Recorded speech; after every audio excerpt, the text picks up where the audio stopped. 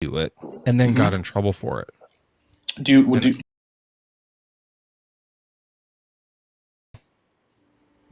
It's a great story. I mean, like, I don't think it's like a true story. I don't know if you think these are true stories or not, but it's here in 2 Samuel, chapter 24.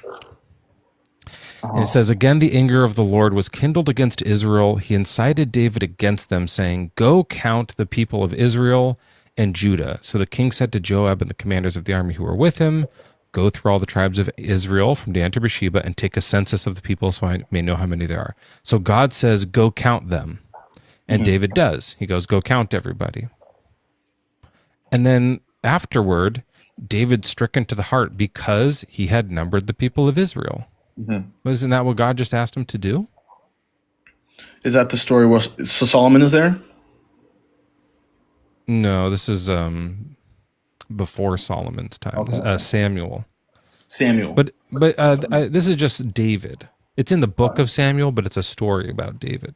Okay. And so God tells David, go count everybody. David goes, okay, yes. Goes and counts everybody. And then God goes, why did you count everybody? And then God kills 70,000 people because of it, which is pretty harsh. I'm confused about that. But you got to realize that you're in the Old Testament, yeah? So in the Old Testament, there was a fallen world. There's no mercy, there was no grace, there was no, of course there was love, but there was no, the concept of grace was not around until Jesus died on the cross. So the New Testament. What would he need? So he wouldn't need grace. He followed God's command. I'm just talking about in general, like, because you said it was harsh. Oh, not for this story, just in general. Yeah. No, I think back then they still, like, David is like a famously Jewish guy. He's like one of the main Jewish people from history. Yeah. So like, he probably knows that, like what you were saying, you're supposed to be obedient to Yahweh. So right. He did, and then he got in trouble for it. And I remember reading this and just being like, oh, okay, so like if God tells you to do something, you don't really know if you're supposed to do it or not. He might, if you do what he says, he might kill 70,000 of your friends or your soldiers or whatever he was. Because that's what happens here. I'm confused. So I need a little more context. It says he tested David. Right, and it said that David chose to count the people, and it was his own sinful decision. It wasn't God. It was tested. I don't see a test. Does it say test? Where does it say that? I don't know. I need you to maybe give me more context, or sure. So right before that, there's just a whole bunch of they're just listing people. You know, sometimes there's just lists of people in the Bible. Yeah, like they're trying to say who's their father and mother. Yeah. It's one of those for a long time, and so there's nothing really before it. But then when it starts in on 24, it says, again, the anger of the Lord was kindled against Israel, and he incited David against them, saying, go count the people of Israel and Judah. That's the whole command. So the king said to Joab and the commanders of the army, Joab's one of the commanders, go through all the tribes of Israel from Dan to Beersheba and take a census of the people so that I may know how many there are. Oh, and then there is actually some more here. Joab says to the king, may the Lord your God increase the number of the people 100-fold, while the eyes of my lord the king can still see it. But why does my lord the king want to do this? So Joab saying, I don't think we need to do this. Right? So God says to do this. David's like, yeah, we're doing it. And Joab's like, we don't need to do this. But David pushes back. Right? He's like, God said, right? The king's word prevailed against Joab and the commanders of the army. So Joab and the commanders of the army went out and they take a census of the people of Israel. And here's this like kind of part where there's counting people. They'd gone through all the land. They come back to Jerusalem at the end of 9 months. It took a long time. Joab reported to the king the number of those who had been recorded. But afterward, David was stricken to the heart because he had numbered the people of Israel. David said to the Lord, I have sinned greatly in what I have done. What? No, you didn't. You followed God's command. You were saying obeying God as if he had said, God, no, I'm not going to count them. Then that would have been the disobedience. But he's saying, I pray you, take away the guilt of your servant. I think he means himself, for I have done very foolishly. like in obeying you. And then God gives him like three. This is sort of a like a just like in mythology, there's a lot of like, I give you three wishes, or like Rumpelstiltskin, like you'll get 3 tries to guess my name, or stuff like that's always in threes. There's one of those, so it's like you can choose among 3 punishments, and then I will do it. So the 3 punishments are: you either get shall 7 years of famine come to you on your land, so the whole land will be like foodless for 7 years. Or shall there be 3 days pestilence? Oh, wait, sorry.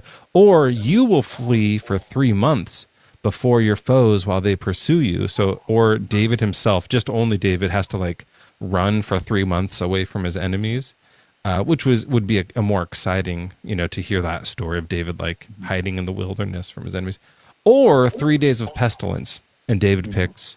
I don't know why God lets David choose. Is that a thing that's common where like we get to pick the punishment? I guess that's the free will. Well, yeah. I'm not sure. I don't know this. I'm not very familiar with this chapter, but well, anyways, he chooses the pestilence, and that's like a plague, so he kills 70,000 people. Yeah. So here's what I'm reading: is that God isn't speaking verbally when it says God incited against David. He's saying God actually. He didn't say anything. He didn't command anything. He was allowing room for David to be tested, and the devil was actually the one that was. It was a test. David's Where does pride. it say that? Because there's no quotes, right? What does it say? Does it say God says, or does it just say God incited him to count? Let me find it again. Incited meaning allowing him to do that, not verbally. I mean, there's quotes in mine. It says, he incited David against them, saying, quote, go, count the people of Israel and Judah, end quote. But I don't know if like in Hebrew if they had quotes. 24:1, yeah. 24:1. Again, the English needs to go. Where does it say it's a test? I don't see that. I'm on AI. Oh, no. In the Bible, it doesn't say. Yeah, AI says anything it wants. Yeah, that's why. That's the thing about it. But I do see it now. Go number Israel and Judah is what the ESV says. Yeah. I don't really have the context behind that chapter, to be honest with you. Okay. Can I ask you something? Well, it doesn't. I'm not worried about the context. I was just thinking of like whether or not it's a sin. Like, what should David have done? Should he have counted the people, which led to the plague, or should he have disobeyed God instead? I think I've actually heard of this story, but I haven't. It's been a while, so maybe I'll hit you in DMs when I come back to. I've seen it in the show or something like that. That's fine. Just be forewarned, and this goes for all you thirsty freaks out there. When people send me DMs, I post them publicly in the Discord. So keep your freaking pants on, or take them off if you want to show everyone in the Discord what you're working with. They'd probably be down with that. Okay. But no. So where are you at with God? Like, do you hate him? Do you just don't really care?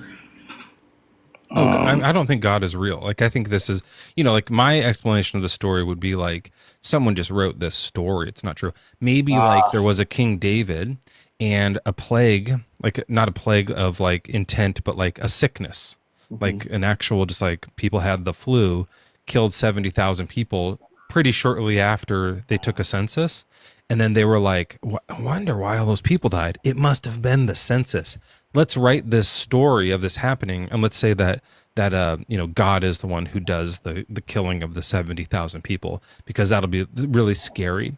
And then like our neighbors who we're at war with will hear this story and they'll be like, oh wow, their God's crazy. He'll just kill his own people. Like can just kill 70,000 people in 3 days.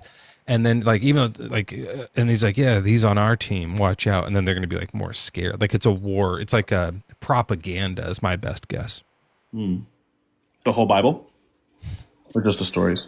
Oh, just like that. I mean, I think the different parts of the Bible were written for different reasons, but these ones in Samuel and Joshua and stuff that are like, we're at war, we're going to go kill all of our neighbors. That's what like most of the Old Testament is, go kill your neighbors.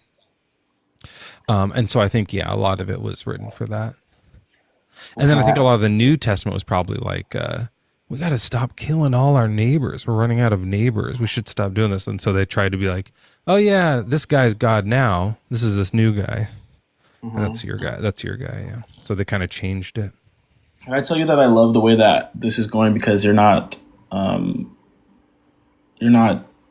debating in a rude way. You're just talking.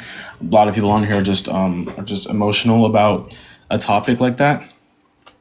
And so I appreciate the way you're debating. Can I ask you, where do you think the universe? Let me rebuttal that really quickly. Fuck you, you worthless piece of dog shit. No, I'm just kidding. I'm just good. I'm just joking. What's the question? Where do you think the universe started, or at least the Earth? Where do you think what caused the start of it all? Well, Earth is a planet, and so just from the astronomy studies and stuff, we know about how planets form. It's mostly gravity. So, like when stars go, inside stars, they fuse elements together. So it's just hydrogen, right? Just the most basic of elements, just hydrogen, and then the pressure from stars actually fuses it together and it becomes helium. It's like nuclear fusion or fission. I think it's fusion. And so then you get helium, and then it make oxygen, carbon, like those types of things are made in stars. And then as stars get older, they just blow the fuck up. Sorry, there was a weird echo. Did you go on speaker or something? I'm getting a weird echo. Also, my dog farted. Everything's happening at once. Is that better? Yeah. So when stars blow up, all that stuff they made, just splurts out into the universe. Yeah. And so, when it is out there, some of it spreads out and just kind of gets lost among the stars, and some of it starts to spool back together and make a new star, but it's in this big cloud, and that cloud so the middle stuff becomes the star, and the other stuff spinning around is, they call it a protoplanetary disk. It's like this cloud, huge frisbee of dirt and dust and the carbon and all these things. And so as those things kind of spin around, the gravity just pulls them together into planets. That's just how it happens. That's just how planets come to be. I'm just confused. So where did the universe start then? Where? Everywhere. How? Actually, I don't know. I don't know if it started. I don't know if we have an answer for that yet.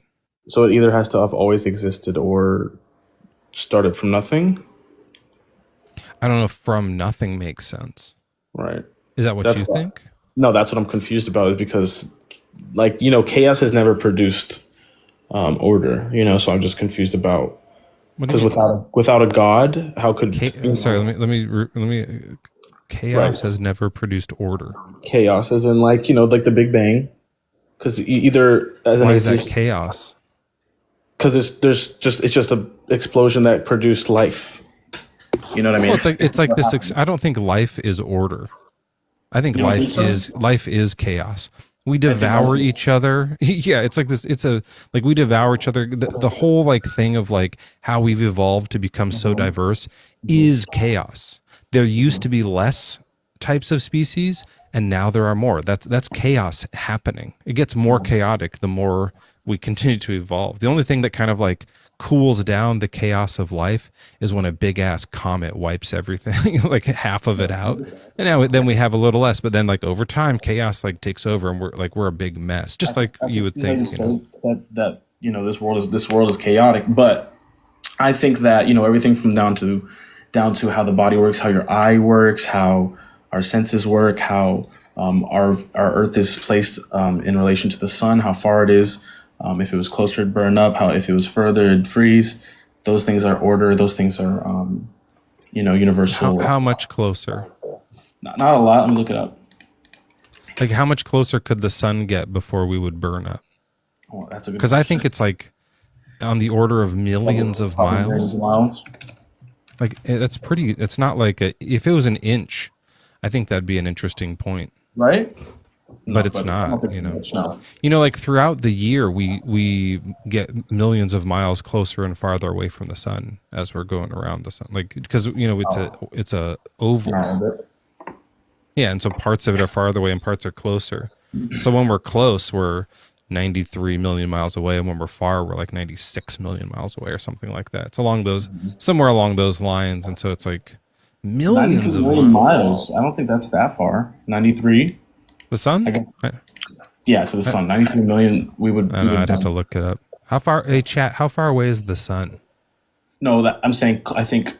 Yeah, so 93 million miles. That's kind of the orbits. Yeah, that's like the average is we're like 93 million, I think. And then, but then We were when it's 5 like, to 10 million miles closer, yeah, there you go.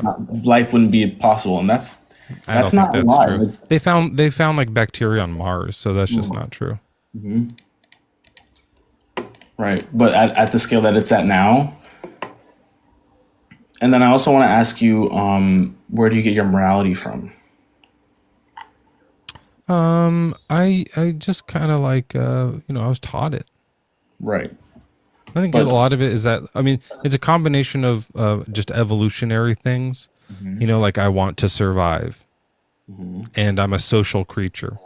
So, so like my social like instincts are a big part of it. Like I want to please other people so that they will, let me into the group, not kick me out of the club. That's an evolutionary thing.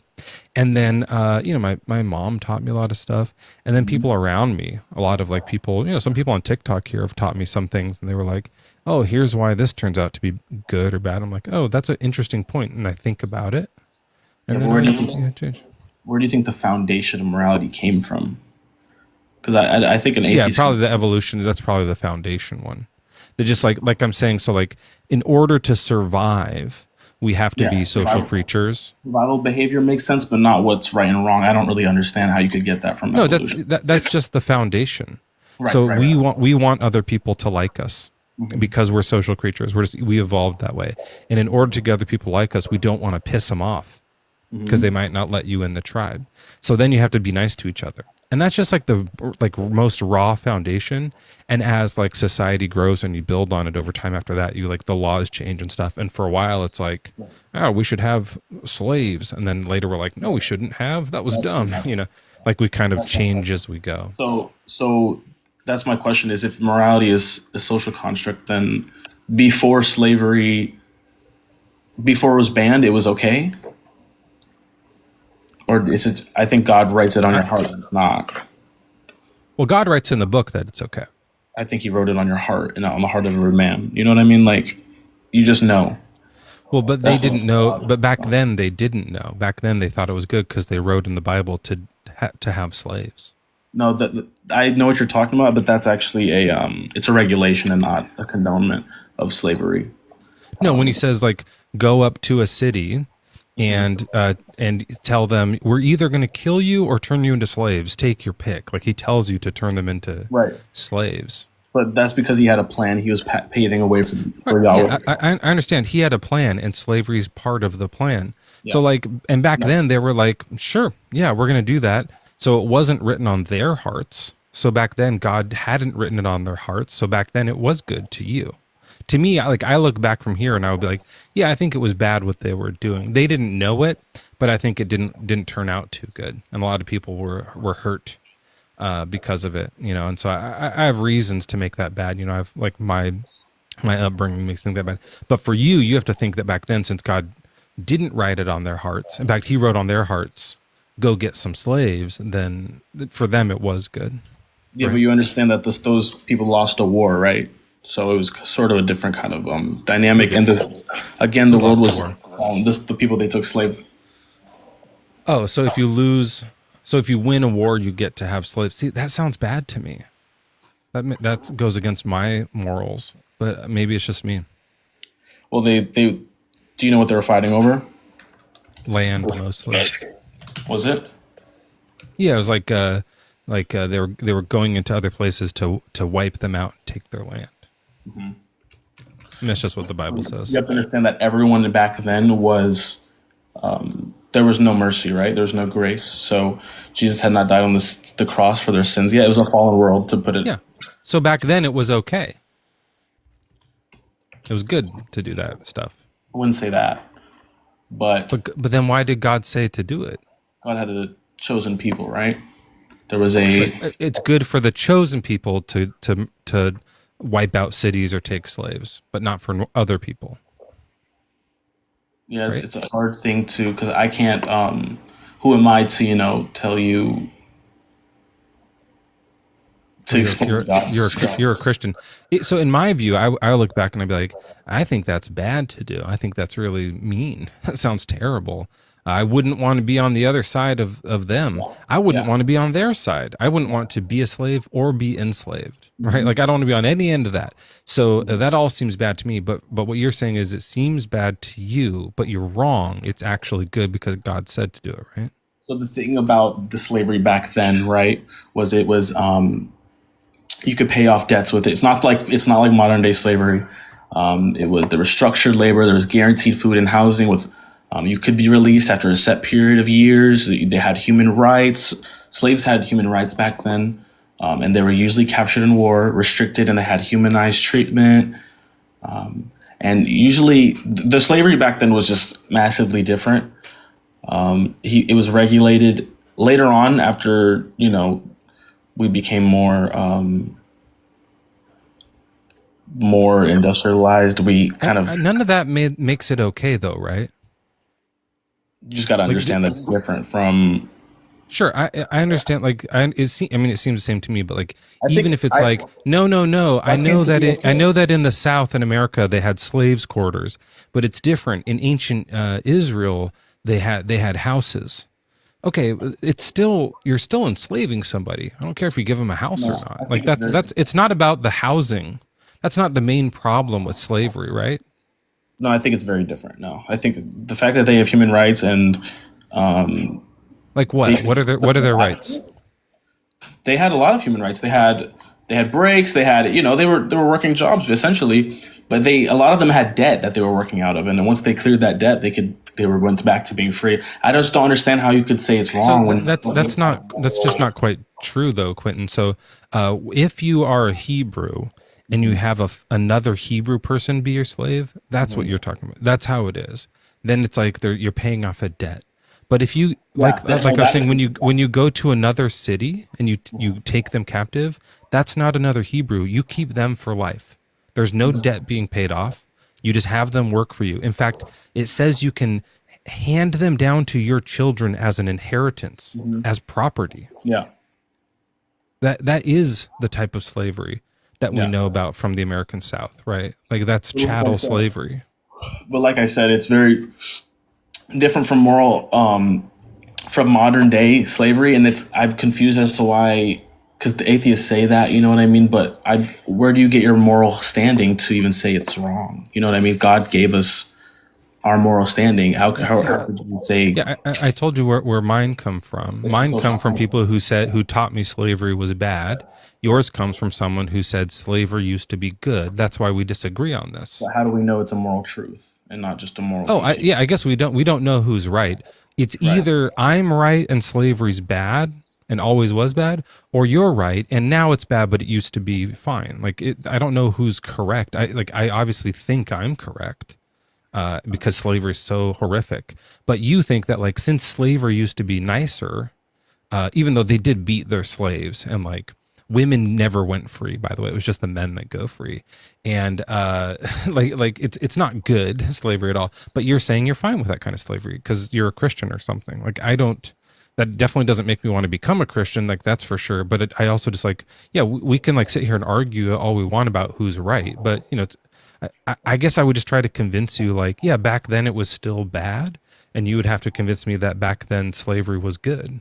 But that's Right. going to be really hard, man. I think it's different, man. They would let the slaves join them in celebrations. They had a right to rest. That God commanded that male and female servants shall rest as you do, meaning when you're not working, they're not working. It's not the same at all. And Wait, they have laws about how to keep your slaves in the American South too. right, There was rules and regulations regarding that. God is perfect, right? So those man-made laws are not good at all. Does God at some point say slavery is bad? A runaway slave has a place. Like he chooses where he lives. If he runs away, you have a choice to flee an abusive master. You have the right to marry. Yeah. Same with the American South. No, But not the same. what? Yeah, what's different from that? What did you say? What's the distinction? What do you mean when they run away? What do you think is the bad thing about the slavery that was happening like pre-Civil War? Like what was bad about that slavery? You think it was bad, right? Yeah. Okay. What's the bad thing about it? For me, it's having owning someone as property and making them work when they don't want to. Right. And not paying them. Like that's the main thing. And then beating them too. The beating them I think is also really bad. So but that's kind of a set, like beating anyone is bad, not just beating slaves. So God calls them not to beat them or abuse them and not to treat them like property, but to treat them as brothers. no, they beat them right here in the book. It says to. It says if you beat them, you don't get in trouble. Do you know about this? Read it to me. Okay, whoever strikes mother or father shall be put to death. Whoever curses individuals, quarrel. Okay, when a slave owner strikes a male or female slave with a rod and the slave dies immediately, the owner shall be punished. So if you hit someone and they die, then you get punished. Right. What's the punishment? Doesn't say. But if the slave survives a day or two, there is no punishment, for the slave is the owner's property. You're allowed to beat them as long as they don't die. Like I said, that's a regulation. It's not a. It's not. Is this yeah? Do you think this is a good regulation for slave owning? Doesn't matter what I think. It's a regulation. It's the law of back then. Well, I know. I just want to. I know it doesn't matter what you think. Does God think this is a good law? I'm not sure what he thinks. I can't really say. Well, he wrote it it's in his book. But like I said, it's a fallen world. This is from God. This is directly from Moses. Yeah, right. But like I said, it's a fallen world. The dynamics are different between humans and God. There was no mercy. There was no grace. There was no way for us to ever. So I know all that, but Quentin, what we're talking about isn't fallen world and grace. What we're saying is, I think this is a bad law. You have no stance. So you're asking me, where do you get your morals from? What? Well, then what is it? I think that slavery is wrong. But like I said, no. Do you think that if you hit a slave with a stick and they live, and you don't get in trouble, that's a good regulation? Well, I'm trying to tell you, the stance is something I can't even relate to it, because I don't live in a fallen world where you can't even pray to God the same way, because there's when Jesus died on the cross, then that bridge became. I understand. Okay, so you have no idea. So for me, that's why it's like interesting for that. You're like, well, where do you get your morals from? Because I'm like, well, my all of my upbringing, my teachers, my friends, my family, like we learn from the people around us that beating your slaves and having laws that if you beat your slave, you don't get in trouble is a bad law. You shouldn't have slaves to begin with. This is a crazy law. And I would say this is a bad rule, and whoever made this rule is bad. But God made the rule, so you don't get. So where does your morals come from? Does it come from God? God, yeah. So then you should say, back then, it was good that there's a rule to not punish people who beat their slaves. I can't say what it was or what it wasn't, because I can't even fathom living in a world. Right. But it's God's law back then. He could fathom it. So you don't have to fathom it. Right. You just kind of can close your eyes and say, yes, God says this is good, so it's good. I agree. Right? Or are you like what you're feeling is the word for what you're feeling is called moral dissonance. Have you ever heard that? So it's like it's when you feel like you're supposed to say some moral thing, like this is good or this is bad, but inside you kind of like feel like you're being torn, right? There's this tension happening inside of you. Sometimes people talk about cognitive dissonance, but there's also with moral dissonance when it's like I'm supposed to say this is good, but it feels so bad, or the other way around, something like that. And that's what you're feeling. I don't have to feel that, because my standard of morality is that all morals should be an if-then conditional statement. I have a whole thing that's written out. And for this particular, now there's some stuff that that comes up and I'm like, yeah, I don't know what the answer is. I don't know if that's good or bad. But for this one, it's pretty easy for me. And then for you, like whether or not you should be able to have slaves as property and beat them is like a tricky thing for you to figure out.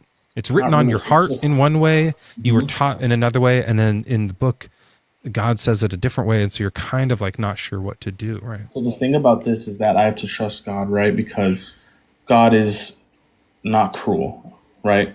What? He's cruel as hell in this book. He You know, killed God. 70,000 people. Remember the David story? But you have to remember that you don't know, and you have to trust Him. You don't know how they died. You don't know if It they says how they suffered. died. You don't know.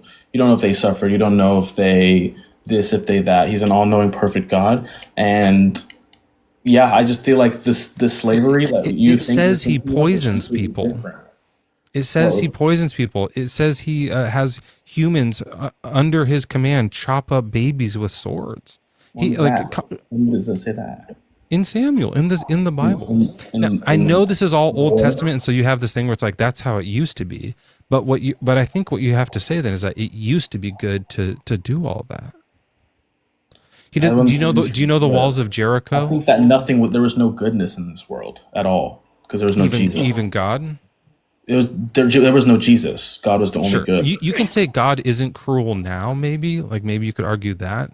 But back then, like if the Bible's true, he was. That's what the book. Have you read the story of Jericho where the walls fall down? Yeah, yeah, Did you read that one? yeah. As a kid, I haven't read the Bible in a while. So I also like kind of just remember that story from a kid. Like that's just like a known story. But there's an interesting ending to that story that I feel like people kind of skip over. Okay. So the people shouted and the trumpets were blown. As soon as the people heard the sound of the trumpets, they raised a great shout and the wall fell down flat. So the people charged straight ahead into the city and captured it. Now, a lot of people end right there, but there's another verse. Then they devoted to destruction by the edge of the sword all in the city, both men and women, young and old, oxen, sheep, and donkeys. They killed all the old and young people. This is all by God's command. Jericho was a terrible, terrible, sinful city.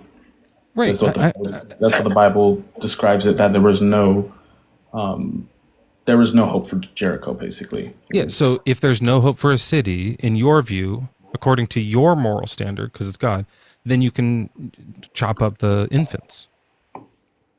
No, I think what God was so angry, right, that He didn't want anything living, not even the animals. If God's angry enough, then you're supposed to cut infants up. So in my moral standard, no matter how angry any God is, we would say don't cut babies into pieces with swords. Right. But in yours is like if God gets angry enough, that's the morally good thing to do, is to cut babies up with swords. That feels wrong to me. But maybe it's just me. Maybe we agree to disagree.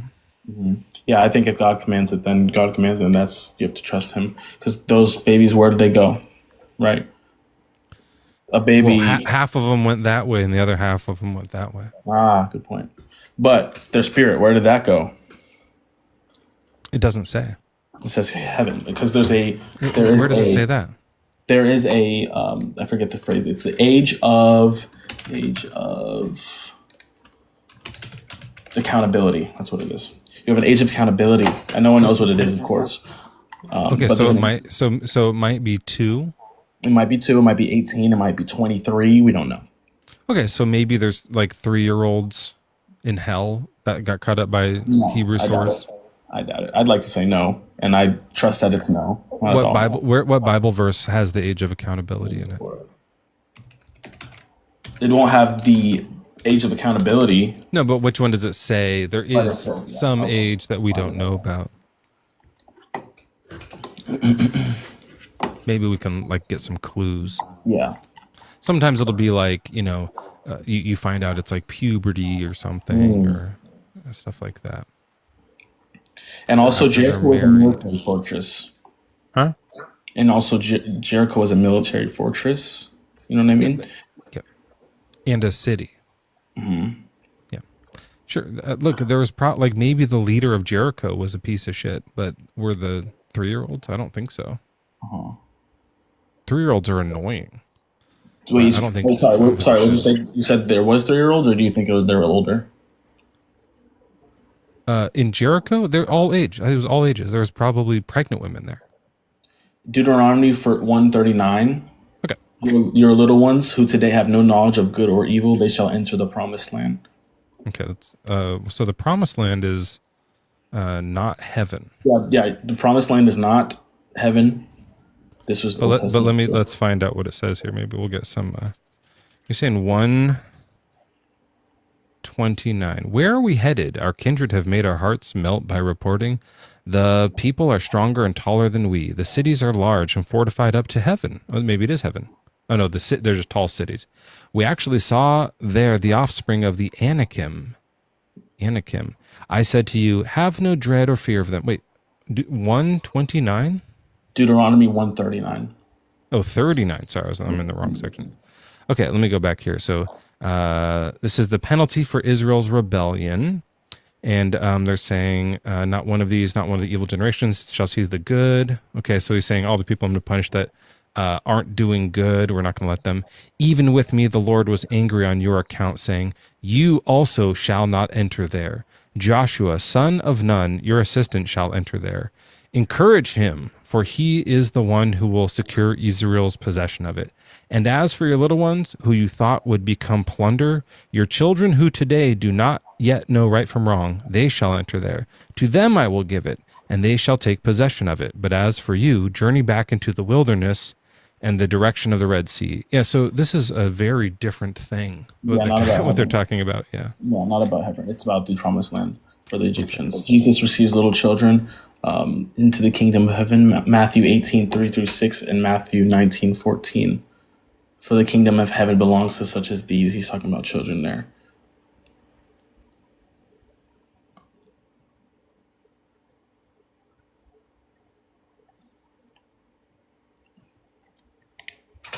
Sorry about that.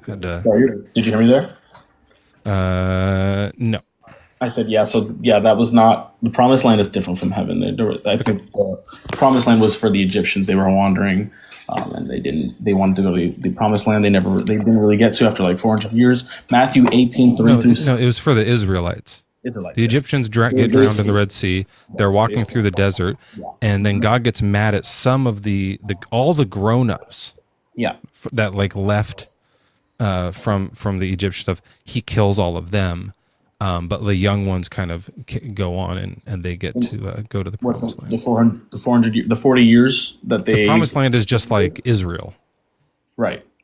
Because are you talking about the ex-slaves that he freed? And by the way, even if this is about heaven, it's not, but it's very specifically talking to the Hebrew children.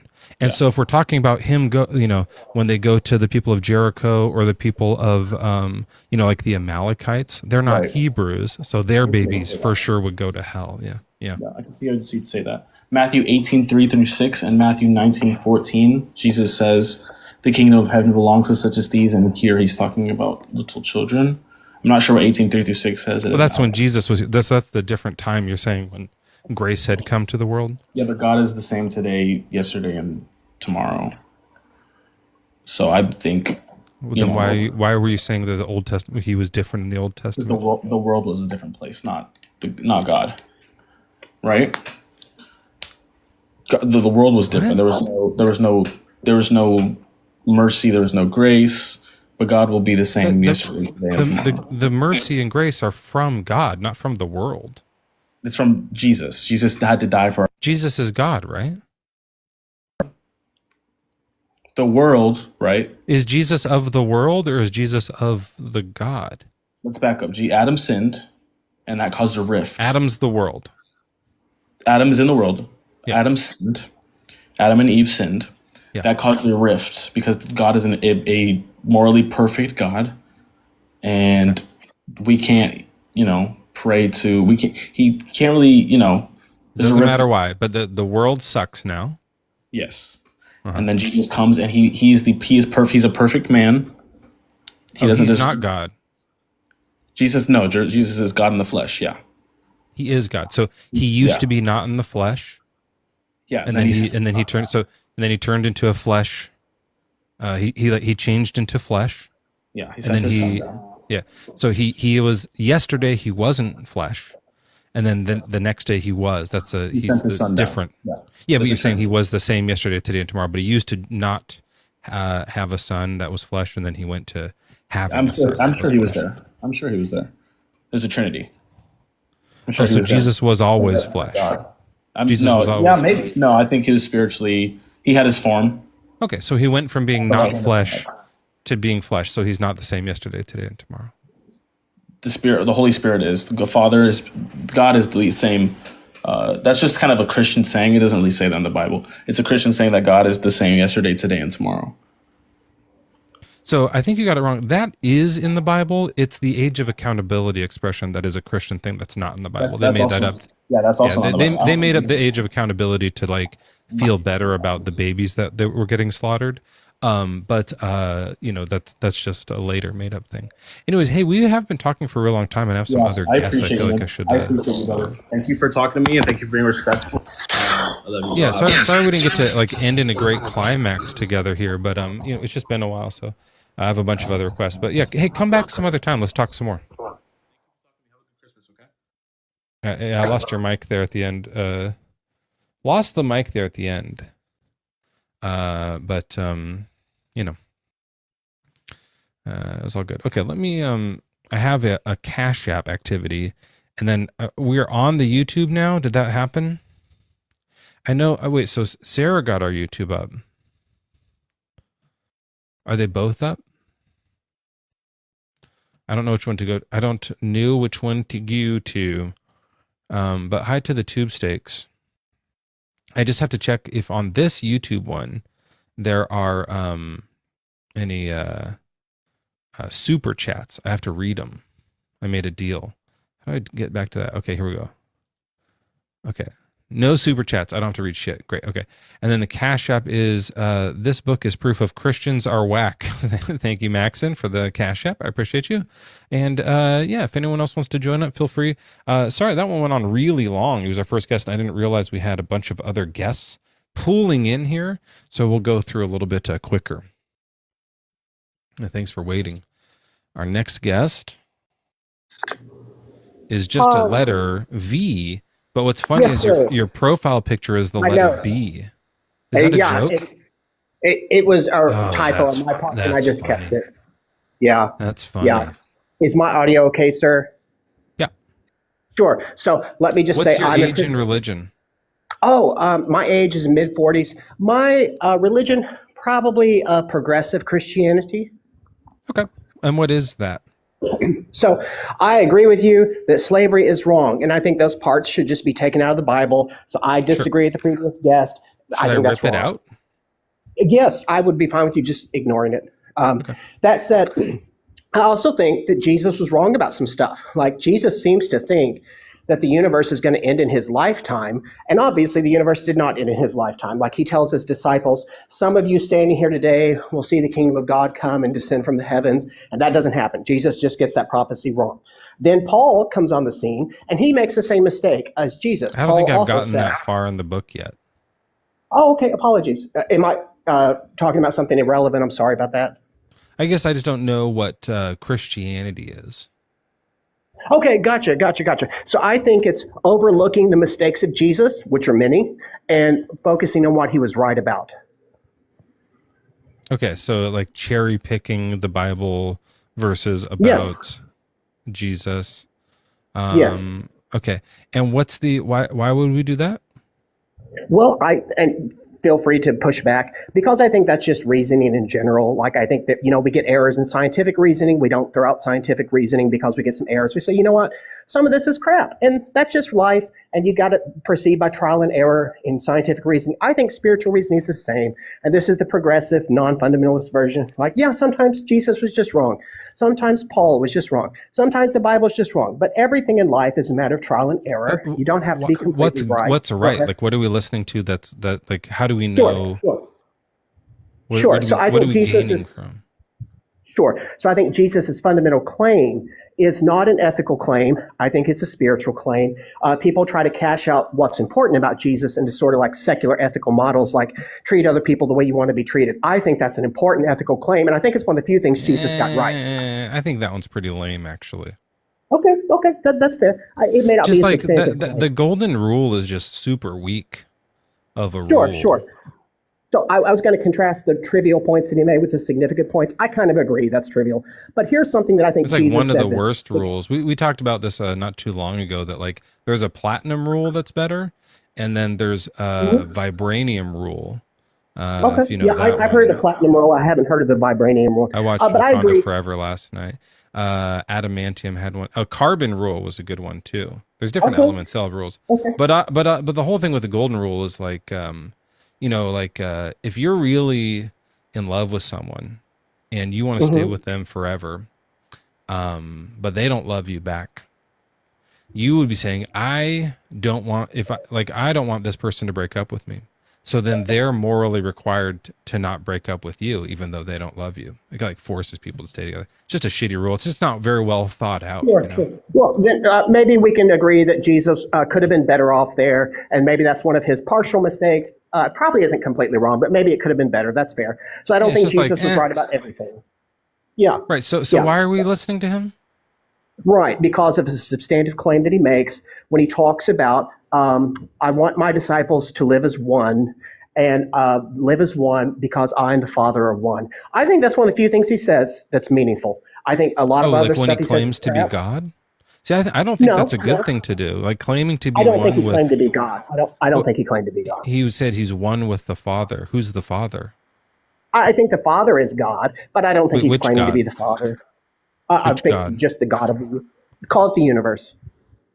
Is it the one? Is it Zeus, or is it like Hindu? No. Is it the Old Testament? He's talking about the Yahweh. I doubt it. I doubt that he was talking about Yahweh. I think You he's just you don't saying. think Jesus was talking about the Old Testament? I doubt it. I mean, he does talk about the Old Testament, but he disagrees with parts of it. He specifically says, if you don't believe what Moses taught, how can you believe in me? Right, right. And he's bickering with the Pharisees there, but I don't really think Jesus was all that concerned about Moses because he only quotes him like once or twice in his whole ministry. I think he's just bickering with the Pharisees there. My interpretation of Jesus is that he came to spread spiritual oneness, and it's fine if someone wants to walk in that spiritual oneness by saying, you know what, I'm going to invest my life in my community in such a way that I honor the harmony and unity of that community. I think that's a spiritually valid message, and I think what's that old saying? Love covers a multitude I don't know of what sins. Spiritually valid means. I don't know what that means. Okay, sure. So, Is that a real expression? I suppose I just made it up. But here's what I might be trying to say with it. Suppose I were to ask you, do you believe that I'm conscious, or do you believe that everything is a product of your hallucination as a solipsist? Do you believe other people are automatons or have consciousness? I don't think there's a way that we could use science to solve that question. I think it's a great leap of faith that just says the world is more beautiful if other people are conscious. And when we lean into that beauty and we say, you know what, I'm going to take that leap of faith, that I'm not a solipsist. I'm not going to say that I'm the only consciousness out there. I can't prove that with science, but the world is just a more beautiful place. When I say, Can I am respond one. to that? Sure, go ahead. I have no idea what the fuck you just said. Like in any of that, Oh, it okay. seemed like you started to ask a question and then you answered your question and then you said something about science or something. Just I'm utterly like I was confused about what exactly Christianity is, and now I'm way more confused than I was before I started the live. That sounded like just let me say complete this. gibberish. Hold on, I want to say a few more things because it's really fun. It sounded like gibberish, like a ramble that you've thought out in your head and assembled, but you've never said out loud. And the first time saying it out loud, everyone was like, "What the huh?" So that's kind of where I'm at with it. So let's answer it this way. Christianity is the belief that solipsism is false and that other people are conscious. Oh, then I'm a Christian. Okay, yes, I agree because I think that's a statement of faith, and I think that's a statement of beautiful faith. And so, yes, I would have no problem counting you as a Christian, and I don't think you have to worry about all the other stuff Jesus said, and I don't think you have to worry about the ethical teachings of the Old I Testament. think Jesus was a monster.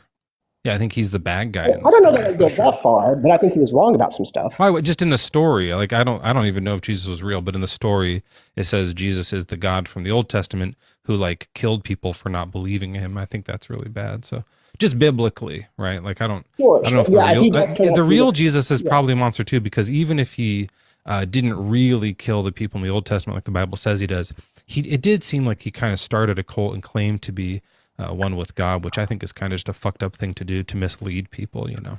Sure, sure. But do you think that ancient people freely chose their beliefs while knowing their beliefs were false? Because I don't even think modern people freely choose their beliefs.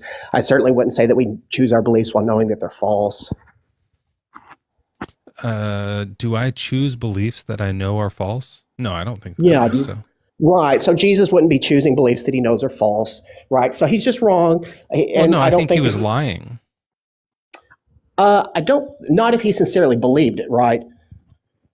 Okay, well, he was either crazy or lying. Sure, yeah, one or the other. And I don't have a problem calling him crazy, but I can see how if you're if you're under He seemed like occupation, more of a liar. He seemed like he was a little bit of a sneaky little fuck, wasn't he? You know, he'd always I don't see him like that way. someone I would see ask him as something, he'd someone. always like answer kind of slyly and coy, like he had a Yeah, I martini in mean, his hand. he could be an ass. I mean, he could be an ass like we can all be an ass.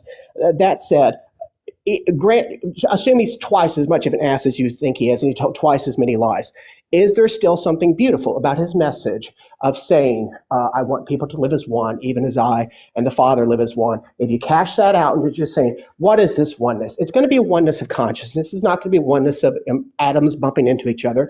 And if we're going to get to that oneness of I don't know what consciousness, oneness of consciousness means, but like, look, my whole thing is like a lot of people had really good ideas, and we don't like. Genghis Khan had some good ideas. Genghis yeah, Khan promoted a meritocracy, but I that did doesn't not know mean. that, but that is a good idea. But that doesn't mean we should be like, you know what? Let's teach Genghis Khan as this like great moral I leader. disagree. I think we Let's should. follow. I think You think? Hold on. I Let me disagree. just to be clear. You Okay. think we should teach Genghis Khan as being a good moral like leader of his time? If he made some valid points, sure. Like we teach the science that's true and discard the science that's bad. I don't have a problem teaching the Genghis Khan that's true and discarding the other. I think life is just trial and error. I don't think it's some fundamentalist all or nothing false dichotomy. So no, I don't have a problem getting spiritual values Okay, from so you're Genghis Khan. pro Genghis Right. Khan. That's a little bit. I mean, that's surprising, I guess, If, but not if totally he's got some for valid how much I points. know you. That's yes. And look, Okay. I'm not saying that the Bible has like complete and utter bad stuff entirely throughout. There's some stuff that like I'll read and be like, oh yeah, that seems kind of nice. You know, there's some stuff that's like that's encouraging. That seems cool, and not even like just have faith so that you can do stuff because that doesn't mean anything to me. But stuff that like explains how faith helps people, whether it's true or not, like get through hard times or something. Like I get that. Sure, sure. So, I mean, when I was in college, I really wrestled with solipsism. Like, are other people even real? Are other people robots? Are other people automatons? And maybe you haven't, and maybe this doesn't benefit you. Point taken. Yeah, I don't But care it at all. benefited me. Okay, fair enough. Do But you it think that we benefited should me like because- teach Christianity in schools at all? Are you into that? No, Okay. no. I'm a Democrat. I voted for Kamala Harris. Yeah. All right. Okay. Well, So- thanks. I've learned sure. nothing, but you seem like a really nice guy, and I'm glad that you're Well, not thank you. a Thank you. I appreciate it. Have a good soapopalist, yeah. night. All right. Yeah, Take care. have a good night.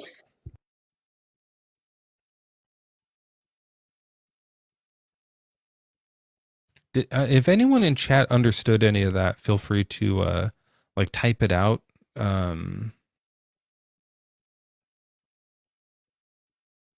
Explain some of it.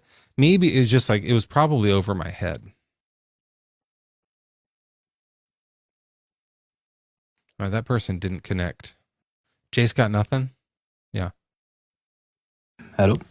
maybe it might have been too fast. Seven Rock. Wow, you're 7 more than Dwayne Johnson is. That's Dwayne the Rock Johnson from pro wrestling and Moana fame. All right. Well, good to speak with you. Actually, What's your age and I'm religion? gonna try. Yeah. So 28 Christian. What is that? In essence, basically being a follower of Christ. So everything after the completion of the Bible, pretty much, Jesus' message, what he claimed, that he was God, he died, he rose again, and he did so for the redemption. I'm not of, trying to lick our my sins. lips at everyone. People in the chat are watching me lick my lips. I have some like I ate a small piece of pizza, and there's a little bit of the sweetness of the sauce here, a sweet sauce, and I was sorry about that sound. That's fine. Yeah, so when you say you follow the teachings of Jesus, he didn't write any of it, right? Like in the Bible. Yeah. So it's kind of we're we're learning from what other people said Jesus said. That was recorded about his ministry. Yeah. Okay. And is all the stuff in the Bible, like, do you think it's all like accurate? Yeah, basically. I think it's a record of history, prophecy, and instruction. Okay. And so wait, why would we want to follow what Jesus did? Because some of the stuff it says he did is really bad. What Jesus? What do you mean? You mean as in like the Old Testament stuff? Well, yeah, this is the one that I was reading. I didn't read this out loud yet here, so I'll read it for you. This is in sure. This is Jude. This is in the New Testament. Okay. And Jude says, "Now I desire to remind you once and for all that Jesus saved a people out of the land of Egypt and afterward destroyed those who did not believe." So, like destroying unbelievers, like if someone does that, I'm gonna be like, I'm not following you. You know what I mean? Well, Because that's I'm an unbeliever. So that, yeah, well, you that's know that consistent with. Yeah, sorry, I cut you off. Go again. I was just saying how scary it is to people like me. Well, ultimately, it's a choice. If you choose not to believe in him, that's your choice. But you know what the consequence is, which is eternal separation from God, which is ultimately hell. It's not that he wants to do that. and I not just, he's gonna kill me though. That's what it says here, right? Yeah. So it's like this threat, like you do it because it's like if you don't, he's gonna fuck you up, like one of those kind of things. Well, yeah, basically, it's like, justice system. There are rules and parameters to society, but you're free to do them if you want to, but we know there's a consequence for it. For society, yeah. Like I get that because like if I punch somebody, it hurts them, and so they should get compensated. There should be some like just penalty to me, or I should give them money, or like in the old days, it's just like you punch him back. Like I kind of get that even too, because it hurt. It messed him up and it hurt him, and so he gets to undo that a bit. But if you punch God, it doesn't hurt him. If you don't believe in God, it doesn't hurt him. Nothing hurts God, so why is he punishing us back for things we do to him? Well, that's ignoring that, or maybe not considering that he did suffer though for us, and he took the penalty of our mistakes. If that makes sense. So even though we have the choice to sin, did it hurt? What, him? Of course, he bled and died on the cross, whipped. Oh, so Jesus like felt pain. Yeah, of course, his human body did. Yeah. Yeah, but we don't know. I'm sure that's true. What do you mean? Sorry. He can come back to life. He can hang on a cross without pain. He can turn water to wine. Like all these things. Like we don't know. Yeah, but he humbled himself to take on the role of a servant in flesh. Okay. So since he did that pain, now if we don't believe in him, he can give us eternal pain. If what? Sorry. If we don't believe.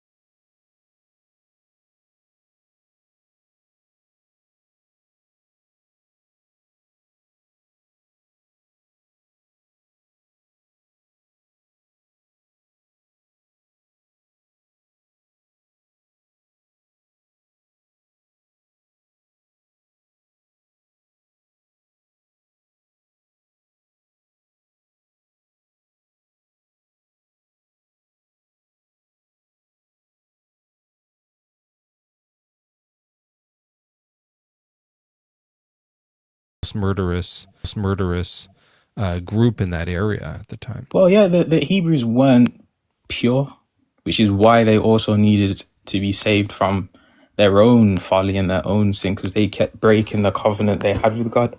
And then Jesus came to fulfill that. But not only that, The covenants they broke, so they weren't murdering enough. no. I mean, in terms of Sometimes that's what it is. Yeah. no, Like no. I mean, God like, would say, "Go kill all those people," and they would kill most of them, and God would be like, "You fucked up. I said kill all of them." And so sometimes it is like you're not. That's in there. Yeah, that's a real verse. no, of course, but yeah, disobedience to God. But like the Ten Commandments, for example, the basic Ten Commandments, time and time again, the Hebrews kept messing up. Like even when they left Egypt, immediately they started, Well, they didn't have them yet. worshiping idols and stuff. Say again? They didn't have the Ten Commandments when they first started worshiping that idol. Even after that. Sure, yeah. I'm just saying the first time it's like fine because they didn't know Right. they're not supposed to. Yeah. But they kept denying God. So they'd see what- the miracle. Right. They'd but see the miracle. all like the other people sorry. around didn't get the Yeah. message. Right? So like the Amalekites didn't have a Moses, right? Right. And then instead of the saying, "Hey, here's the rules," he just said, "Hebrews, kill all of them." They don't know the rules. Kill them all. Well, I'd have to do the research on it, but I can't remember what it used to be. But I remember hearing or seeing something to do with like there was an establishment of like this understanding that people already had of this to some degree. So, What? for Oh, example, what? like the story. So, like, hold on. So, like,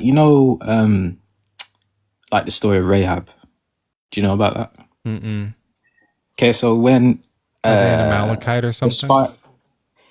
Yeah, so I think that's the Jericho story. So when they entered into the spy, do you know about that? About Joshua sent the three spies into Jericho, and then Rahab. Oh yeah. Yeah, so Rahab saved them, but that was after what had already happened in Exodus. But she saved them because she believed in who their God was. Okay. But she wouldn't necessarily know what the Ten Commandments was. But she had faith in God. Does that make sense? No, I don't get. So even if you don't know, you're still supposed to do stuff. So Is that again, what you're so saying? even if you know, so for example, after Noah, and basically the whole world was reset, and then they split, and then repopulated the earth. There would have been knowledge and traditional knowledge of the story of all of that. Okay, Passed yeah, down. but they don't know the Ten Commandments. That's way later. Yeah, but that's why I said. Well, maybe I didn't say this, but that's where like there's an element of grace that comes into it. Like the Israelites were supposed to basically preach this kind of They're stuff. supposed to. Okay, so God is mad at the Israelites. You didn't preach enough. The Amalekites don't know, and since you didn't preach enough, go kill the Amalekites. That kind of a thing. Okay. I'm not sure like why we started talking about that. It doesn't seem super relevant to Christianity. I can't remember either, to be honest. But yeah, I guess we were talking about like what the rules are and whether or not we're supposed to follow the rules or something. So you're saying we should follow Kind of when we Christians established- follow I think it was Jesus because he thinks we should follow some of the rules of the Old Testament. So repeat the question. You're saying what Christianity is we follow Jesus because he said we should follow some of the rules of the Old Testament, but not all of them. And we don't want to be because scared of he him for destroying us in hell. No, because he clarified the message. He clarified his intention. But is it clear like- now what we're supposed to do and not do? Yeah. So like Okay. divorce. Where did he Sorry, clarify it? Where did he clarify? Basically in the whole of the New Testament. In his ministry. Sure, yeah. So with like slave laws, are we supposed to still have slaves or not? No. Where does he say that? Hold on. Let me try and find He's it. there's some. Yeah. I think it's in Luke when he's So, like, for example, as for the ancient or not ancient, but as for the Moses's laws of slavery, we're moving on from those. We're getting rid of those. I think he says we're getting rid of them or something. I think it's in Luke. Hold on. Look it up. Do you know the verse where it talks about there is no slave or Jew? That's Paul. No slave or... Yeah. Yeah. So the New Testament. Right. So that's not what that's about. He's not saying set your slaves free. No, but that in conjunction though. So that with I think it's the... Hold on, I'm trying to find it now. It's called the... Unless you're saying that like Paul right there is saying there shouldn't be Jewish people anymore. There shouldn't be Greek people anymore. There shouldn't be men or women anymore. No, he's talking about in Christ we're all the same. We're all unified. There's no Sure, yeah. That's what he's talking about. hierarchy. He's not saying it's bad to have slavery. So what's the verse where Jesus says? I think it's in Luke or something where Jesus says. I'm trying to find the. Yeah, because that would be a big oversight if he was like, yeah, in the Old Testament God said to do slavery, but now I'm Jesus. We're going to let you know we don't do that anymore. Like if they missed that, that'd be a huge. I think it's biblical I don't know how to blunder. pronounce it. Yeah, I don't know how to pronounce it. Slavery. It's like it sounds like the name Avery. Slavery. Philemon. So if you go to the book, so if you go to that book, sure. He's talking to, basically he pleads for the case of a slave and tells him, as he's converted him basically to Christianity, he says to basically accept him back as a brother, not as a slave anymore, and anything that he owns, charge it back to me. Neat. Yeah, so that's cool. So where's the verse where it says that slavery is bad? Well, he's basically saying that you shouldn't keep a slave because otherwise, why would he be telling them? Which verse? It's one chapter. It should be pretty easy to scan through and just find the ones like, and don't 20, have slaves. Okay, 20. Oh, sorry. Yes, brother. Start from 18. Start from 18 if you can, please. Sure. If he has wronged you, 17 is the beginning of the paragraph. So if you consider me your partner, welcome him as you would welcome me. If he has wronged you in any way or owes you anything, charge that to me. I, Paul, am writing this with my own hand. I will repay it. I say nothing about your owing me owing me even your own self. Yes, brother, I say nothing about your owing me even your own self. Yeah, and sorry. Yes, brother, let me have this benefit from you and the Lord. Refresh my heart in Christ. Confident of your obedience, I am writing to you, knowing that you will do even more than I ask, including letting the world know that Jesus Christ, Son of God, does not want anyone to ever own a slave again.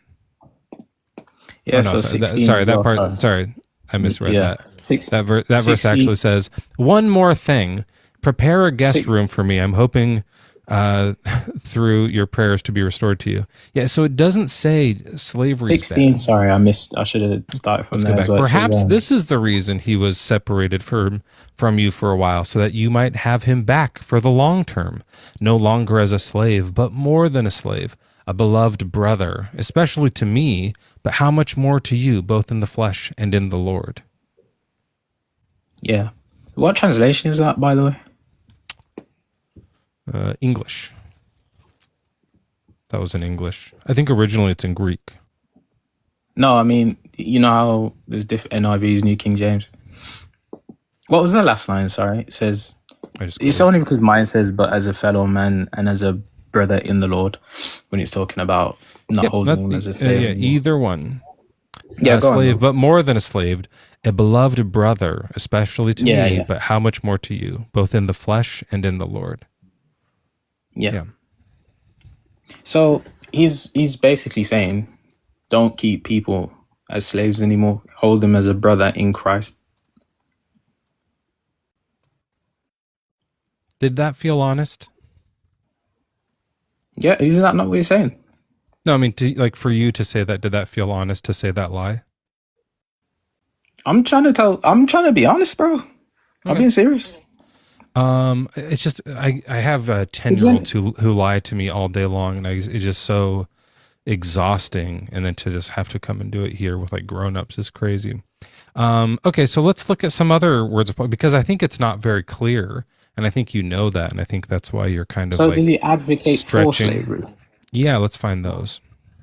No, I'm asking you in that verse. Does he advocate for slavery when he says, "Do No. not hold him as a," basically He saying, doesn't. He "Don't doesn't hold him say as a slave. we should keep him as a brother." slaves. He says this one guy who's my friend, I'll pay off his debt. But he's talking. Right? That's what he says. But he's saying not to hold someone as a slave. No, to he's hold saying them. not to hold this guy.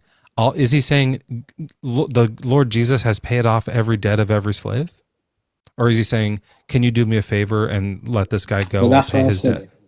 Well, that's why I tried to use it in conjunction with the other verse that talks Yeah, about so how if you in take Christ. this one individual thing and try to broaden it out, it's interesting. But there are times where Paul sends messages to all slaves, where it is about all of them and not just to like this one specific one who happens to be a friend of his. Let's find that. Here's Ephesians. What's the Ephesians? Ephesians 6. Children, obey your parents Yeah. in the Lord, for this is right. Okay, I think that's a good rule. What chapter? Unless you, chapter 6. Honor your father and mother. This is the first commandment with a promise. So may it be well with you. Okay, so he's saying this is good. Obviously, if your parents are evil, you don't want to follow them, but I think that's kind of obvious. Fathers, do not provoke your children to anger. That's good, although I've definitely done that. It's so hard to be a parent. You say, no iPad for lying to me. I would have, like, for what you did before, I would have, like, taken your iPad away. And they'd be like, why are you ruining my life? So, like, that happens sometimes. And then in verse 5, slaves, obey your earthly masters with respect and trembling in singleness of heart as you obey Christ, not with a slavery performed merely for looks to please people, but as slaves of Christ, doing the will of God from the soul. So he's saying we should obey Christ, and you should also obey your earthly masters. So slaves, do whatever the master says, just like do whatever God says. Yeah, Right? so he's saying, in the same sense, he also mentions when he's talking about basically obeying government authority. He's basically saying, don't be unruly.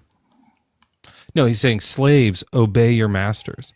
And then he says slaves, he says to the slave masters, and masters, set the slaves free. Holy shit. This is actually interesting. No, sorry. Do the same to them. Stop threatening them. Okay, so you still keep them, just be nicer to your slaves. So they're saying, so in the New Testament, keep the slaves, but be nicer to them. Because in the Old Testament, you were really mean to slaves. Let's see what it says in Colossians. It's just like the next page over. Colossians 3. Children, obey your parents. Fathers, don't provoke. Slaves, obey your earthly masters. Kind of same thing, yeah. Whatever task you must do, work as if your soul depends on it, as for the Lord and not for humans. Since you know that from the Lord you will receive the inheritance as your reward, you serve the Lord Christ. But yeah, so it's saying like if the master says, hey, go pick all the cotton in the field, you have to do it. Mm-hmm.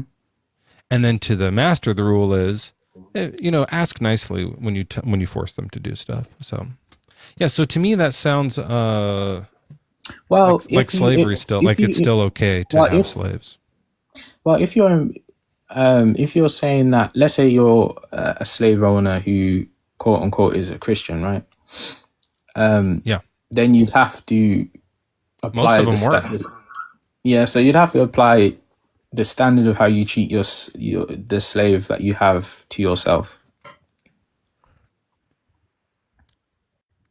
right?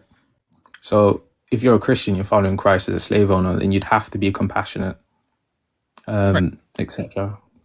Yeah, that's what he says here. He's like, because you have a master. Yeah. Right? So you get to have slaves. Yeah. Because you are a slave, so you get to have slaves. It's condoning human slavery. Yeah. Oh, sorry. I see what you're saying. Well, let me clarify. What I was trying to say, I guess, is that. Sure. I mean, or just if you want to switch it around, maybe you meant something else than what you said. Yeah. No. Sorry. It's because it's more to do with when I was picturing slavery, I was picturing like Making people like work, like forcing them to work against their will, kind of a thing.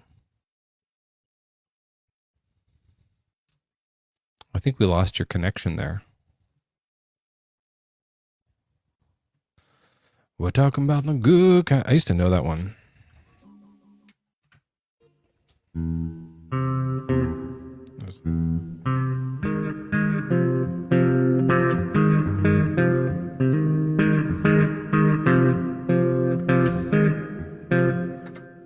That's how it starts anyway. All right, well, that person disconnected. But hey, we got a bunch of other guests here anyways. Maybe we'll bring them too. Welcome in, Scribbles. What's your age and religion? Hi, I'm JJ. I'm 18 and I'm Muslim. Okay.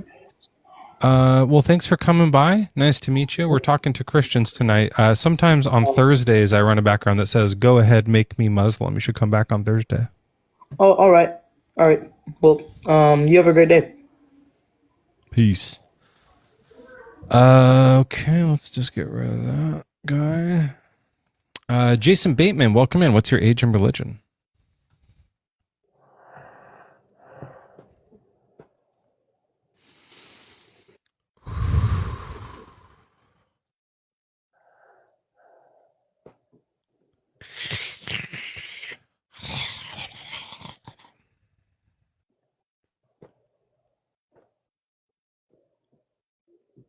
Holy shit, it's 8:07.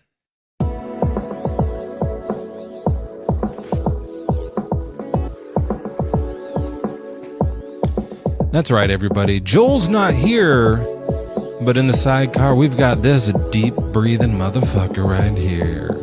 It's the top of the hour. I'm Mezzo. Tonight we're having an interesting new conversation. Christianity. What does it do? Let's take it away.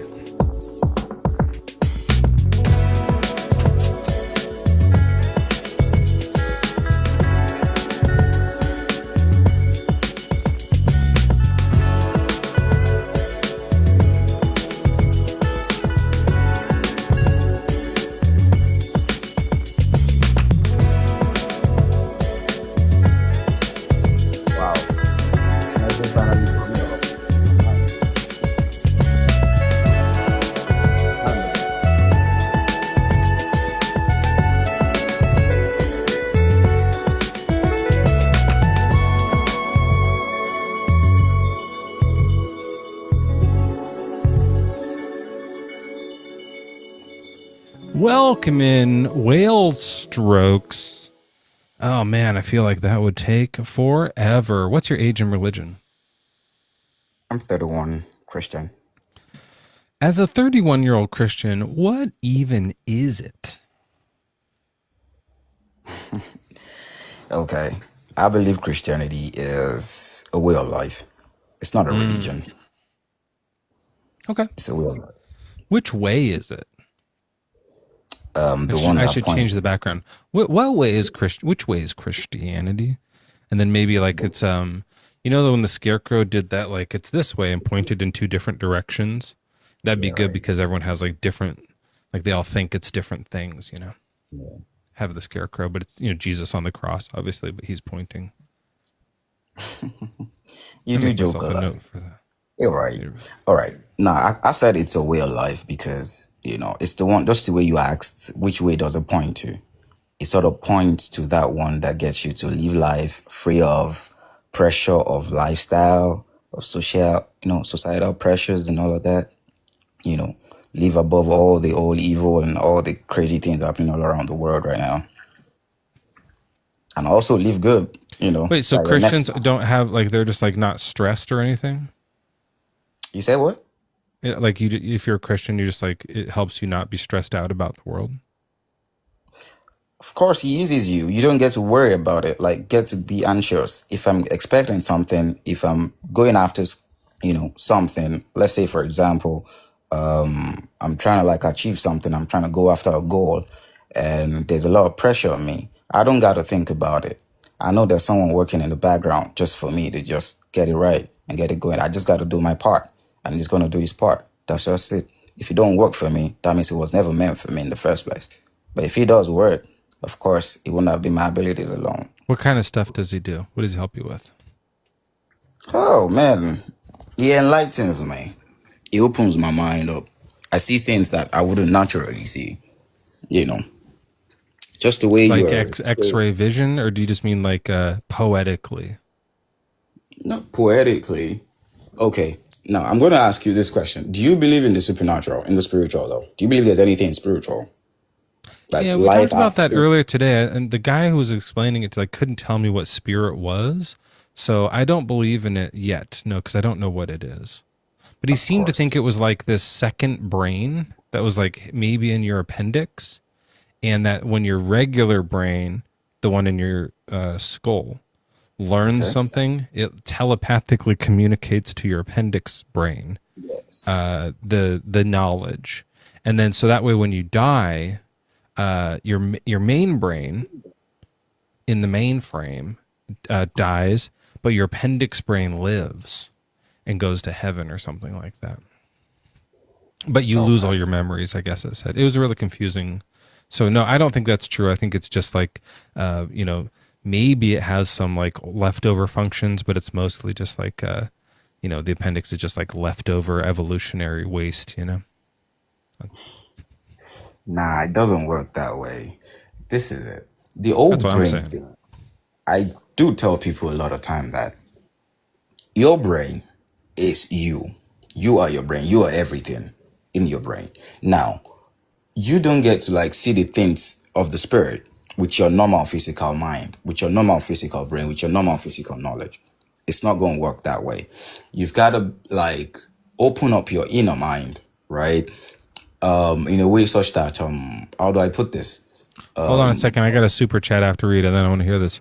I don't know how much a Thai dollar is, but the Thai THB is the code for Thai money, and 349 of them are saying, "Hi Mezzo, long time stalker, first time super chatter. Happy holidays, buddy." That's very nice. Yeah, I've seen you out in the window there. That's from Science Lover. Appreciate you.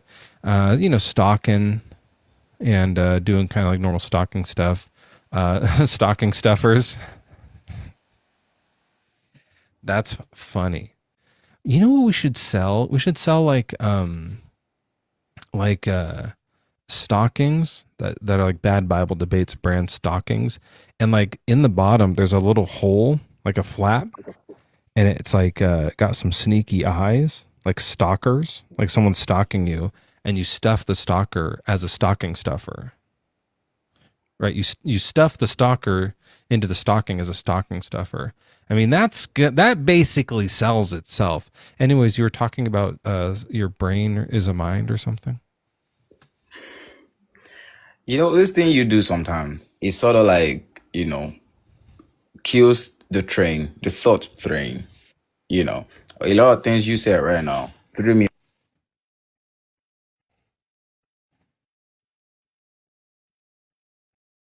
I don't even know. I think you just got a phone call or something. Sorry, I was trying to Yeah. understand that, but like I kind of lost my train of thought because you got a phone call in the middle of that. So you're saying you follow Jesus and you think that it's spiritual or something, and that means that you think of it with some other mind. All right. Once you open up your mind to receive Jesus, bam, light, and that's it, you have it. It's a state of mind thing. Do you Thanks for understand? getting one. Yes. Yeah, thanks for getting one, June. I appreciate you. Okay, so you're sitting here and you're like, what even is anything? Like, what even is Christianity? And then you open your mind to Jesus, and you're like, boom! Now I know what it is. I get it, right? Or what? Like, All right. like, or Now, like, like, what is like, what even? How did life start? Big mystery, right? Boom. I believe in Jesus now, and I know how life started. Like that kind of just happens. Nah, it's not like that. This is what I meant. If you choose to accept Jesus as your Lord and Savior and choose to serve, right? He comes into you just as light comes on once you turn on the switch, right? Now the work begins. It's a growth process. Paul talks in the Bible about being a babe in Christ in the faith and also being I'm grown up. getting deja vu. So it's just like that. Like as it is right now, you've got to go through the process, eating the meat of the word, knowing like, the basic foundation of how things were going and how things have been. You can't just come like boom and you get to know everything all at once. No, it don't work that What do way. you know? You've But got to go through the what process. changes in you from before to after you've accepted Jesus Oh into my your heart? God, a lot of things changed, man. I don't even know how. Just like name one of them. All right. I used to like be like a very, very agitated person, a very anxious person. Like every time I get to like do something, if I don't get it done perfectly, or I haven't achieved that one goal I set my mind to, I get agitated so much. I'm anxious. I'm in a conversation with friends. I don't even know how to like, my balance wasn't just there. My life was just all over the old All right, let me place. Like type these down because these are interesting. So, less anxiety about yeah, being a perfectionist. So I'm not a perfectionist. So that doesn't really like anxiety and one and two. that The doesn't things intrigue I me that did much. naturally. I'm not a very anxious person. What else happened to you? Okay. Maybe I want The one of these natural things. things I couldn't do with my natural physical powers, I could do them. What?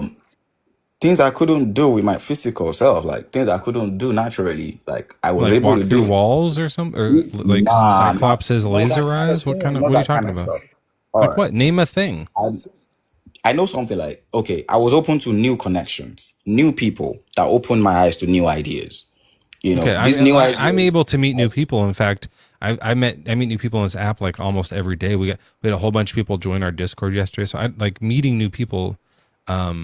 That's not really difficult for me. That seems like you can do that without Now, Jesus. meeting new people that meet your need, not just random people here. Get it right. Now, What do I need? I didn't say I just met people. You're meeting people, random people. They could be bad people, they could be good people, but I can tell you the people that will come to you You will be only people meet that good you people need. now because you're a Christian. Yes, Okay. people that you need, people that is good for your soul. You can discern right who is good and who is not good for you because the world is a mixed up place. I can tell you there are demons working as humans. There are animals working as humans right there. Well, I just met Like, you, of course, she just met me, and I so can tell you I'm a good person. this has been great for me. I met you, and I didn't even have to believe in Jesus. Wait, are you a demon? Well, I'm not a demon. It's because I haven't convinced you You're yet not to believe in convinced. him. Yeah, exactly. It's No, just but I'm being saying convinced. I'm able to meet people who are good people and aren't demons. You're the proof. I just met you. Yes, I'm no demon, but of course, it Right. don't Yeah. mean So that. I'm able to do that too. So I'll still write it down. Like meet. Okay, right. I'll You've put been like meeting. non-demonic people. Let me ask you this. You've It's been cool. meeting people, you've been meeting people. They've not been harming you, they've not been hurting you. But does that mean the world is free of criminals? No, I don't want to meet the criminals, Exactly. The and I same way, don't. of course. Now I can tell Okay, you so that I'll put that. you could be meeting, do you know you Don't could be wait. Do meeting a you hold on? Do criminal? you ever meet criminals? Man, I wouldn't because I know my God won't lead me to meet them. Okay, yeah. So I have that. So don't meet criminals. I have that too. Okay, so far there's three things here, but these are all things that I can do without Jesus. Is there anything that only with Jesus you can do, but not without? Of course, you Let's can just see the maybe just Father. mention those ones. You can see the Father except through Jesus You can because see it's the Son. the who, the Fala. Father, yeah, the Father God, the main God, the Oh, one true God. you've seen Yahweh. Of course, I haven't met him one person. No one can. But I got access to him through Jesus. Wait, okay, so you don't get to meet Yahweh. Of course, we don't get to meet. He's a spiritual Okay, being. don't get to meet Yahweh. I have that too. I also don't get to meet Yahweh. You Yeah, have to I say don't something get that to. you can do with that the only can do with Jesus. I have the same thing. But trust me, I can tell you, if you think you can do all those things without Jesus that I mentioned, I can tell you. I go down the list. I'm less anxious course about you being a can. perfectionist. I've But never I been a can tell perfectionist. you, I'm fine you with can that. do Hold on, that I'll go down the list. way better. Meet non-demonic people. You're non-demonic. Non-mnemonic. Okay. I met you. I don't meet criminals unless you're a criminal. I don't think you are.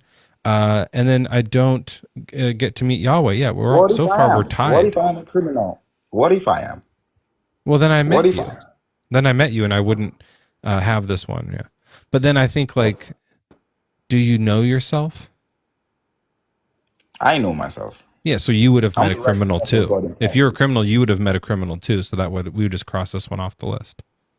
You understand exactly. What if I'm a But I can criminal? tell you, If I'm a criminal, then you just messed this list up because you said you don't meet criminals, but you just met me. nah, exactly. I just met you, and we just had a conversation. We just had one or two things to do We should be together, and we friends. keep it that way. I don't think I want to be friends with criminals. If you are a criminal, What do you consider but I could be crime? friends with you. If you're not a criminal, I could be friends with you as a normal person, even Like, if you don't believe in like Jesus Christ. I'll do jaywalking. Really, I could be friends with you. I could be friends with you. But But trust I me, only jaywalk if I'm in a hurry because I don't want to get caught for the murder I just did across the street. That's the only time. really, you really joke a lot, Mezzo. But really, let me not really mess with my train of thought. That's a good joke, Already- guys. That's a solid. Should I do it one more time? Do you think that deserves another? Let me see if I have another super chat. Ah, We'll do God, it with the next guest since you already heard it. I'll try and do it again, but maybe I'll make it better. Would it be better with stealing? I think it's better with murder. Okay.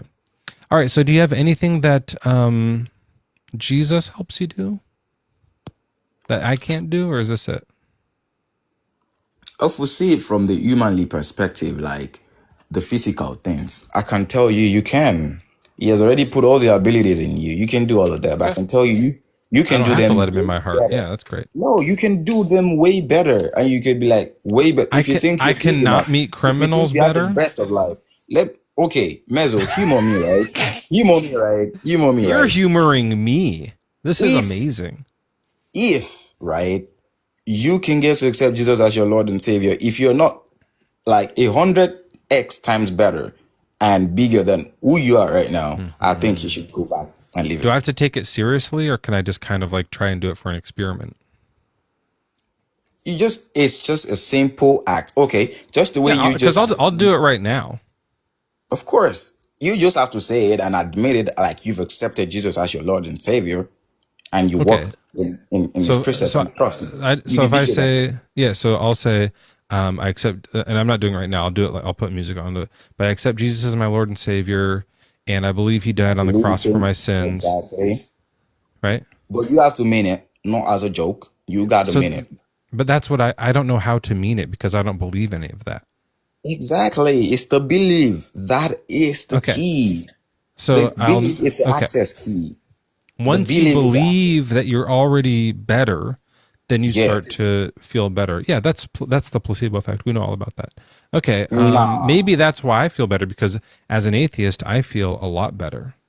Right? Like when I left Christianity and became an atheist, I felt a lot less anxious.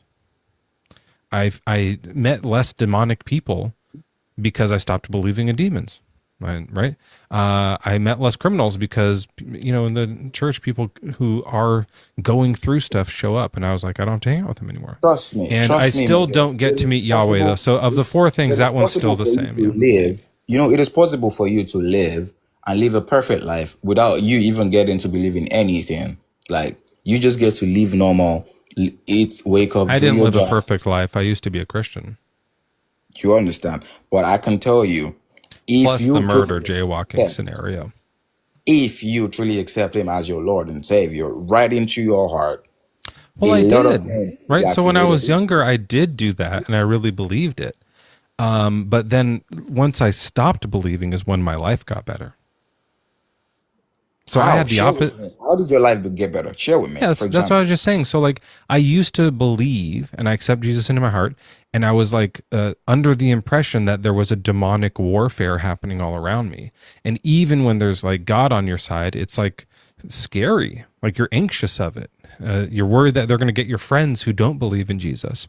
And then once and then also you're reading the Bible and there's these stories that are horrific and you're trying to like do the mental gymnastics to like jump over the moral dissonance that you need to in order to say, yeah, it's good that God commanded the infant slaughter. Yeah, that's fine. It's okay. There's nothing wrong with that. But inside you're being ripped apart in your heart. And then once All you right. leave Christianity, I'm telling you still.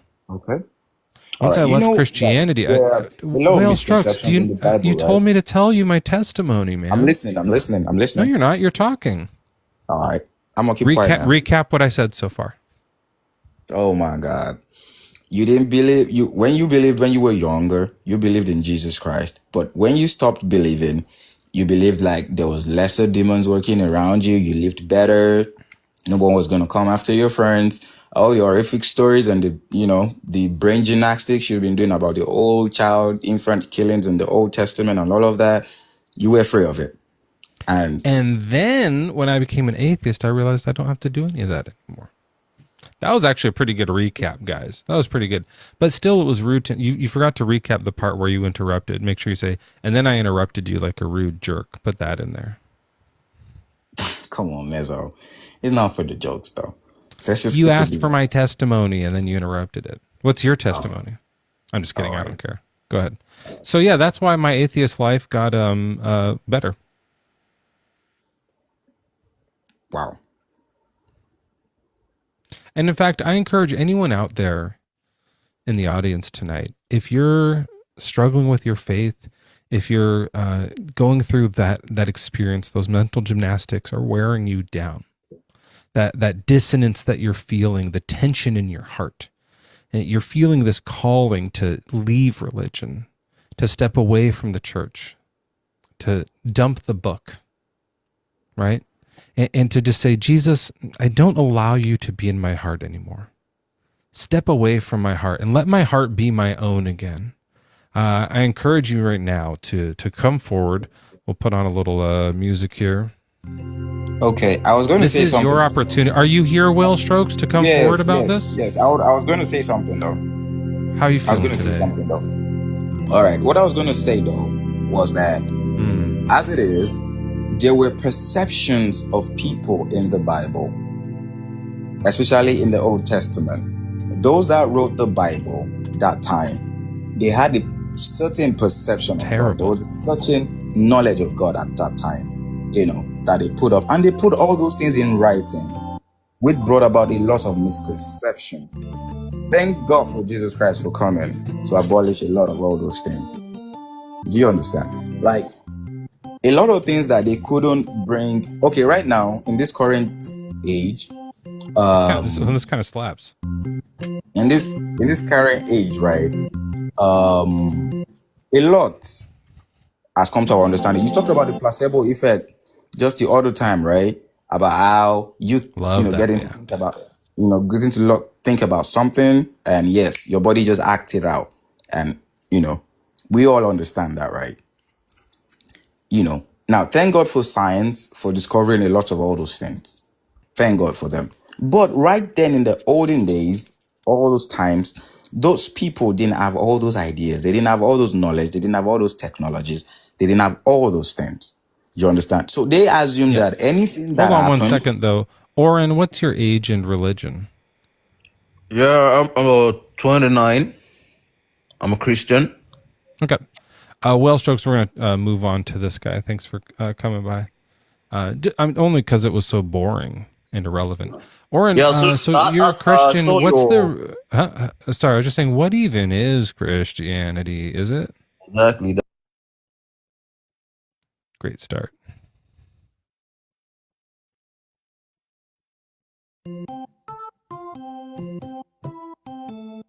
What was I doing?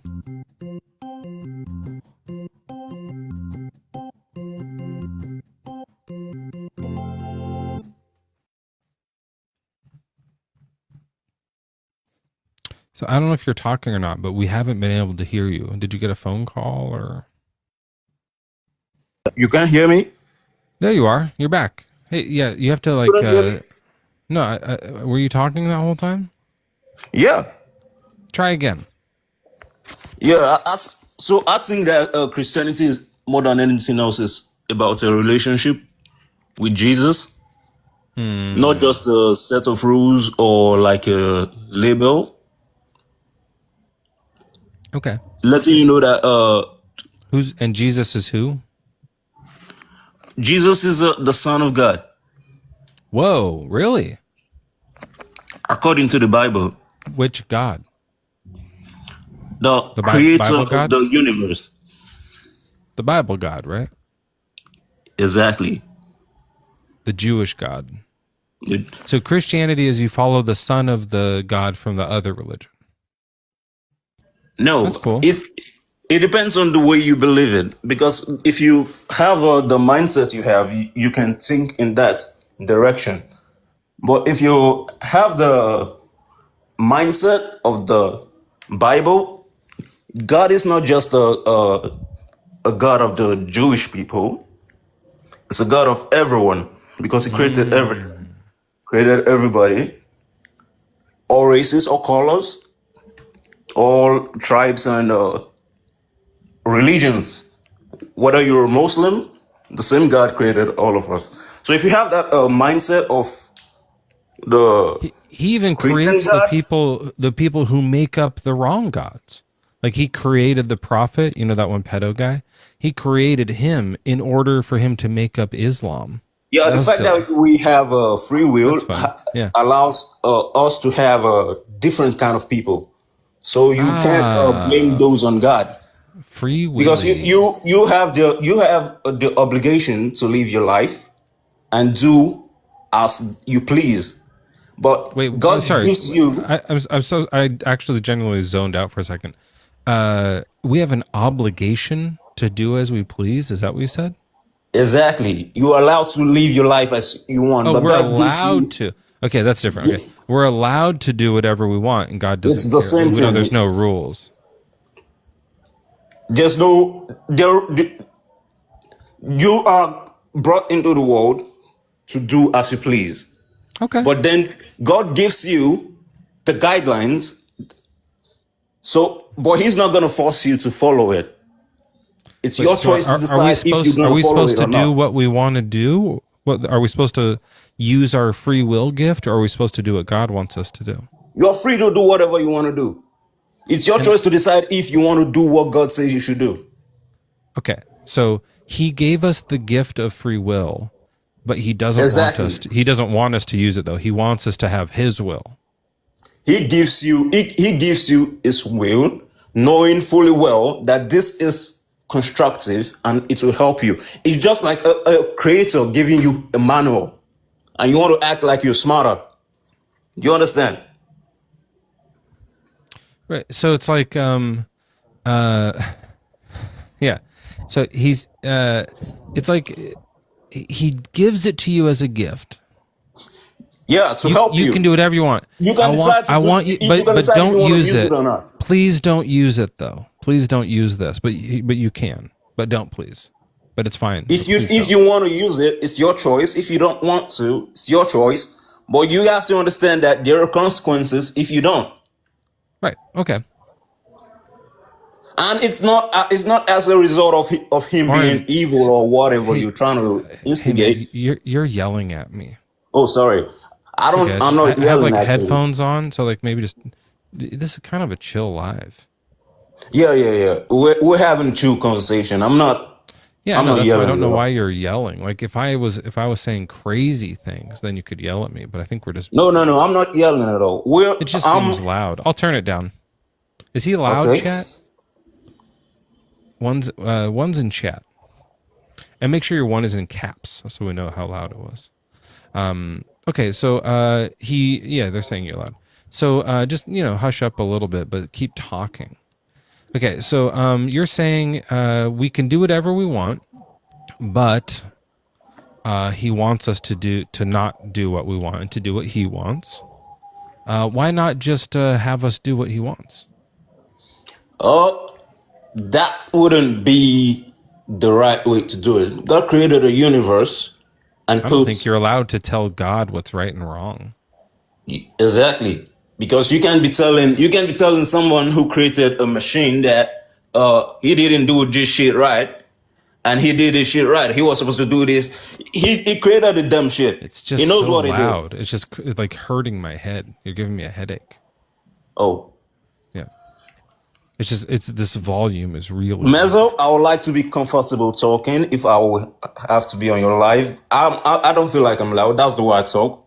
If you feel like it's just loud, move the microphone farther away from your voice. Like just hold it like a foot farther away. all right. Am I on How about speakerphone? now? Oh, that's so much better. All right, all right. Yeah, just All back right. up a little bit.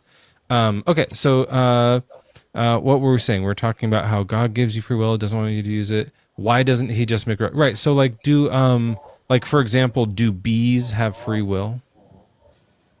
Bees are not intelligent creatures. They are not. I know. So do they have free will? I don't know how to categorize that. Bees are not parts of God's program. How about God didn't make bees? He made bees, but he made them for the benefit of the planet and our benefit. The animals and the plants and all Yeah. that. They're just robots. were Yeah, they just do what God wants, right? They were for the benefit of humanity. So we were in. Can I a don't bee think at be any like, point. I don't want to benefit humanity? Can a bee do that? I don't think so because they have a natural instinct to do what they do, and Yeah. They just follow their God-given instinct. they just follow. So was it bad of him to create those creatures without free will? No, Does God love the bees? definitely a creator Okay. So then he could have done the same thing with us. that for everything he creates purpose. I know you're sneaking back up And on that microphone.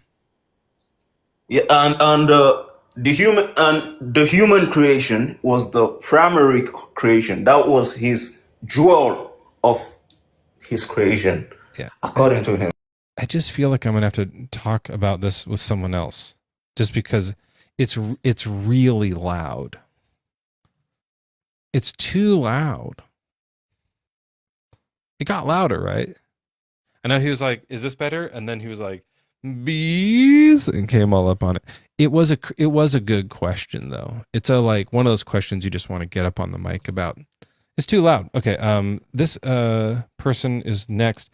Seven Rock, you were here already, but Oh, that's great. I get to have fun now with you, man. Why, supposedly, according to you, why are you an atheist? Good night. What's your age and religion? Bro, I don't call it Christianity. I call it the way. Oh, like The Taoism? law. The law. Dao, Basic instructions before you Dao leave means Earth. way in Chinese. Did you know that? No, I'm not Chinese. I don't speak Chinese. No, I'm not saying you're Sorry. Chinese. Just the word Dao means like the way, like the path. That's Wow. what Taoism is about. Sounds like I'm gonna go to Shaolin Temple this weekend. Awesome. So, I could teach you a little Mandarin. But how old are you and what is your religion? Well, I believe in the Most High Yahweh. And how old Why? is you? Me, I am old enough to have this conversation. So let me ask you a question. Why are you So an I'm atheist? gonna have to drop you down if you don't, Don't tell drop me me your because age. why Just you say want to your know my age. age? That sounds like pretty invasive. Okay. What if I don't want to share my age? Then I'll just drop you down. See it. And if you want to come back up, just let me know your age. I have no problem talking to you. It sounds like it's going to be a fun conversation. But you just have to say your age because it's a TikTok rule. That way we know we're not talking to like minors. That's all. So if you want to come back up and just let us know that you're old enough to be here, we can have that conversation. But a lot of people come up here and they're 16, so we have to know to kick them out. You're 51. Okay, just say that. 41, sure, whatever. Okay, then come back up. It's fine. It's just the rule. People try to sneak in here. I'm 41. Yeah, I'm old enough to have this conversation, but Can you turn off the TV or something? oh, it's not me. It's my baby daughter playing with her laptop or whatever, her Oh, okay. iPad or whatever. She's over there. So Okay, yeah, it's just those why little, are you an atheist, man? I want to I know guess because. the main reason is because I don't believe in God. But in order for you not to believe in God, it means you have to believe in something that brought you to a place where you said you don't believe in God. So being an atheist, I don't think would be the right, I guess, appropriate Wait, can you say that one connotation. more time? I have to believe that something brought me to the place of not believing in God. Yeah, I mean, I have that. Yeah, so that skepticism. means that means you're not an atheist Yeah, because you have to believe. skepticism brought me to the place of not believing in God. All right, and why are you a skeptic? I learned about it in philosophy class. Oh, you're philosophical. All right, that's great. So I took philosophy 101. I learned about skepticism. And I was like, that's interesting. And then I was like, I guess I don't believe in God. Hey, that thing is too loud in the background. that thing is my daughter, man. No, your What are we daughter's talking fine. about? It's the iPad. No, that's her singing along with whatever she's watching. She's Maybe I need to cute. step to another room. She Hold on, sounds give me a cute. second. She's sweet. Yeah. It's the loud like bubbles and stuff. All right, yeah, I see you have a headphone and it kind of, I guess, goes in your head.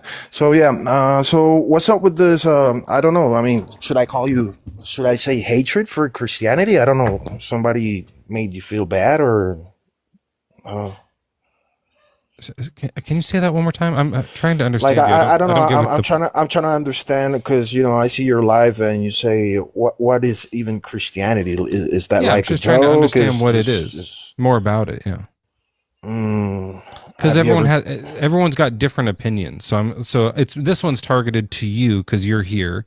What do you think Christianity is? And the last guest said something different, and the one before that said something. Everyone has a different idea of what it is. You're funny. And I just want to kind of hear about what it is. I am funny, but that part wasn't a joke. That's true. They all said different things. No, I know. Although I will say this, you of all of them so far are the most upset. Like you're the most hostile. You're the angriest one. Yeah. Why do I sound hostile? Because I'm know, actually asking you. I want to know where your mind is at. I mean, I want to have a conversation. A lot of them were doing that too. We just had better talks than this. That's all. All right. So Christianity, what is Christianity? I mean, well, I don't believe that we are here by chance. What do you think? It was a big bang and we just came out of some kind of goo and we just, I guess, got to this point? Yeah, maybe. Seems like it. Seems like that's possible. I don't think. What do you think? Someone just just snapped their fingers and it happened, or what? Well, I think that I could be wrong, but I think the way you phrased it was really convincing. There's a big bang. Big Bang made goo turned into us. Like that. That seems fine. Yeah. That's funny. Well, I think that it's impossible to have such a perfect ecosystem. Well, not perfect because everything has flaws, but to be able to have so many creatures held in this kind of I don't know. I look at it like we're like in some kind of aquarium from the in looking to the outside, and we are all stuck in here, can't go nowhere, and somebody had to create this. It's just not possible that some explosion created something so perfect, beautiful, and wicked at the same time. So I believe there's a mastermind. I believe there's a God that created all this. But apart from that, Christianity, speaking on a personal level, at some point, I know you want to change topics a little bit. Just so I want you to know, I didn't understand any of that. But go ahead. Oh, that was cool. You want me to say it all again? I could start from scratch if you. No, you want. don't. It didn't seem like relevant or anything, anyways. But what was the next thing you were going to say?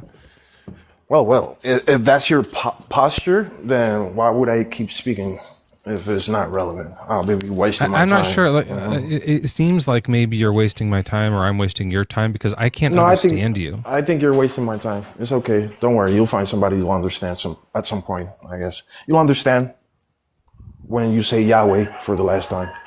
I'll do it. I can do it right now. Don't worry. Don't worry. Yeah, don't worry. You'll understand. You'll get one shot. I don't understand what you're talking about, but if you're saying you can't clarify in any way, No, I and you just can't have clarify. to resort to like, oh, I get, it's just- you're right. it's Are you just- doing? Is this a what- threat? What's You're saying the I'm point? gonna die eventually, so I'll No, get it then. yeah, we all have to die, bro. That's something. But is that what you're saying? Like, Unavoidable. you're like, You'll one get day it. you're I mean, gonna fucking get it. Like, No, do you mean I I'll don't mean it like understand that. it, or I'm gonna get it? Okay, okay. You'll understand 'cause some people at that do point that. because you have questions, and it's the only way you're gonna have you will be able to see it because it's a spiritual thing. So you're not gonna be able to see it on a physical level because you're not opening yourself to see that. You said God doesn't exist, and I'm here words are asking. powerful. You know. No, I'm I here can't- asking. What do you mean I'm Imagine. not opening myself? You're not asking. How much more could I open myself to it? I don't know, man. That's up to you. I mean, if you're not If it's up understanding to or me, willing then to this is the understand. absolute most that anyone could ever open themselves up to something. I'm No, doing not it. really. I mean, I could you said it talk was to you up to about it, me. but you don't want to listen. You're like, I don't get you, bro. I don't understand. So why would I didn't even waste my understand what time? the words you were saying were just like a complete like a mumbly mess. I didn't understand them. Maybe Do you wanna the maybe language clarify? barrier because I'm Spanish, so I have to think in Spanish That to might speak in be it. English. Maybe that's I'm not That might coming be it. across quite strong enough for you to understand what I'm trying to say. Let's slow down a little. All I could tell you, bro, man, God loves you, bro. Although you don't get it or you don't understand or you don't see it, hopefully at some point in your life you'll have a real encounter with him and you'll have So you don't have another anything chance. else to offer then? You're done? Offer? I'm not offering nothing. Religion is Okay. not an offer. Or God, Christianity is not something to offer. It's Hey, something. Rennig Flo, why are you here? Rain flow, no. No. Renhi- No. Rengifo, but the flow because of the flow. Rangy flow. Look, Rennig 666. Flo, yeah. Yeah, that's his father. So why are you just came up here to say you can't explain it? Yeah, I could explain it, but why try if you're let's, not? Let's try one more. Let's try one more time. I want to try and hear it. I'll write All right. it down. I'll write it down. You'll write it down? All right. Yeah, That's go awesome. slow. All right, let me try. All right. To me, let me give you a summary. Atheism, yes, it's not logical. You know, it's contradictory. It's simply a position of belief and of deities or whatever people sometimes call contradictory. It's really about challenges Contradictory? or contradictory. Yeah. It's What's really the about contradiction? challenges. What's the contradiction Because of atheism? it's just ridiculous, man. It's like So ridiculous isn't a contradiction. yeah, but Because it's clowns like, are ridiculous, but they exist. You- Contradictions can't exist. okay, you of course they can exist. You are one. You're sitting right here having a conversation with me. You think contradictions can exist? You are one. I mean, you're the contradiction of God. God created you and you contradicting that he did not. So you are a contradiction. Oh, I don't think if you can't see it- Sorry, I told you the wrong word. You don't mean contradiction. Contradictions are things that can't exist, like a married bachelor, right? Okay, That does that. yeah. That's That impossible. doesn't make sense. Of course. Yeah, exactly right, like that. So, but someone who's like, "Oh, I don't believe in God," that isn't a contradiction. That's just someone's belief. There are people who don't believe in God. Well, yeah, but I mean, So I think it's just not the right word for it. You mean that I'm like contrary? I'm contrary to Christianity. but why? That just means like I'm like I don't believe it. I don't think it's true. But why? I just don't find it convincing. I don't. What- I also what- don't what- totally get that. There's like So let me ask you a that question. there's What like a what God do you guy believe that- in? What do you believe in? Do thy will? Do you believe in that? What? Do thy will? Like are you like if you prick me, do thy not bleed? Is that I don't know what I don't you're know. saying. I mean, do you believe in doing whatever you think you want to do, and that's it, and there's no repercussions? You Oh no, I you think know? there's repercussions. I think there's consequences to our actions. All right. Is that what you mean? Yeah. Interesting. Yeah, like if you run out into the freeway, yeah. you'll probably get hit by a truck. Okay. Okay. Yeah. Of course. If you run out into an open field full of flowers, you'll probably fuck up some flowers, but you're gonna have a wonderful time. It's gonna be beautiful, unless you have allergies. Then you're gonna have that consequence. All right. So. yeah. So. Do you know anyone who doesn't think that's the case? Yeah. There's people. That they think that if they run into the freeway, they won't die? Yeah, I believe if you go smoke a crack pipe for the first time, you'll probably think that. Yeah, I don't know. I never smoked crack, so I don't know. I don't know if they really believe that. I don't think like they're under an influence of some kind. I don't know. I bet there are Christians who think if they could run through the freeway and not get hurt. That's actually probably true. No. That's somebody that's delusional that probably has a demonic possession and he believes he's a Christian because he was playing with the Ouija board and I don't know who knows. I don't know. But somebody that's a Christian, trust me. I have a Ouija board. It's like a rug, like you dry your feet off on it. It's like a foot mat. Oh my God. I see now where it comes, probably where you believe. Man, I just don't even want to even you go. You stomp all over it and wipe your mud on it. It's like to, hey, sorry, your baby is cute, but really loud. Do you have to be near her? Like, are you the only parent there right now? Yeah, my wife is actually at work right now. Oh, okay. For the Yeah, night. you should So, go. yeah. You should go. Do some parenting then. I'm a dad too. I get it. Like when my wife's not here, I parent two kids at once. It's hard, but like you shouldn't be on the phone right now. No, I guess. Unless all right, wait, it was do you nice just talking think, to you. You just I think think do thy will to do whatever you want. There's no consequences. You could. I don't she know. could be like There's- walking there- into the there's oven some- or something. There's some people that do believe in that you know think that. Yeah, but you their don't. You know that there's atheist, consequences to your of course, actions, and if of you don't course. I watch was your ju- I baby, she just might wa- stick her hand in an electrical socket. So stop talking to me and go take care of watching your her. fucking kid. Hey man, hey, watch your mouth, man. Like, what's wrong with you? Why on do you have to speakerphone? just speak like that, bro? Like, relax, bro. Because I do thy wilt. Exactly. That's why I asked the question. So now you're coming out the closet. You see, I know who you are. I know who I'm speaking to. You're just good at it. You know how Are you to not hide supposed to swear? it.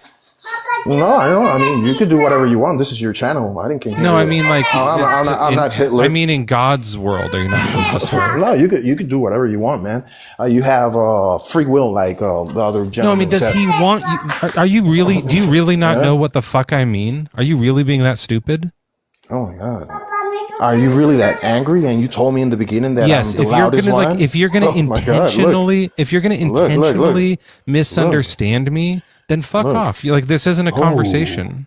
If you want to really talk, nice. then respond. If you don't, fuck off. Wow, that's the real Yeah, you. wow. That's the I real- know this is the real you. It's so intense, dude. Do you want This to is talk the or real not? you. Not really. If you're gonna speak Okay, to then me go. like Drop down. okay. Thank you. You have a great life. Oh man, you're a really pissed off little You're cat. still here. Go away. I don't know how to drop myself off. You drop Turn me. your phone off. No, that's you drop me. You be my No, you bitch, got my it. little bitch, and you drop me. No, man, you drop me. If not, hey, you're gonna have to listen to me. Okay, I'll just mute you. That's fine. Okay. All right, you can stay up here and co-host from the muting section. It's such a like weird Christian thing when they get like cornered and they don't answer a question and you want them to, and then eventually you're like, then don't be here, and they're like, I'm not leaving. I'm staying right here. You got to put up with me. It's going to be terrible having me around. You're going to hate me. Yeah, you do suck. All right, we have that voice made me cough. It like they know it's going to be punishment. It's like, I'm going to punish you. You have to hang out with me. Isn't it going to be awful? Which punishment, That's such a man? funny Are you thing. that stupid, man? Which punishment? Like, You're punishing me Listen. by staying here. no, I'm not punishing you. I'm just Oh, then in what shock are you that doing You're so ridiculous, man. Look, you can't even have a conversation You're without in going shock, to so insult. you have to stay here. Man, why would Why- you have why to? are you st- why would tell you me why you're use staying here. curse words if you listen into a Because little you're a girl in the fucking joke. background? You're a joke. Your channel is a joke. Your followers that are fucking yawking on your shit, they're a joke. You stupid, Then- bro. You're then stupid why are as you fuck. here? Like really. You're in going to real life. swear my two 10-year-olds are right here on speakerphone. They can hear I don't give you. a damn, bro. If you're gonna do it to my daughter, why would you care if I do it to yours? Like, I don't. I think it's great, actually. I'm glad So? you finally did a swear. You you're know what? stupid, man. I'm kind of. You're kind of winning me over. You kind of. Maybe I want to talk to you after all. I'm glad You're you stayed. cuckoo, now dog. that you're willing to swear, I think that's fine. Nah, man, you're just stupid, bro. That's crazy. Like, you have no manners whatsoever. You're That's angry true. as hell. You're just. I only get angry when people You're like say they want to disgusting, have a bro. conversation and don't. Like, you just want to You're talk over. disgusting. Like, you're angry at the world and you want to swear at Just people you. that you don't It's even just only know, you. bro. You're I had like crazy. 12 good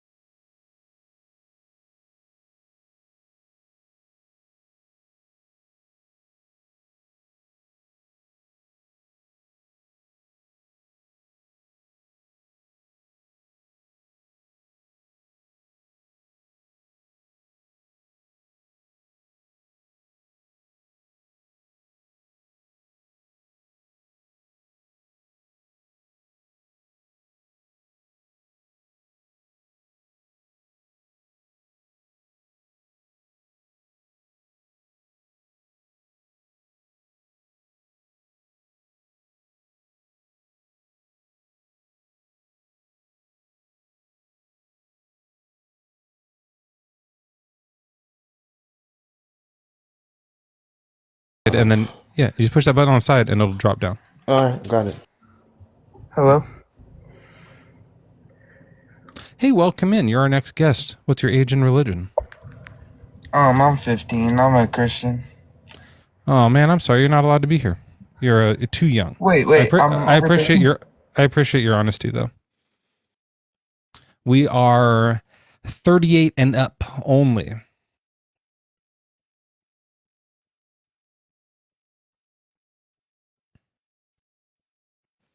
Let's see who our next guest is. By the way, it is just so you all know, it's not a button on the side. When I said it was a button on the side, that wasn't true. You did know how to leave, and you were lying, right? Oh, Vic, he left. Yeah, he did know how to leave. He did it twice now. That's a double lie. I invited him back up. Oh, that's fun, guys. That's fun. All right. Well, hey, we're getting an answer about what Christianity is. It's like a lot of what we heard from that last guest. That's Christianity. Very interesting. Wales, didn't we already talk? We did. Oh, how was it? Well, you felt it was soft. I wasn't hard on you. So you said with Renji. I said what? You said I was soft. Or the previous speakers were soft. Because you said Renji was harder on you or something. No, I just think he's a bit misguided. Oh, well. I feel you should not be insulted. He was annoying, though, right? Did you not hear that? I heard a lot of things he said. He lashed out at some point. We all have our threshold. Yeah, I just think he's like an annoying, like kind of boring person, and like doesn't have much to offer intellectually. So when we started to like dive into any of the real conversation, he had nothing to respond with or to like talk about. And so he just kind of like, this happens sometimes when you feel like your intelligence is being like challenged. You just lash out in a dumb way, and then it makes me mad. So I'm like, hey, if you don't want to be here, you don't have to be here. You can leave. But then he was just being annoying, and then he did that thing where he's like, I'm gonna stay. You're my bitch. You have to make me drop. And then I said, no, you drop. You're my bitch. And then he did it twice. I don't think he's my bitch though. Like I don't want a bitch. I know, right? But you should go easy on the old jokes, though. You go hard on the old joke and try to mess with people's head and all that. Try to make their points look invalid or some made up stuff. I think. Did you think that guy? I made that guy's point seem invalid. Man, you joke a lot, man. So everybody knows that. So right, but with that last guest, do you think I made his point seem invalid? Not really, really, really. Yeah. But you were really making really big jokes. I could. There's no way I could have. He didn't have one. You think so? Anyways, what was his point? Anyways, he tried to no say no one knows. Yeah. But what's your point? Why are you back? All right. I wanted to just clear out some things, right? I've been having some people come at me in the comment section, most especially on some particular topics, right? And I felt like sure. I actually have a background for this. Yeah. Hold on. Let's put this one up. Okay, go ahead.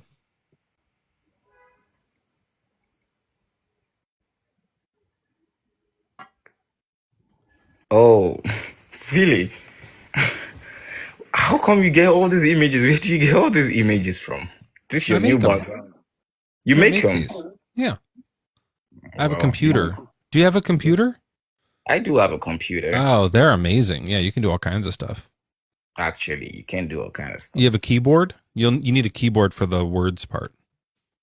Oh, of course I do. I design too. Well, you get it, yeah. Yeah, I do tech stuff and all that, so I know how to do all this stuff. But now, this is it, right? Mezzo, I want you to do something, though. Renji asked you a question the other time, and I felt it was a big question for me, though. Like, there was something must have really, really, really, really, really changed in you before you broke out. Of religion? Yes. Something must have really, really, really happened. Like it couldn't just be like the stories were just horrifying, or the biblical events were just going all crazy in your head and all that. It wouldn't just be that alone. Something had to have happened. Even if it was just stories, those stories must have touched something in you for you not to believe. There's something that affects the belief system of everybody. Like, I want to believe there's a reason why you're not believing in Christ Jesus. There's a reason why you believe in something. Why do you believe in all those things? I'm trying to understand. That was a long question. Are you asking why I don't believe in Christianity, why I do believe in atheism, or what happened to me that made me not believe in Christianity? Good. You broke it down in 3 places. You can do justice to the 3 questions you just said. Just what's the first one you want to do? All right. Why did you become an atheist? What changed? I stopped believing.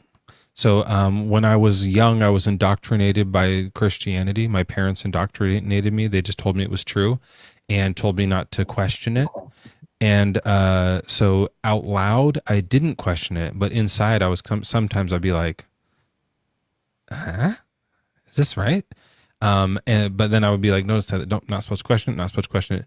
And then, by the time I got to college and I wasn't like forced to go to church anymore, and I was like taking other classes, I learned about science and skepticism and philosophy.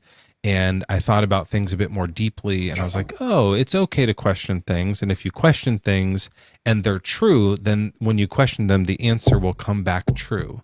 So I questioned it and it didn't come back true. It came back false. And so I became unconvinced. Now it took years of this. It was like a slow, gradual deconstruction process.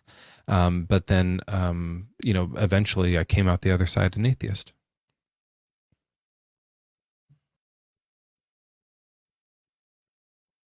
So it wasn't like one particular like verse in the Bible or some vision from God or Satan that I had. It was like this slow, long kind of process where all the things that I had been taught over my life started to disassemble. And it's like a house of cards kind of. So after a while, like, some kind of hold and this holds, but after a while, like the structure comes weak and then it more quickly crumbles down at the end. Yeah. Okay. Now, when you started doing all your research, what did you discover? Please school me on one of the things you discovered about Christianity not being true, or Jesus Christ not being the true Son of God. I just found the story unconvincing. After a while, it's like, I don't think any of this is but something that happens as you like grow up and read more, as you start reading about these other religions and other mythologies, and you realize like, oh, they all have stuff like this. There are all these stories about magic and how the world came to be and how we should act, and also like, why does coyote have yellow eyes? Why do snakes not have feet? They're these like etiological stories. Do you know that word? Oh, he's gone. I'm right here. Have you heard the word etiological? Etiological. Or etiological? It's like the type of mythology that is like explaining some mystery of the world. So like there's one that I really like from, I want to say it's from the Diné people, more commonly known as Navajo, but Diné people, which is a like indigenous tribe here in the United States area. And they have, I think it's theirs. I could be wrong about this. It could be the Pomo. I'm actually not sure, which is racist of me. I apologize. But it is, why do coyotes have yellow eyes? It's this great story. They're like, well, a long time ago they didn't, but coyote was, playing with these birds, and the birds knew coyote was a trickster, so they played a trick on coyote, and they took coyote's eyes out in this. After this long story, they fly together and take coyote's eyes out and then switch it with these like tree sap. These are like rolled up balls of tree sap that were sap, so they're yellow. And that's why to this day, coyote has yellow eyes. That's an etiological story. It's like you look around and go, why do coyotes have yellow eyes? And then they kind of made up this cool mythology about why that is. Why don't snakes have feet? well, once upon a time there was this garden that God made, and everything was good, but the snake got in trouble because it tricked the humans. So God cursed the snake to never have feet.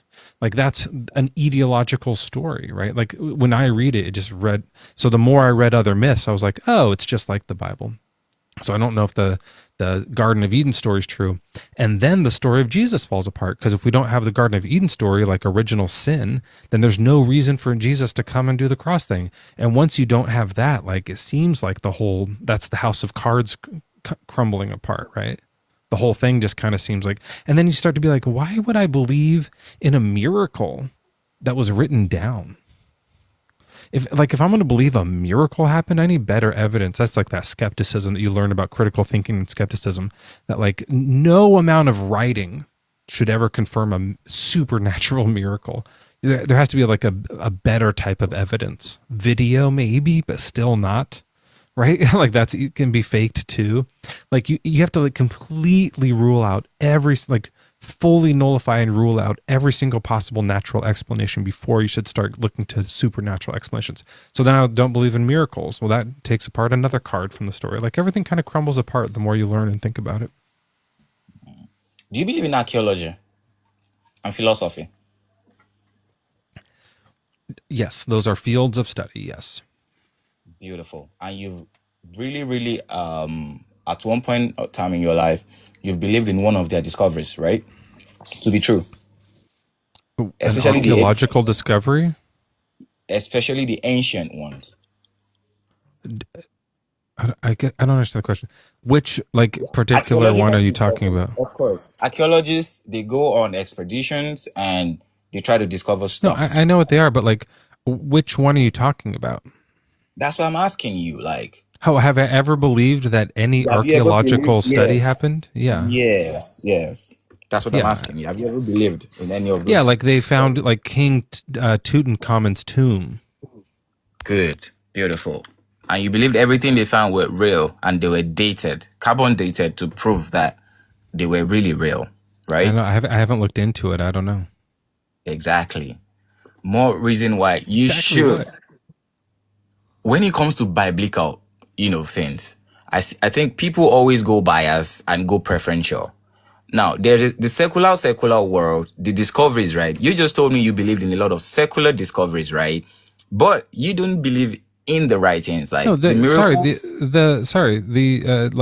Tutankhamun was an Egyptian. They had their own Egyptian religion. That's not secular. Of course, Africans had their religions before the Western people came and brought Jesus to them. Africans so the Egyptians. Okay, I don't know what that means, but exactly. Africans have their own root. I'm an African. I'm a Nigerian, for the record. Oh, congratulations!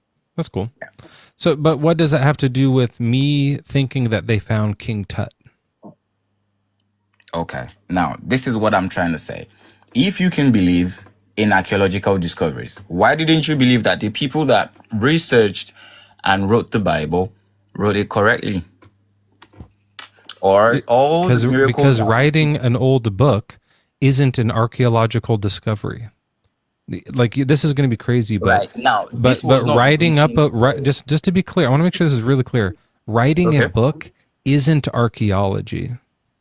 Of course, did you know that? Of course. Oh, you did know that. Okay. Of course. Well, that should clear it up then. Yeah, that's why. I just use that as an analogy. But did you know that a long time ago in ancient times, and actually this occasionally still happens today, that people write fictions? People write fiction stories? Write fictions, for sure. People write fiction. So that we know for sure happens. And that happened a lot back then. People wrote stories about gods and goddesses and all the stuff that I was talking, like all the mythology, like the Iliad, right? All the Hindu Vedas, all that stuff, like Zoroastrianism. Like there's a lot of like ancient, mythological texts. Yep. Yeah. Okay. So we know that happens back there. We know that archaeology sometimes happens. Why would any of this make me think that Christianity? Like, what are you getting to? All right. This is what I'm trying to get through. The scrolls. There were some things called the ancient scrolls, right? Have you heard of that before? Of ancient scrolls? Yes, the Bible is a compilation of ancient scrolls written. They were not just some I don't know if fictional. they're scrolls really. Like they aren't rolled up, but they're like some of it's on different types of materials. I thought you dive into archaeology so much. That's why I wanted to relate archaeology Why to would those you think I writings. dove into archaeology so much? You asked me if I ever believed in any single archaeology thing ever, and I came up with the most famous one of all time. I think they found King Tut. Yes. Like, what Yeah. makes you think I know anything about archaeology? Do you know Well, anything about archaeology? not so much. I don't. I don't. Okay, so let's But not talk. So you don't know about it, and I don't know about it. So what else should we talk about? all right. I just know that archaeology. Come on, come on, come on! Don't What do are you that. talking about? Don't do that. There are things called the ancient scrolls, right? Do you mean the Dead Sometimes, Sea Scrolls? of course, Okay, so they're the ancient scrolls isn't the right word for them. That's why it's confusing. The Dead Sea Scrolls are ancient and they are sort of scrolls, and they're like crumbled fragments of scriptures. exactly. Now, people brought this Exactly. thing together. They brought them together to call them the Bible, and that is what they call the No, Bible. false. You don't agree? They found the Dead Sea Scrolls way after they had the Bible. They already had a Bible, and then they found Dead Sea Scrolls, and some of it was some of the stuff they had put in the Bible, and some of it was stuff that they hadn't put in the Bible. And then they adjusted some of the Bible, some of the Bibles, they updated them to say, well, these are pretty ancient. These are older than the stuff we had found before, and so let's adjust the words in the Bible to match these. Now, that's where I have the This issue. was like within the last 100 years. Yes, you're right. You're right. They had You're the right. Bible for longer than that. You think so? How old is the Bible? Exactly. Do you think? How old is the Bible? These scrolls were compiled together to make the Bible. So the Bible was like assembled over a long period of time, It was right? assembled over a long period of time. So it's not just somebody sitting down and just thinking, over history and just, writing stuff. Yeah. They're ancient records of stuff that has happened in the past. So yeah, they weren't writing the Bible when they wrote it. They were just like writing a story. And then later there was a whole bunch of stories, and people were like, we should take some of these stories and put them in an anthology. And so then they did that. And then some of them, they were like, this one's too weird. Don't put this one in. This one has Jesus as a child killing other children. We should get rid of that one. People are going to talk about that one. Let's get that one out of here. That one's no good. But this one over here seems pretty good. We'll just leave his childhood a mystery. No one's going to ever ask about it. They'll never find this. And then they found it later, but they thought they would never find it. So yeah, but then later they were like, let's make a few other changes. So it was like a few hundred years, I think, where like they were like assembling this Bible. But here's a question: who cares? What does it have to do with it being true or not? Okay. Now, people often hear that books were removed or added to the Bible, right? And, the reality being, less dramatic and all that. Now, this is it. No one sat down and edited the Bible and later changed it to Christianity. Nobody did that. Different traditions include and exclude some Old Testament books, not the New Testament and all that. The New Testament have been like stable since the 4th century, some sort. This way the reason. I just can't care about this. Yeah. Why, This this way why doesn't. some. None of this makes it true or false. It could have all been written on one day by one person, and it could still be false, or it could be assembled later by a bunch of people and still be false. Like none of that makes it true or false. Nah, a lot of these books were written by people that met Jesus in person and really saw these miracles happen in person. I don't think that's true. Oh, me as a Christian, I believe that is true. And if you believe in history, Cool. you should believe So in history. If you you believe in can- archaeology, then you should believe that. What's the archaeological evidence that says one of these books was written by somebody who met Go to Jesus? the Vatican. There's a lot of archaeological I've been there. stuff right there. You've been there. Oh, nice. Do you think gonna tell maybe me- it's possible that the people who work at the Vatican could maybe be a little bit biased? I think they may be. because I Yeah, have I my think so own. too. And by the way, the people at the Vatican will agree with me. They'll say we don't know who wrote the Gospels. We're not sure. The scholars agree that they are anonymously written. They are not signed, right? So they would agree with me, even like, yeah, we have faith, obviously, but we don't know that Matthew wrote Matthew. It doesn't say that anywhere. We just wrote that. We added that later. Well, these are the minor issues I still have with my face, though. Do you know what messed me up? Something that did mess me up with Matthew. I've talked about Okay. this before, but like, he says things that he shouldn't know. Hmm. Like if What do you mean? Matthew hung out with Jesus, which Yeah. I don't know if it even says that he did, right? But he like was like walking, holding hands. They held hands back then. They walking around with Jesus, like just tickling toes with each other and stuff. They rubbed each other's feet. That was the thing they did. And then it was like, and then he did this to me. And then Jesus came up to me and the other guys and he said this, but he doesn't write it like that. You know what I mean? He says like, and then Jesus did like he writes it like the way you write a fiction. It's like once upon a time this happened, and like he writes and then an angel came to Mary and said this. Sorry, Matthew, were you in Mary's dream? Were you a personal eyewitness to Mary's dream? No, of course not. You weren't even there for when the whole manger scene happened. But he writes it like he was there. He writes it like it just happened. And then later, when it's the parts where he's supposed to be there, he writes the exact same way, like it just happened. He never is like, someone told me, an angel told Mary, or Mary told me, or any of this. It's just written like that. And so, like, to me, that's a really big clue that he made up the whole thing. You This ever is think why I about believe that? the gospel according to Matthew. Matthew, right, according to the Bible, right, he left his tax booth when he met Jesus, and ever since he's been traveling with Jesus ever since. He had a first-hand experience with him. He learned all his teachings, all his miracles, every damn single thing Matthew knew about it. Where But when then, does it say that Matthew did that? yeah, do you know Matthew was also called Levi? But sorry, one second. Excuse me, doctor. Do you not mean to be here? Are you here on accident, doctor? You run away. I don't think he means to be here. He's like a biblical scholar. I was going to let him chime in on this. We'll just mute him up for a second. Okay. Yeah. So does Matthew ever say, and then I'm Matthew and Jesus taught me this, or what were you saying Matthew was there for? All right. Now, the Bible, there's no place in the Bible, right, that explicitly concludes that Matthew wrote the Gospels. Right. There So is when no you say in Matthew, it says that Matthew was with Jesus. Does it really say that?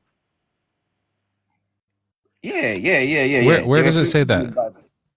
There were places in the Bible where Matthew met Jesus. Yeah. Where's that? Check Matthew 9:9. Okay.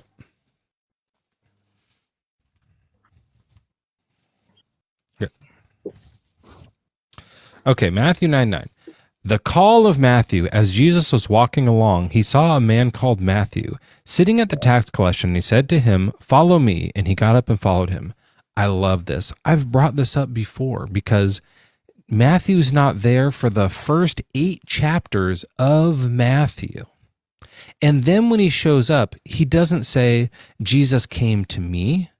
This is not an eyewitness account from the author. He says Jesus met Matthew. Now, do you think Matthew's speaking in third person like George Costanza's getting upset right here? Or do you think someone else wrote this?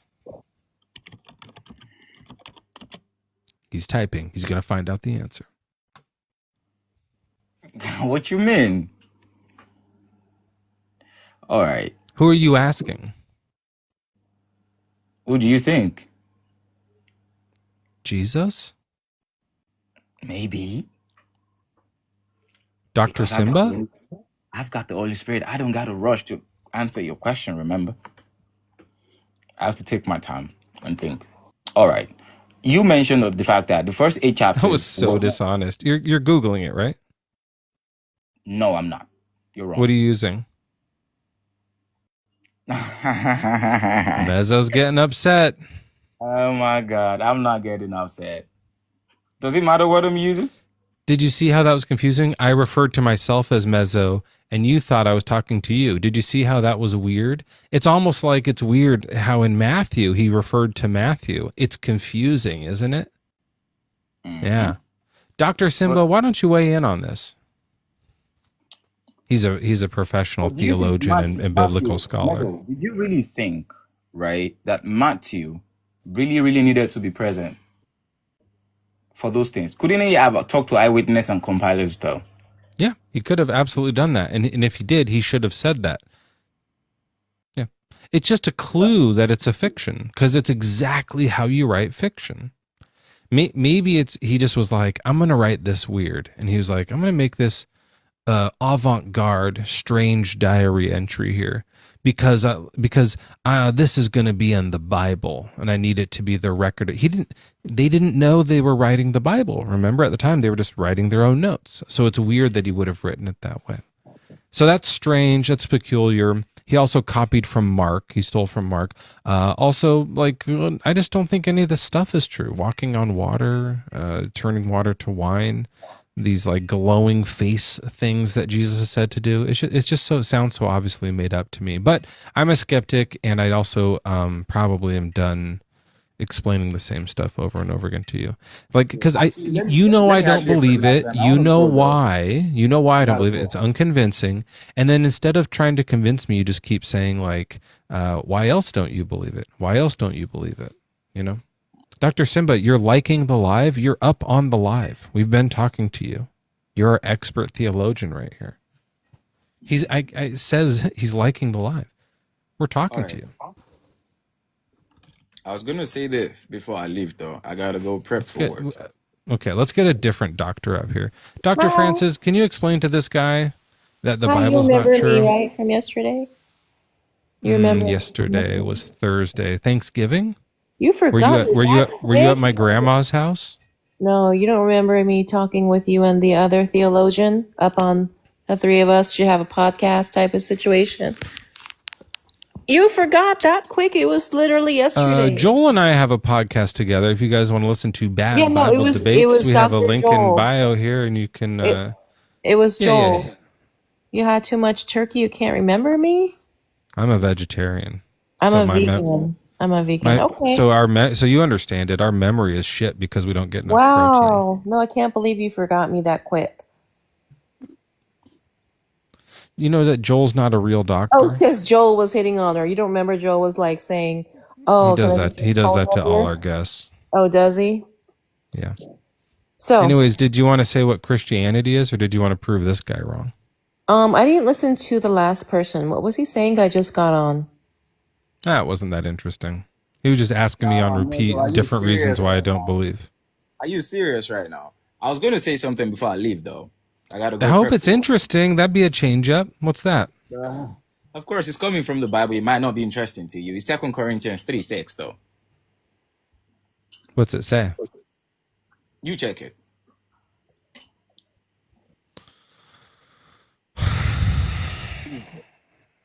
What page is it on?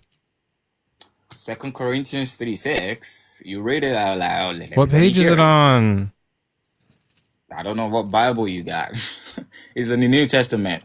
So page number might not matter though. Such is the confidence not that we're qualified ourselves to claim anything is coming from us. Our qualification is from God, who's made us qualified to be ministers of a new covenant, not of letter, but of spirit. For the letter kills, but the spirit gives life. Life, yes. Yes. That's so interesting. I was actually just wondering, like just the other day, I was like, does the letter kill or does the spirit kill? And who gives life between the two of them? I was just wondering that. So this is actually eye-opening. God gives life. Letter killer. You said? I said the letter killer, in this case, would just only mean that Anyways. All right. Well, did you have anything else to say to that, Dr. Francis? Because it's the top of the hour. That's right. Dr. Joel couldn't make it tonight, but we're still doing bad Bible debates. Oh, let me switch the backgrounds here. Hold on.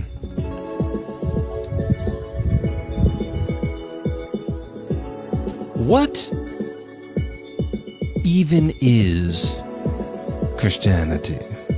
A question that has been plaguing humanity for 70,000 years. Coming down to this moment where we'll finally reveal the answer.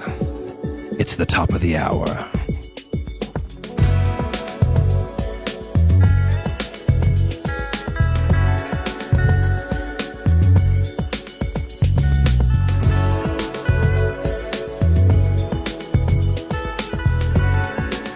Coming up next in the hot seat, we've got Mr. D with Dr. F. Gonna do a little bit of double work here because it's 9:28, the top of the hour. Mr. D, what's your age and religion? I'm 25 and I'm Christian. All right. And Dr. Francis, you're also 25 and also Christian, is that right? No, I'm 54. But you're a Christian. 5'4". Absolutely. 1,000%. And you're 5'4"?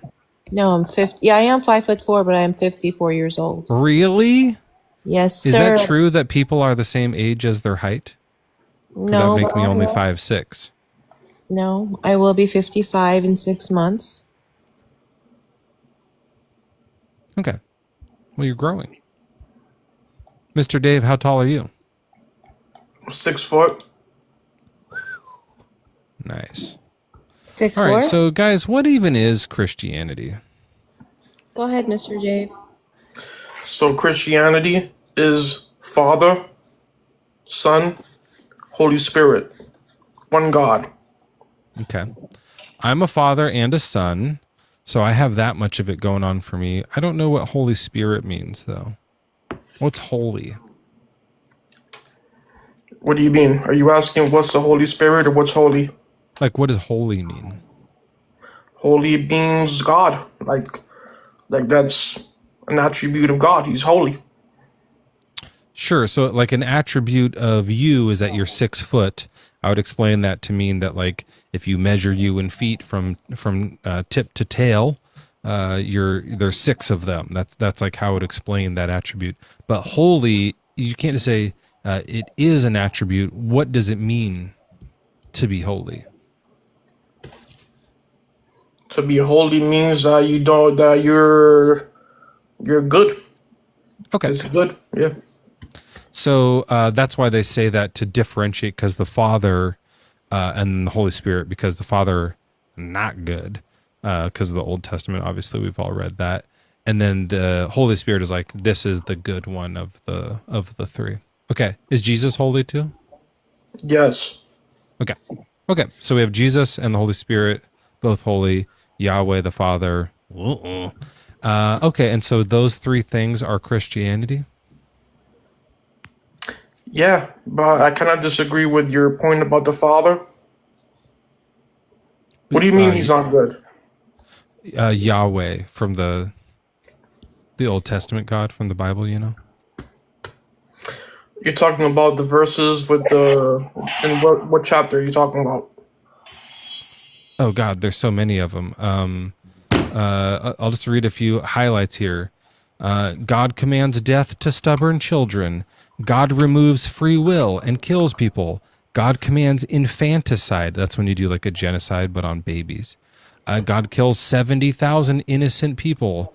God threatens people with baby murder and rape.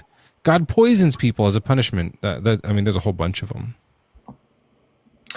Well, in the New Testament, Jesus says that happened because of the hardness of their hearts, but it was not that way from the beginning.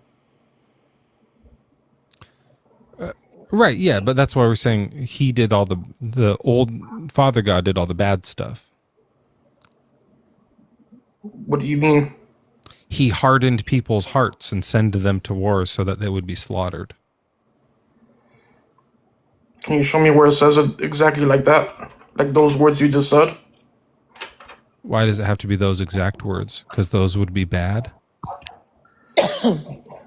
Yeah, because God, he gave Adam and Eve a choice. Right, but then later after the choice, there's some people where he wanted to kill them, so he hardens their heart so that they'll go to war against Israel knowing they'll just be slaughtered. Oh, okay. I get what you're saying now. You're saying that he basically convinced them to go to war, basically, is what you're saying. Yeah, so that they could be killed. But, so you're against war?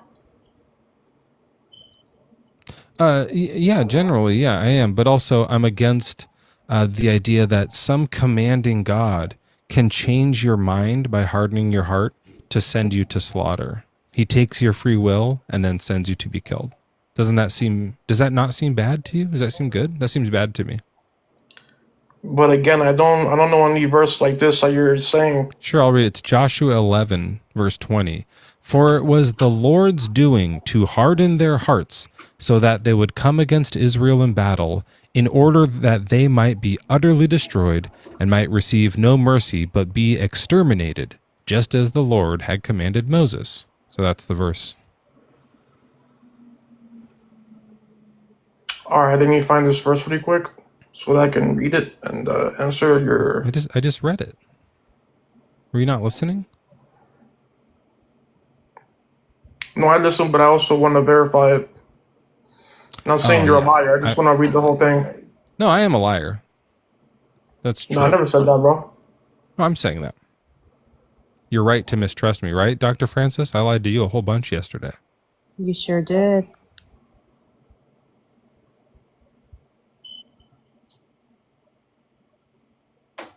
Bottom line is this, my opinion, while he goes. Did you change the batteries in your thing yet? No, sir. I told you can't come back until you change them. Well, I just got home. Okay, well, go get a little step stool and pop it down and change I them can't out. reach it. My ceilings are too high. My boyfriend will do it in the morning. You don't have a chair? No, it's too high. I'm only 5'4".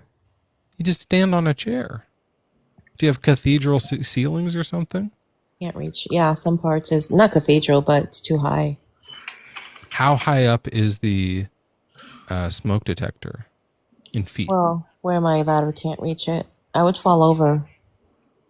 Okay, well, you got to change it. You can't come up here until you change it, okay? Okay. Because we're hearing it. Right now, I haven't heard it for a while. No, you tune it out when you're surrounded by it. Like Then I know I can't hear it right now. That's I heard it. So if you can just drop down and try to figure it out, maybe get a stick to knock it down or something, and then it'll I be see fine. now. I hear it. It's called attenuation. Why I can't hear it? You know what attenuation is, right? Yeah, you tune it out. Yeah, just like with the drip of the water in your house as well. Yeah, it's also like what happens when Christians read the Old Testament. Like there's so much bad stuff. Like over time, you just start to kind of tune it out, and you read past those to get to the good. It's really it's the right word for it. This is actually a nice new metaphor. I got to email Joel. I read it. Hold on a second. Let me email Joel about this. Dear Dr. Joel, Dr. Francis just came up with a great new metaphor. Sorry, I'm a bit of a slow typer. You do remember for when I just read your name right here. For when No, I'm talking about, we were talking about metaphorical things yesterday. Hold on, my wife's cute. Hold on.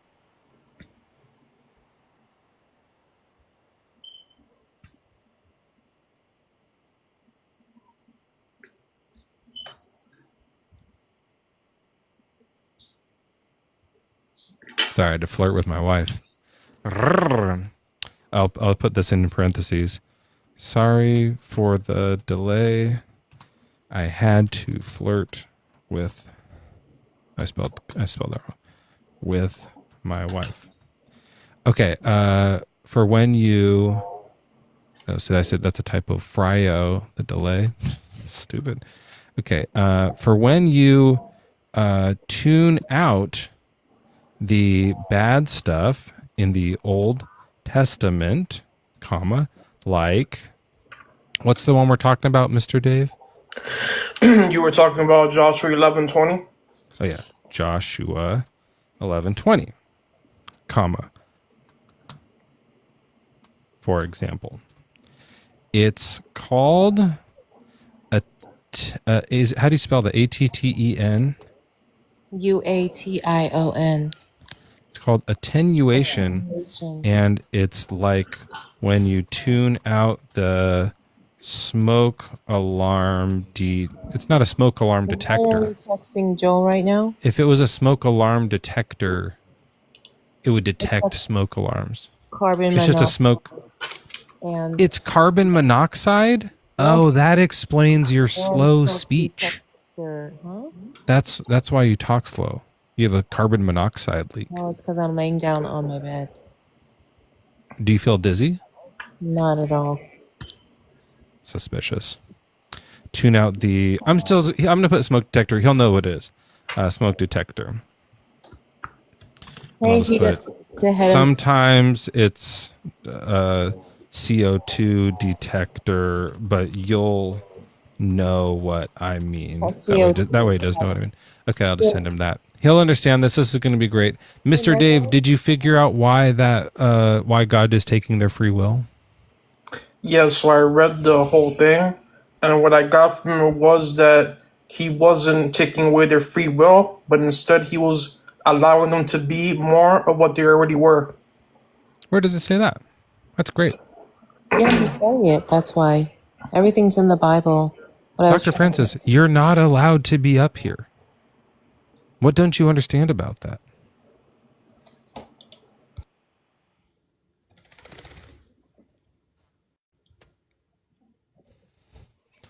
Okay, so what is it, Mr. Div? Sorry, what was your question? You said that he's letting them just be like their true self? Yeah. Okay, this is 11:20. So what verse says that? Oh, if you just read the whole thing, like the whole chapter, that's my interpretation of it.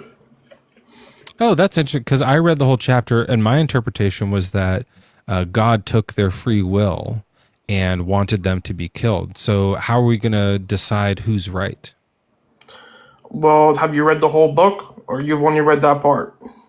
Yeah. So if you read the whole book, you would know that God gave them 500 years to repent. Like, you do know about the Canaanites, right? What they were doing? You're talking about the Amalekites. This is in Joshua. These are the Canaanites. These aren't the Canaanites? Yeah, the 400-year one, is that the Amalekites you're talking about? Also, it doesn't matter. You can give them as many years as you want. He gave them 1,000 years before he took their free will away and had them go to war to be killed. That's fine. How many years do you think would be better? 1,000,000 years? How many years is it before he takes their free will away and has them sent to be killed? That's not my interpretation, though. Because the Canaanites, they were doing stuff that was bad. Yeah, I know. The Canaanites suck. And that's why God takes their free will away. He hardens their hearts. What does it mean to harden someone's heart? Like, maybe I don't know what that means. Should we look that up, or do you have your own interpretation? Harden the hearts just means he gave them the right to act how they wanted to. He allowed them to be how they be. So when your heart is hard, it means you're like, you can have whatever free will you want. Oh, hold on a second. I just got to check something here.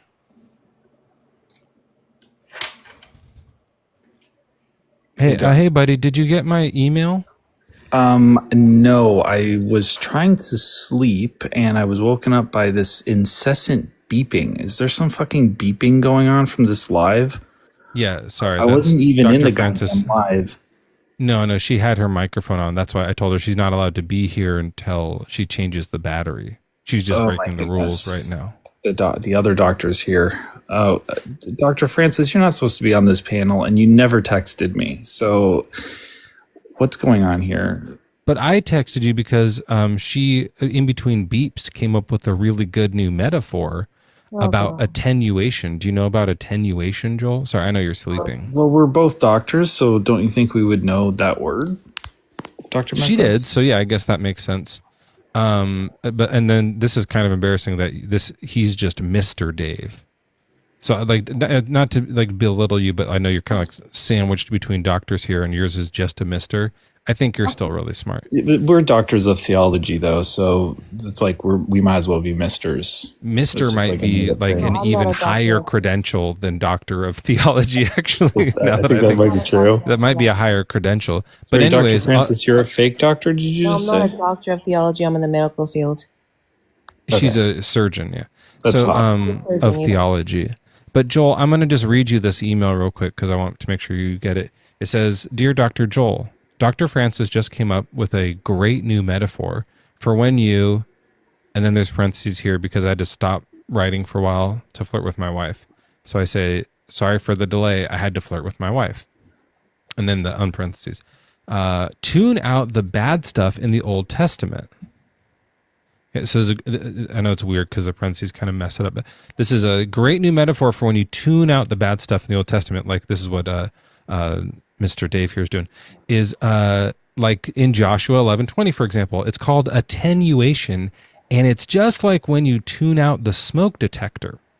Sometimes it's a CO2 detector, yeah. but you'll know what I mean. So the idea is like you're reading bad thing in the Bible, bad thing in the Bible, bad thing in the Bible, bad thing in the Bible, and after a while you're just like You don't hear it anymore. Yeah, you tune that out, and you just like a rare occasional God did something nice. You catch that because it stands out from the fog of evil. See, this is the opposite for me because I was trying to sleep. I'm like not paying. I'm not watching your live. I'm like my phone is like off, and I keep on hearing this goddamn like genocide. No, that was just her. That's just she has a genocide alarm that she needs to change the batteries on. Yeah, I keep hearing it. Like I'm not, unfortunately, desensitized to it yet, so it's keeping Can I ask me up. why aren't you listening to the live though? Is this another trying good to show? sleep. I love your live. I want to be here, but I was trying to sleep. I'm going to. I work it's 12:44 here. I work at I got to get up at 4:30. I'm sorry. I'm waking up with these genocide. Wait, what alarms time is going it? off. It's 12:44 a.m. in the morning. It's top of the hour. Unfortunately, it's the top of the hour. I'm trying to sleep, and Mezzo's hosting the fuck out of the show. We got Dr. Francis in the sidecar. Pastor Dave is in the hot seat. And Mezzo, Did you say Pastor Dave? Did you say Pastor Dave? Yeah, when I was growing up, we had a Pastor Dave. I think we did too. I think he was our youth. We had a youth pastor, Dave. Ours was the main one. I mean, they're all over the place. I've had like 2 Pastor Daves. Do you know that we had a Pastor Joel? Get the fuck out of town. Actually, take it the fuck away. It's gone. That's right, everybody. We've got Dr. Joel, Pastor Dave, Mr. Pastor, and Dr. Francesca of medical surgery in the hot seats tonight. Now, Joel, I don't want you to have to stay any later than you have to. Don't feel bad if you have to. No, I'm going to leave. But do you know that it was the Amorites that took 400 years to be ready to be genocided, which are a type of Canaanite, but not all the Canaanites. Okay. With the Amalekites, it was getting them back after 400 years. But in Genesis, it says the Amorites' sin is not yet in its full whatever. Oh, yeah. That's right. Just to add it all up, So, Pastor, that's what that's about. But can you, before you go, Joel, what does it mean to harden someone's... Oh, fuck, you left. So, I actually had a question about that.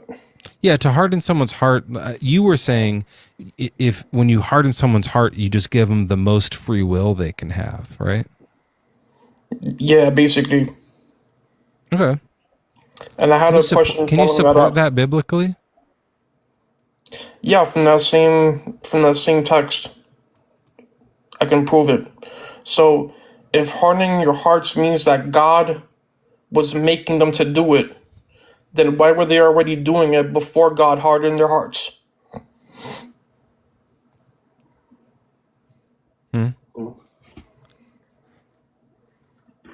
Yeah. I'm just trying to look this up. I can't find anywhere where anyone has ever dared to say that hardening your heart means you have more free will.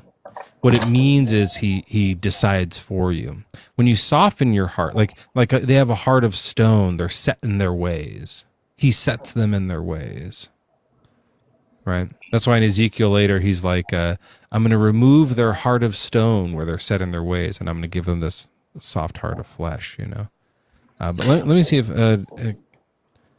does hardening your heart mean their own free will produces the hardening? Because think about it. free will? Wouldn't he want to soften them to make them do that? It says no here. All right, so where is it on? So let's just look at it. Let's read it one more time. The Lord said to Joshua. Okay, no, this is when they hamstring the horses. It's later. 11:20. Okay, for it was the Lord's doing to harden their hearts. So if they were doing it themselves and they were having free will, then they hardened their own heart. Then that would be fine. That I would be like, you have a good point. But the Lord hardens their heart. Right? But wouldn't it be the opposite? No, you're saying the opposite of what it really means. Wouldn't it be that he softened their heart to believe that? Like he got into them, softening their heart to go into them? So how would it be that? In the context. Mr. The expression hardening someone's heart means you're making the choice for them. That's just what that word means. That's what the expression means. That's what everyone has ever known it to mean, understands what it means. Well, can I ask a question then? Yeah. Then if hardening their hearts means that, then how come they were already doing that? They weren't. Before. They weren't going to go be executed. Though they were fighting already.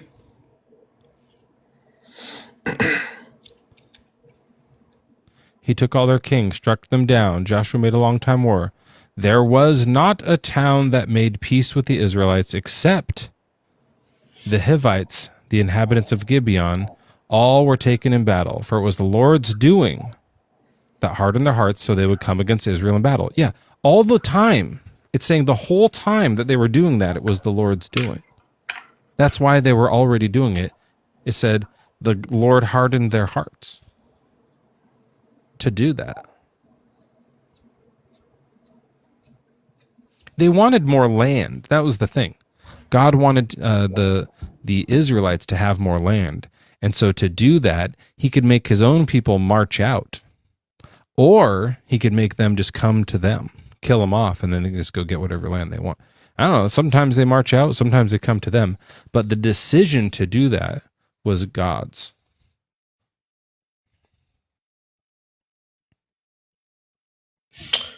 Wait up, I'm trying to put up some verses.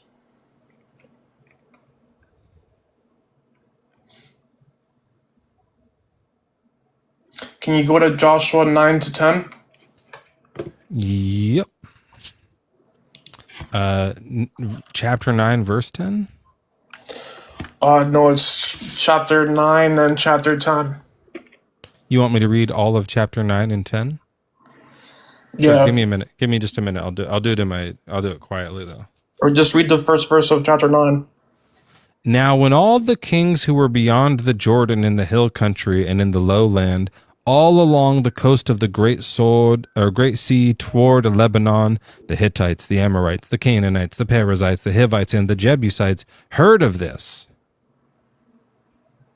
That's the end of the verse. Should I keep going? Yeah. They gathered together with one accord to fight Joshua and Israel. Yep. And then later we learn God hardened their hearts to do that. Well, this is so that they would all be executed. Well, isn't this a different time? Hold on a second. Let me go back. Let's. I think. Sorry to keep you up, Joel. This is annoying. I think in Deuteronomy chapter 2, it talks about how the Hebrews went to ask King Sidon of Heshbon, I believe, if they could pass through their country. And they're like, we're just going to pass through. We're not going to look to the right or to the left. Just let us pass through, and we're not going to cause you no harm. And God hardens his, I believe it says it hardens his soul or makes his heart obstinate or something like that. Is it in Deuteronomy 2? I see the defeat of King Sihon. Sihon, king of... I will travel only along the road. I will turn aside neither to the right nor to the left. You shall sell me food for money, just as the descendants of Esau, until I the Lord. But he was not willing to let us pass through, for the Lord your God had hardened his spirit and made his heart defiant, in order to hand him over to you as he has done now. So they're saying they want it to be one way, but God is making King Sihon make a choice the other way.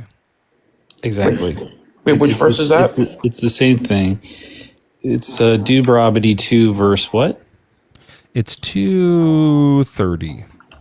Yeah, so what's important here, Pastor Dave, is that this is the first time King Sihon has met these guys. They're coming to walk through, so there's nothing he could be pre-doing, that God's just letting him do. They're just coming through. They ask him to do the thing, and God wants them to actually take a break there. So he hardens the king's heart, and then the Israelites have an excuse to go kill them all and move into the town for a little bit. That's what ends up happening. And what version of the Bible are you reading? All of them. We use the holy one. Yeah. Okay. So here are some other times where there's hard hardenings. Deuteronomy, King Sihon, Samuel, Egyptian, as the Egyptians and Pharaoh hardened their hearts, used as a warning here. God warns Israel not to harden their hearts. Let's see what that one is in Psalms. Yeah, I like, normally we don't have to look this up because no one would ever like just say something so just wildly obviously wrong. But I think it's interesting to try to find if there's a biblical, because maybe you're right. Maybe when he was forcing the Pharaoh to do stuff, what he was really doing was forcing Pharaoh to just have more free will. It sounds counterintuitive, but let's see what this one is. Psalms 95. Low generation, the people whose hearts go astray, they do not regard my ways. I'm not seeing a hard heart here. Yeah, that might not be the right one. It mentions a heart, but not that it's hard.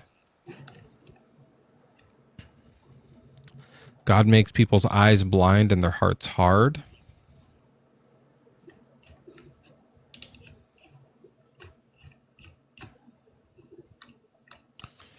Pharaoh's heart stiffened his neck and hardened his heart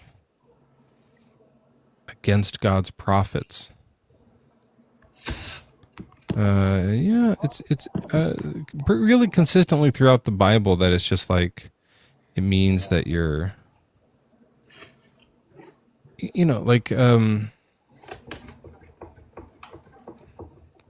stuck in your way, right? That's how, like, you're being stubborn, right? Yeah. And so if he's doing it and he's like, I'm making you stubborn so that you'll keep on doing that.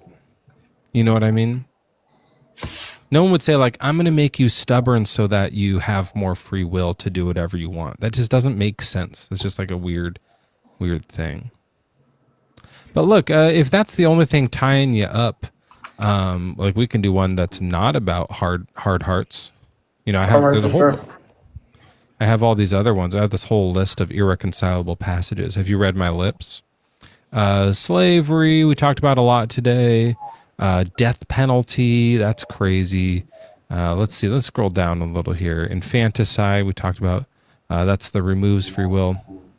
Here's this one where he threatens people. Now, I don't think threatening people is a good thing to do. Do you have the verse?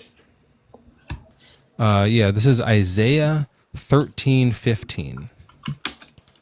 Let's read that one. What version do you use? Oh, I accept most of them except for the NIV. Oh, no, I never would read that. I have the NRSV.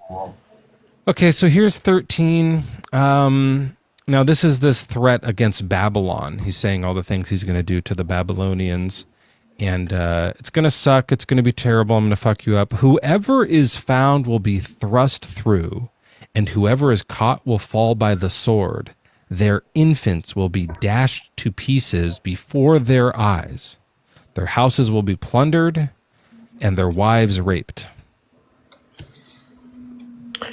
Sorry, you said 13:15, right? Yeah. Isaiah 13:15 is where that one starts. I mean, the threat goes back farther. It's a longer threat. The day of the Lord is coming, cruel with wrath and fierce anger. That's a good one where it says God is cruel. Someone else said that he's not cruel earlier. I wish I had that verse handy. Isaiah 13:9, God is cruel. Okay, so but here it is proving it. He says, I'm going to, kill everyone with swords. Anyone who's caught will be killed by the sword.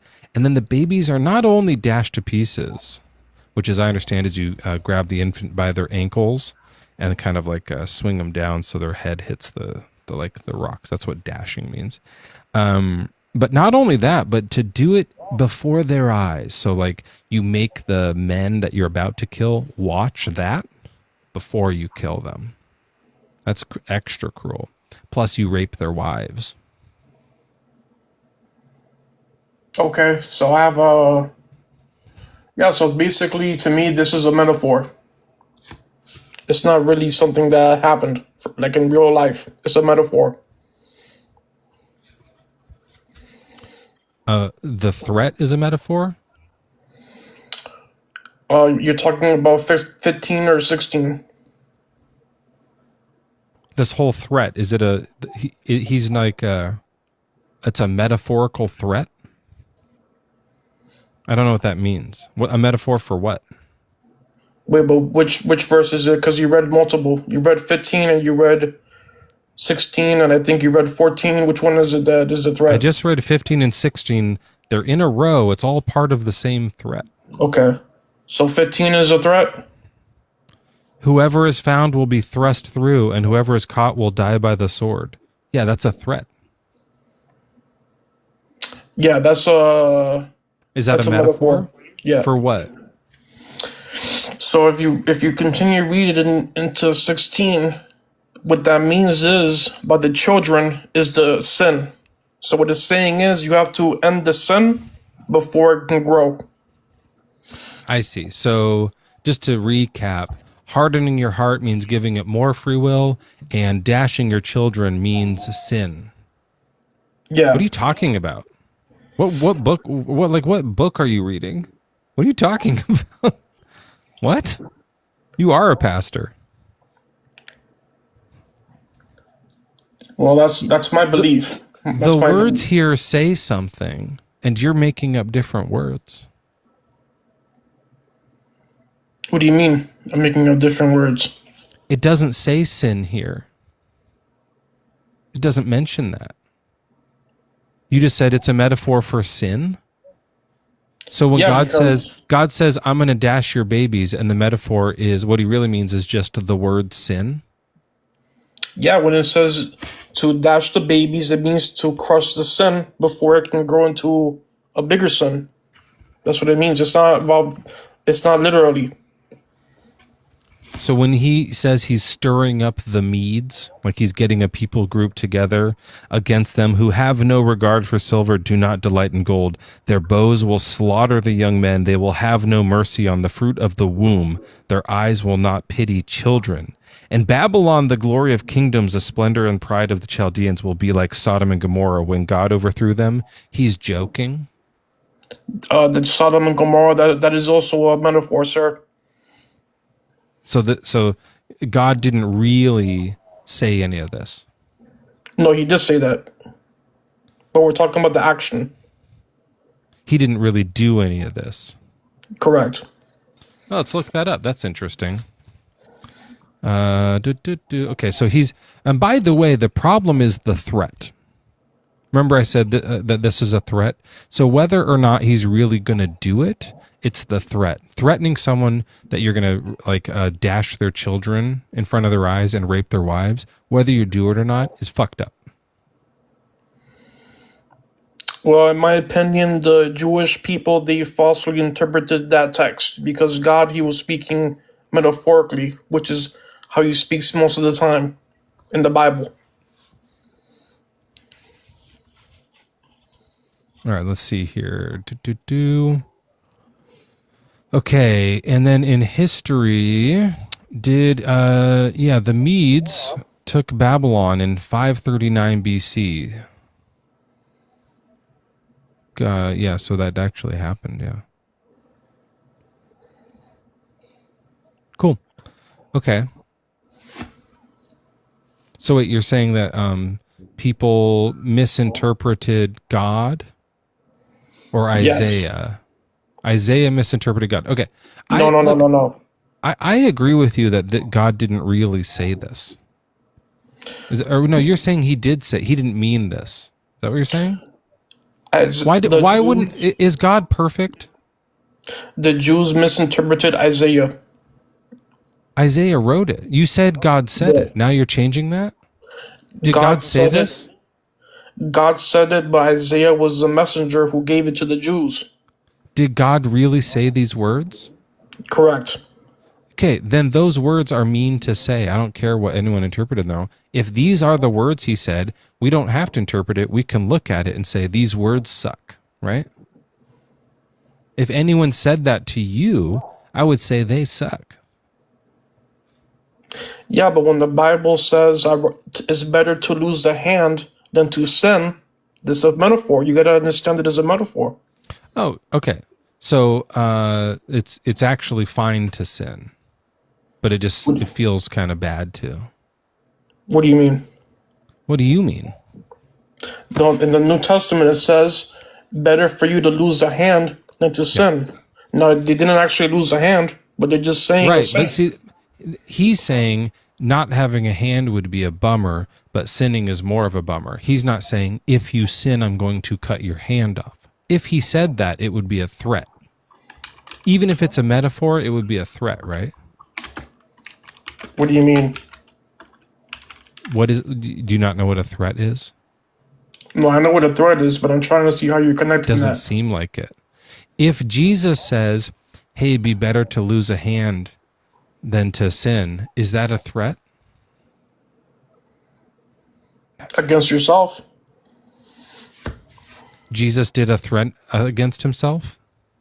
No, that's how it would work in your interpretation. Like when you read it, losing your own eye rather than...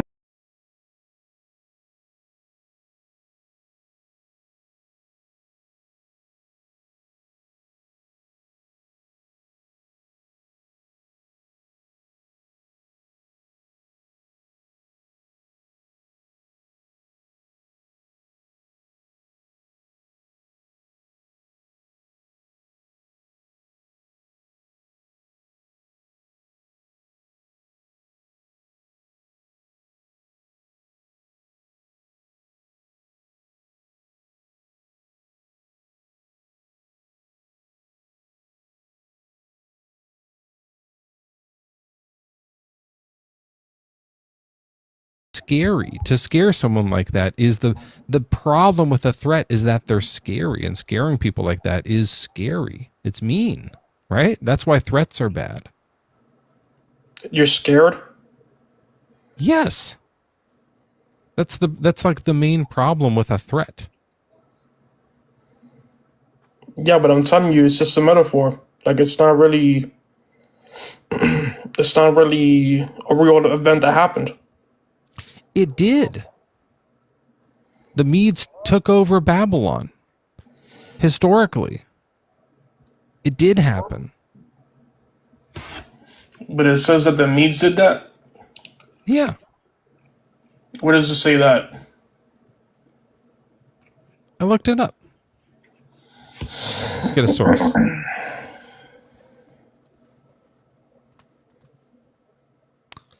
Let's look up a historical source here. Maybe it's not true. Maybe it's all just a empty threat. Maybe it's just an empty threat.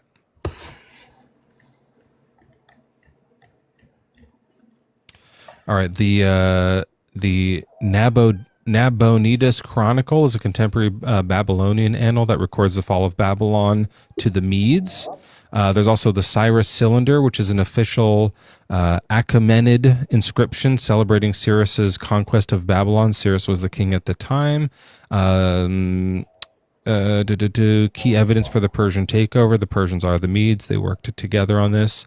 We have the Herodotus, which is classical Greek history, which gives a narrative of Cyrus's capture of Babylon by the Medes. And we have other modern summaries and reference works that all agree with this, including Encyclopedia Britannica. So yeah, it happened. So you believe that God was behind that, right? Since you believe it happened? Is that what you're trying to say? Because it doesn't necessarily mean that God was behind that. Yeah, look, I don't believe in the Bible either. I'm with you. This is all make-believe. They obviously, like, this happened in history, and then later they wrote and said, God said this is going to happen in Isaiah's dream. They wrote about it like it happened 10 years before, but it was actually like 100 years later. I'm with you. The Bible's false. Like, I agree on that part. I'm an atheist. I never said that. I'm all about that. Here's an interesting one. Let's see what this one says here. Let's read. I should just look this up on my computer. We got a super chat with a Bible verse. Now I don't know how old this is, but Chris Bacon sent in this one that says, "Oh, this is just the Bible verse where the bears eat the kid." Yeah, no, I should put this one. There's all the bears maul the 42 kids. I should put that one in the lips. I don't know why I don't have it in there. Thanks, Chris, for the reminder. I'll remind myself that. Yeah, that's a good one. But you think that's just a metaphor, right? Which verse is that? Where the bears eat those kids. You know about that one. Do you have the verse? Because I would like to look it up. Find it on your... just look up bears eat kids. We'll spare us. We'll spare us like another, like, has clearly never read any of it. And as soon as you read it, he's so certain it's not true, but believes it. What are we doing? What the fuck are we doing? We had some other guests, but when I loaded them, they unloaded. It is a metaphor. It is fake. It is fiction. It was written later. He's right. That's why we don't believe in it. I think the thing for me that's weird is that people are like, yeah, none of this is true, but I believe it. Right? God, that's a funny way of saying it. Yeah, I don't think the Bible's true. I just believe it. That's all. Okay.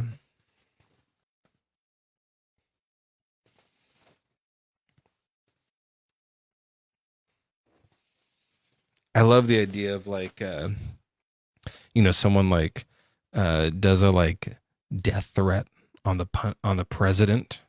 Well, what's this? What's happening here? Some sort of race car? Oh no, it was a red carpet. I thought it was I don't know why I thought there was a race car. It might be bedtime. And then they're in court, and it's like, hey, why did you tell the president you were gonna rape him? I guess that's not a death threat. But then you're like, Your Honor, it was a metaphor. A metaphor for what? For what I was gonna do to him. Yeah, that's what we're talking about. It was just a metaphor for what he was gonna do to these people.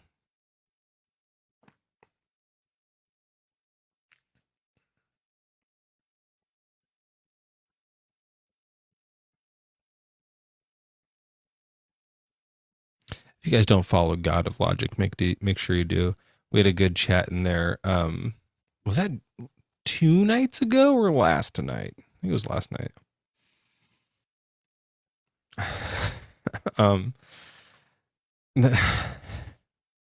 That guy with the spanking thing was really funny. That was last night. You can hop up if you want for a little bit, Brandon. But I think I might have run out of guests here.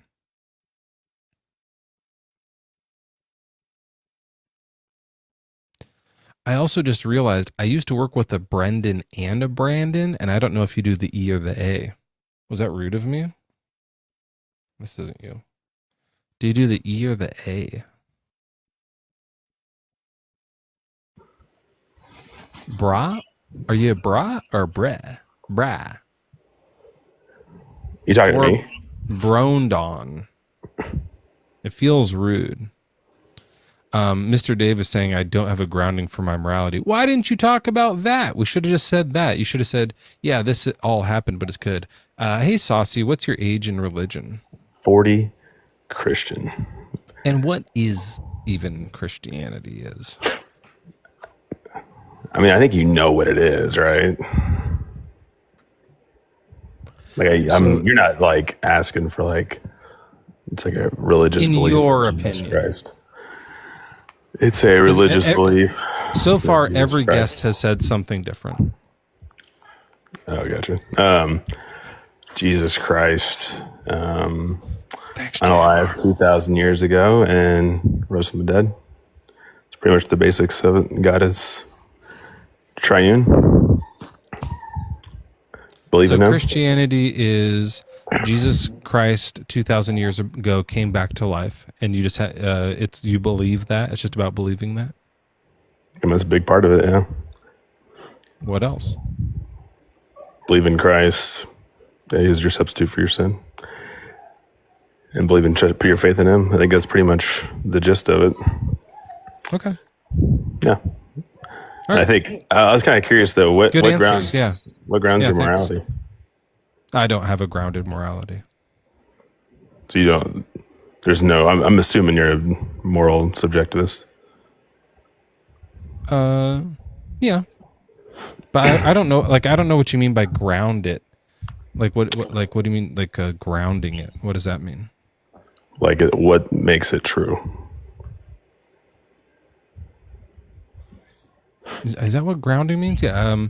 I don't know. I guess like my morality is my own, so I make it true. Okay. And if someone has a different set of morality, you would never be able to say they're objectively wrong. Right. So unless actually that's not true. Issues no, that's not true. Unless you could prove objective morality, then I could do that.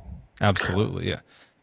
Can I ask you? That would be cool. But but as a subjectivist, no, I can't say it's objective. Do you believe that'd be dumb to say. That'd be like crazy to be like, hey, that's something I don't believe in. Like that wouldn't make sense. Okay. Sorry about that. Do you do that? Yeah, I think so. Can I just ask you a couple questions? I bet you. Sure. Let me do one. Let me do one first. If my uncle used to throw me down the stairs, is that objectively wrong? If he just took you and just chucked you, an innocent kid, down the stairs, it seems like it'd be wrong. Yeah. It seems like it, but what if God told him to? Then would it still be wrong? Yeah, I'd say it's wrong. I wouldn't do it. Okay, so even if God says to do it, but what grounds your morals? I think that morals are grounded in God. So if he says to do it, is it still good? Yeah, I would say no. I don't. Your uncle saying that God told him to chuck. No, if God really told him to, if God actually told him to, then I would say it's probably wrong. Yeah. So I think God would have commanded a bad different thing? God. Yeah. So do you think that Saucy, you're not understanding the question. Yeah, I'm saying I would say that that's not moral. So God isn't the standard of morality then. Okay, so you can't say it's objectively wrong because you're just using what you would say. Yeah, I am not saying, what you're not using your grounding. I am saying you're chucking a kid down the stairs is objectively wrong. Yeah, but God said it was not good. Not just your preference. Sorry, God said it was good, so your preference is going against God's in this scenario. Yeah, I would say the moral realism that we see and feel and intuit would say chucking a kid innocent boy down the stairs. You're just using feeling that we feel. That's subjective. That's not objective. Our intuition is subjective. It's not objective.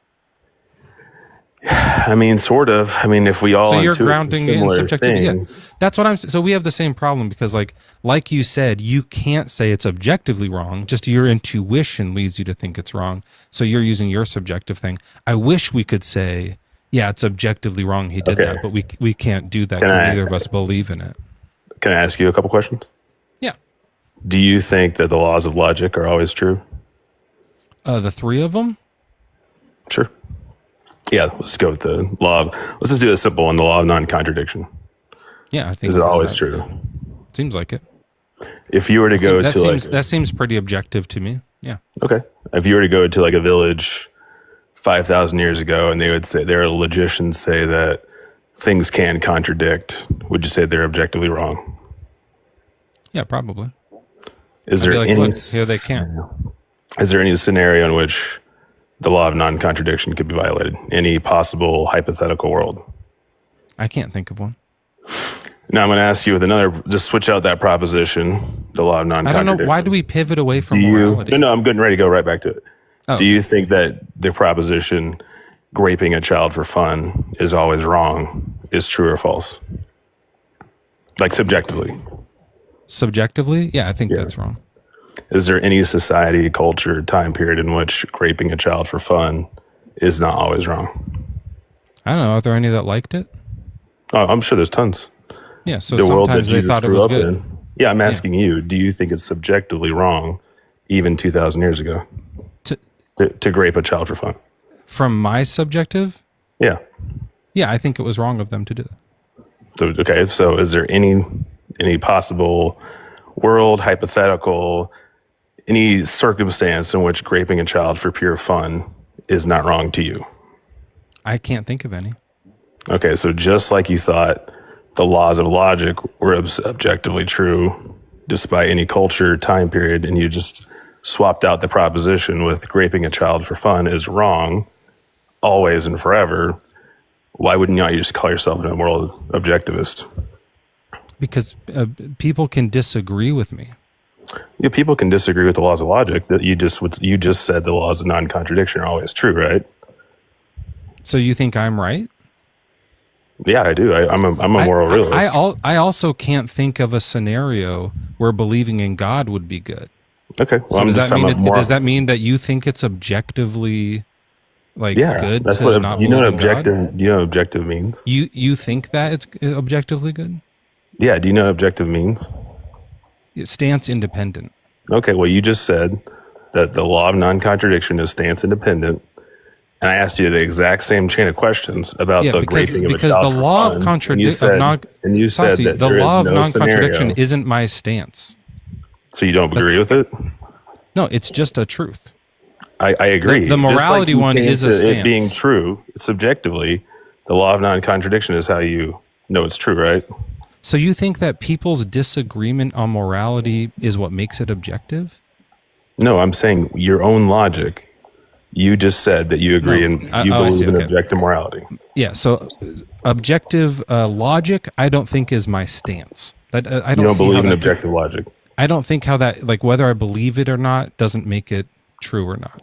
I mean, I totally agree. But whether I think rape is fun, sorry, let me finish. Whether I think rape is fun does depend on if I think that's true or not. I know. I'm saying the same way. So it's kind of like a category error that you're doing. Nope, it's not. I just swapped out the proposition. The law of non-contradiction cannot be violated, which you agreed. Just swap it out. Raping a child for fun is wrong. You said the exact same logic. You can't just swap a thing out and it means the same thing, though. And you can swap anything out? Okay, in that case, do you agree that the law of non-contradiction is always true? Yes. Do you agree that raping kids is fun? Do I think that raping a child is fun? No. Yeah. Oh, so you don't believe in the law of logic. You said yes to one and no to the other. Once you swap it out, the meaning changes. We're talking about a different thing now. Do the exact same question again. Do you see how we're talking about a different thing now? I'm going to see if you can pick up the difference. Go ahead and ask the question again. You said no. So you don't Ask the believe question in again. either of them anymore. So when you say, hey, is there ever a scenario in which this proposition is false? You're saying it's objectively true. What I said is I can't think of one. Okay, when you can't think of any scenario in which this proposition is true, what do you think you call that? I would call that the fallacy of incredulity. Okay, all right. Just because you can't think of it doesn't mean there isn't one. Okay, well, so you're saying you're literally saying you're literally saying that there is a circumstance in which raping a child for fun could be okay. I can't think of one. Okay, well, what do you think you call it when you can't think of the law of non-contradiction being It's violated? me thinking what do of you it think you means call it's it when you subjective. can't think of that proposition being violated? The proposition? What's the proposition? Raping a child for fun is always wrong to you, just like the law of non-contradiction cannot be violated. Yeah, the to you part is the part I agree with. That to you part is what makes it subjective. Do you think the law of non-contradiction to you? Oh, you can be think my violated? subjective opinion is objectively? Yes, I'm saying that is the definition. Oh, yeah, I agree. How do you think we know stuff? Sorry, Saucy, I agree. How do you think we know stuff Saucy, subjectively? I'm conceding. I misunderstood what you're doing. Cool. I I'm glad you're a moral 100% agree. It is objectively true that I subjectively am against. Okay, so you believe in objective morality. That is the definition of No, objective it's morality. true that I believe in. Well, I don't subjective understand morality. why atheists are so scared to just admit they believe in objective morality. That is the definition you just gave. Some of them do. Okay, why don't you? You just said you believe in that Because proposition. what you as being described always true. was my stance, my opinion. If you were to type in, I subjectively think raping a child for fun is always wrong, despite the culture, the time period, anything at all. What would you call that? It's objective morality. So why don't you just admit that you're objective realist? Because You're it's moral the realist.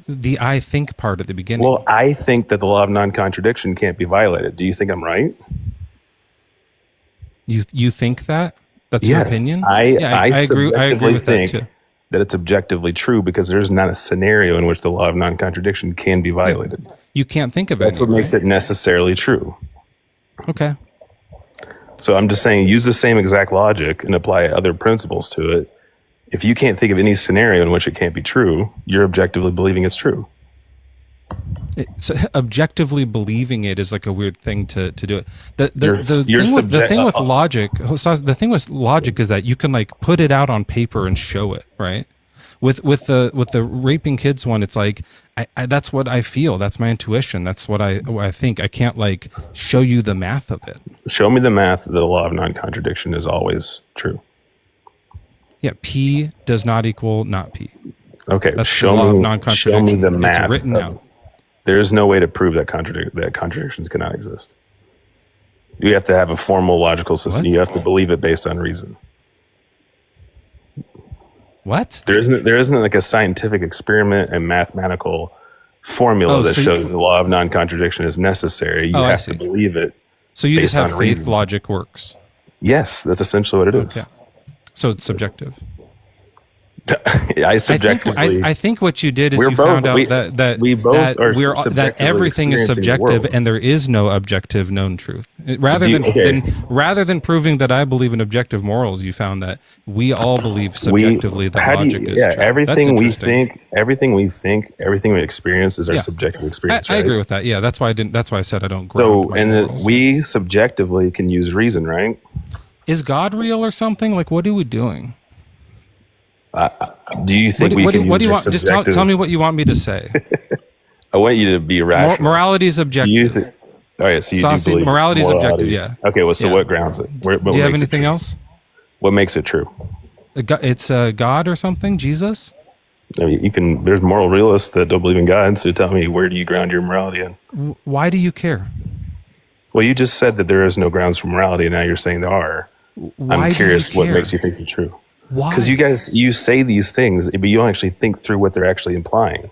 Yeah, I'm not morality convinced is by what you're subjective. saying. So what's the? And then you just admitted you want me it to be is- It is wrong? objective in your mind. That's because I'm trying to like move on. This is so fucking boring. I don't know what you're talking It is about, and I don't know boring to why hear it you matters. Contradict yourself. Why does it matter? Hey, I enjoy hearing you contradict yourself. Okay, great, Saucy. Yeah, go ahead. Real quick. This is the third panel that I've been on that you talk about raping children. I have a video of you on my Oh, page. God of Logic. What's up, man? Yeah, hey, buddy. He I accused have me of being a video- I have pedophile a for thinking video- I that have raping a a child is video all. on my page of you talking about raping children, and then I saw you on another panel saying the exact same thing. So Do you know what? maybe, I don't know, like means God of Logic? you don't believe in objective morality because you said 2,000 years ago things were different in society. So that's not what objective morality is. You have a subjective. Hey, God of Logic. Do you think 2,000 years ago the society?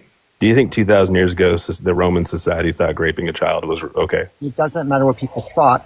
Do you think that 100%. 2,000 years ago it was okay? It's a culture said it was okay to rape a child. No. Yep. Like, just go to Google and type in, did the Romans think raping a child was okay?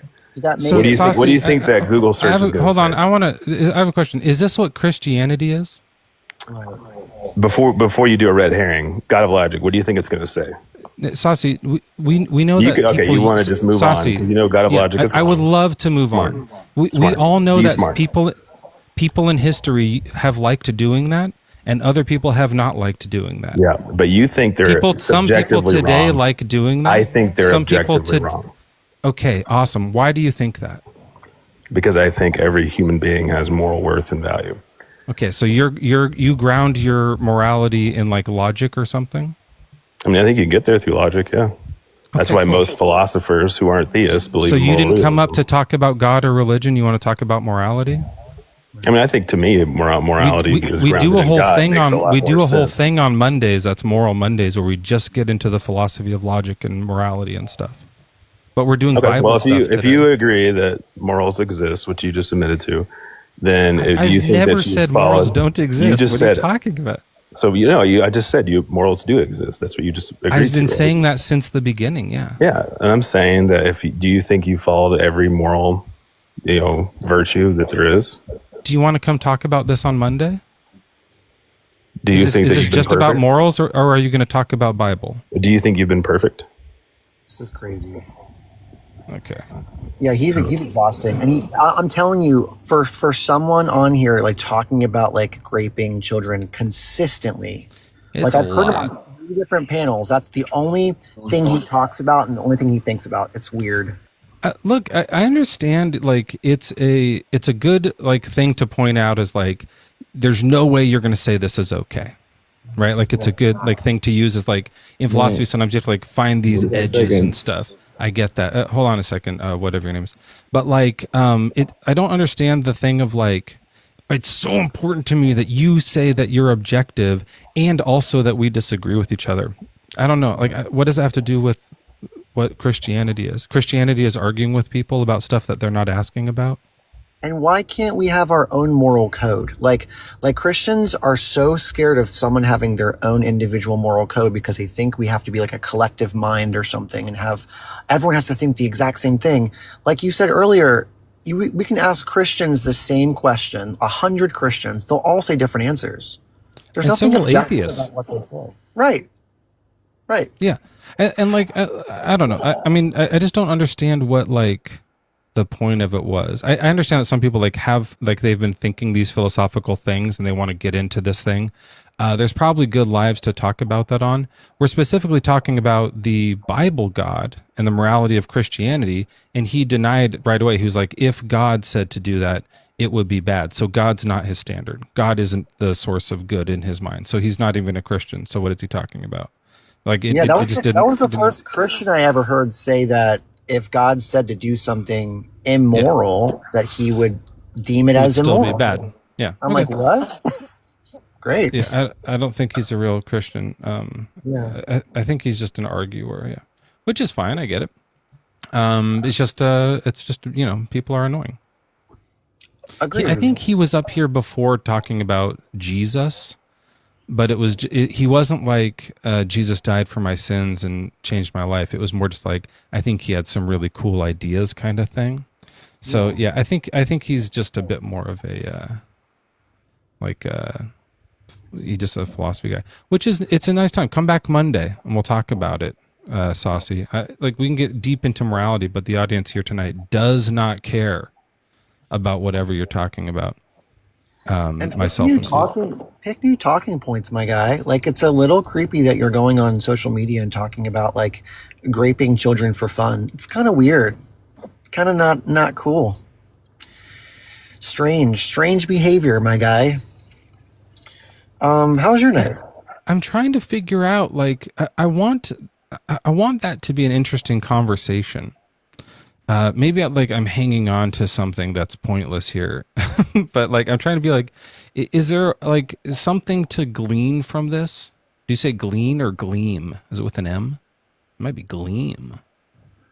Glaze. Glaze.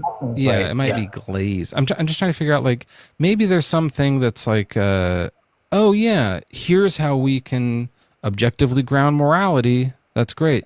But it didn't seem like it worked because here's everyone disagreeing on the way I've said it before is like, we know for sure subjective morality exists. That's true, right? Yep. That people have different opinions about what's moral and what isn't. What we need to find is that there is an objective that's outside of our stances that we can prove somehow. So to say that, like, I have my opinion of what's objectively moral versus you have your opinion of what's objectively moral shows it's not objective, right? If it's depending on our opinions. So maybe I'm confused about what he was talking about. Maybe Saucy Nugs is just way over my head and a smart guy and tied me up. But I couldn't stand him not answering any more questions and just going on and on about something no one cares about. Edg, welcome in. What's your age and religion? Edgy. Are you edging? Sorry. That's like a cool, like, new Bart Simpson prank phone call name. Yeah, sorry about that. Seymour Butts. Yeah, it's like one of those, like... Sorry, your question was what? What's your age and religion? Well, I would consider myself a Christian. Age is I'm probably older than Methuselah. Ah, yes. The classic young Methuselah, 17 years old, which means you're 18, at least old enough to be here. Maybe I'm mixing them up with Medusa. Yeah, you are. Medusa was the young one. All right, well, Edgy, what even is Christianity? My understanding would be that you would be a footstep follower of the example that Jesus set while he was on earth.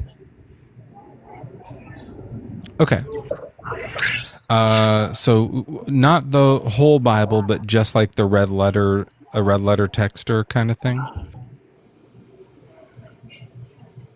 Do you mean red text or like areas in the Bible where it would indicate like when that he's Jesus quoted, was Jesus actually... Because there's a lot of stuff in the Bible that Jesus didn't say. Right, of course. So just the stuff he said, but the rest of it we can kind of toss aside? No, I don't think it would be tossed aside. Because, I mean, the Bible says about the Bible that all scripture is beneficial for teaching, right? So I wouldn't disregard it. The Bible? Are you saying that...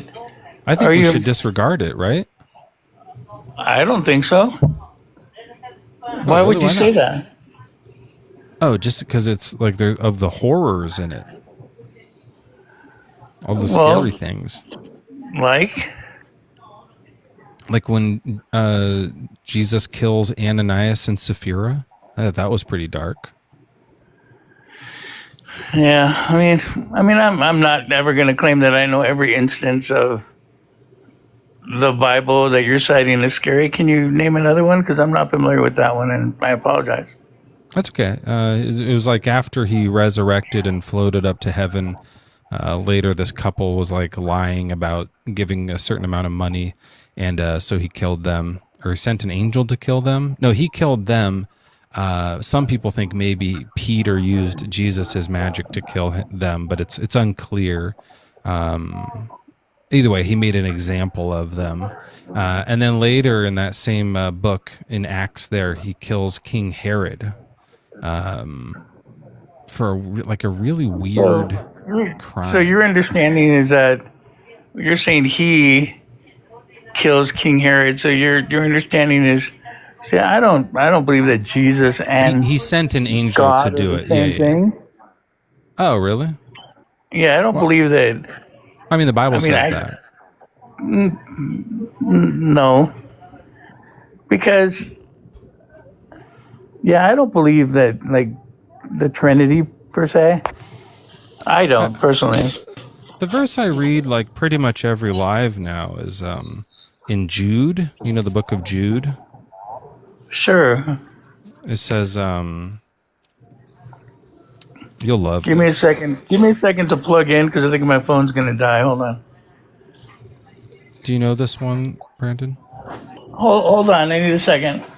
It's with the. Did you said it was with the U? Is it Brundon? It's Brundon, you're correct. Yeah. Is this the one that the Beatles wrote? Hey, is it like Hey Jude? No. That's in John. Oh, that's in John. Maybe Paul did that one. This is Jude. Oh, not right. Yeah. Okay. I did that joke before with someone asked me where I get my morality from. And I was like, believe it or not, a lot of it comes from Paul. You know, and John, but not Ringo so much, but a little bit of George. They fucking loved it. They fucking ate it up. All right, so here's the book of Jude. It says, now I desire to remind you once and for all that Jesus saved a people out of the land of Egypt. Now, who saved the people out of the land of Egypt? Yeah, Moses I don't think Jesus did. Yeah, but that's what it's. I'm just reading it. That's what it says. Yeah, so that's what I'm talking about. This is one of the instances where you said it doesn't say this, but here's where it says this. Right. Okay. Yeah, I mean, there's one more sentence that says, and afterward he destroyed those who did not believe. So that's the thing where Jesus destroyed a bunch of people, and I think that we probably shouldn't, use that as some teaching example. I just don't think that it's consistent. Yeah, totally. That people claim that Jesus is God, not God the Almighty. I mean, no, just in this verse here. Yeah. And in Romans, yeah. And what does it say in Romans? Just that you say with your mouth that Jesus is Lord. Lord is, they're talking about. He's say God, with your mouth that Jesus is Lord. Lord is a title.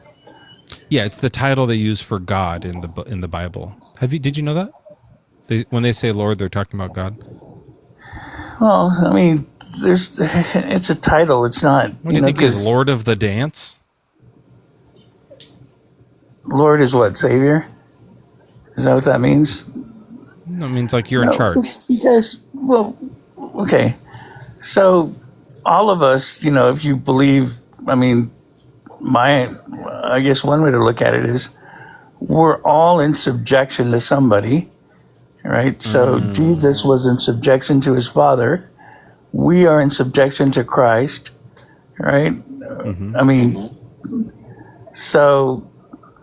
he's like the second to last boss. Right. Jesus. He's okay, like everything. who is the king boss of the Ninja Turtles? Crane. I don't know. Jesus is like Shredder. No. Yeah. So this is a very interesting conversation in that. You knew a lot of Ninja Turtles, right? I watched Ninja Turtles, sure, and I like pizza too, but who was your favorite Ninja Turtle? I don't know, the guy who likes pizza. That's all of them. Splinter. Yep. Krang with an R. Yeah, that's what it is. Kane. What did I say? Did I say Kane? Just Crane. It's Krang with a G. Yeah. I thought it was and he was Craig. he was like this brain that lived inside of a big guy's stomach. There's a couple of fucking drugs they did. Yeah. There's a couple of reasons I don't believe that. Like, the Bible mentions Satan as a god. It mentions that Jesus is a god, but it doesn't say that. It only says that there's only one Almighty God, which is God the Father. Yeah, I think it's all made up. What do you guys think? Wait, what's all made up? God. Oh, okay. Well, fairy tale. Have you read your Bible, Edging? sure. Are you a Christian? Sure. Huh. Why? Because I don't believe that Jesus is God the Almighty? No, you just don't believe the verses in the book that you subscribe to. Like? Do you think Jesus, let me ask you this way. Do you think Jesus existed before Mary birthed him? Yes. Okay. Do you think that Jesus and God the Father, during any time during the Old Testament, disagreed on anything? No. Do I think they disagreed on anything? I don't think they disagreed on anything. I mean, I see you gasping, but why are you gasping? Why do you say that they disagreed? Because of all the bad stuff that Yahweh did in the Old Testament. How do you know they disagreed? I don't. I'm with you. I think you're right. I think Jesus is a piece of shit. Yeah. I think you're spot on. God of Logic, what do you think the worst thing is in the Old Testament? Oh, there's so many. There's so many things. You know a bunch of them. I think the one I just don't like it stands out is the cutting toddler boys in half. I'm not a huge fan of that. There's multiple of those. Yeah. I mean, I think that there's a lot of things that are, there's a lot of things that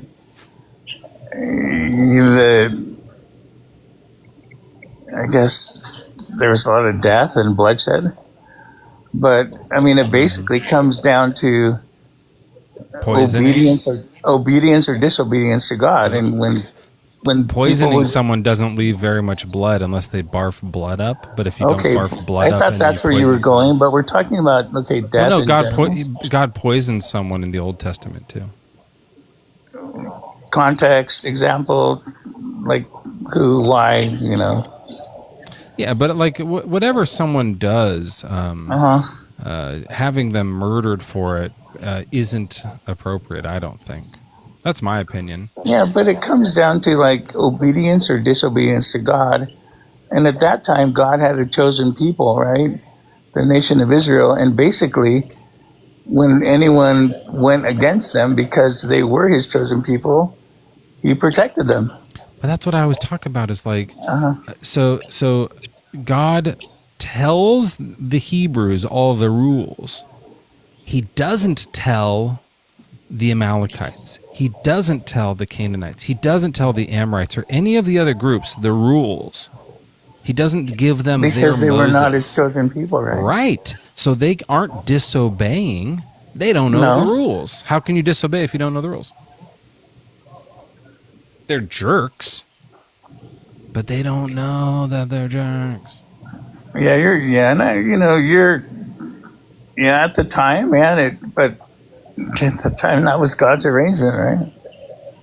That was his arrangement, and even, but he didn't hold back from punishing even his own people when basically they disobeyed him. They didn't fare well, and when they did, we agree. Yeah, we agree with you. We think God's a jerk to everybody. We don't think that even his chosen favorite people, we still think he's an asshole to them too. That doesn't prove your claim. It kind of helps our side, saying that God is just a horrible, immoral being. I mean, to me, he's too strict. There's an issue. There's an issue. Dog. Okay, but wait, guys. There's two major issues that start with one of them and then do the second one. First issue is the question of, or the issue of sovereignty. Does God have the right to decide for us what is right and wrong? No. Okay, so you can say that, right? But the fact that that's the issue raised in the Bible doesn't change with you saying no to it. That's the issue that Satan raised, right? Because he told, right, God in the Garden of Eden put the tree in the middle of the garden and, basically said, gave them direction that they couldn't eat from the fruit of that tree. Satan told them. Sorry, just before you get into the Garden of Eden mythology, I think just to pinpoint this, But that's the issue raised, when we right? go to like who can decide what's right and wrong, and then one guy is commanding genocide, we would go, not that guy. That's not the right guy to look for, right?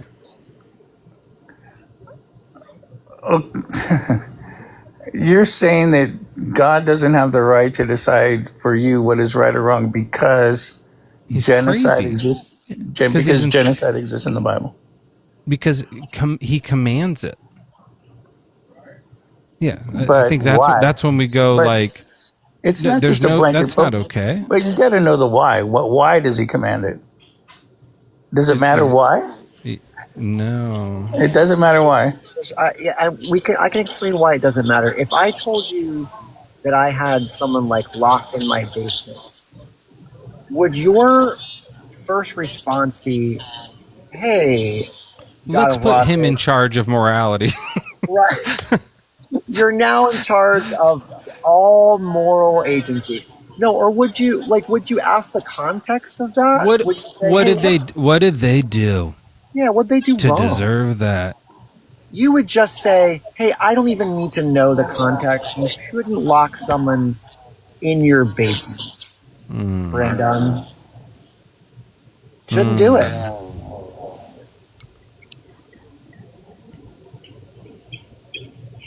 That's a really good point. I think that's a good point.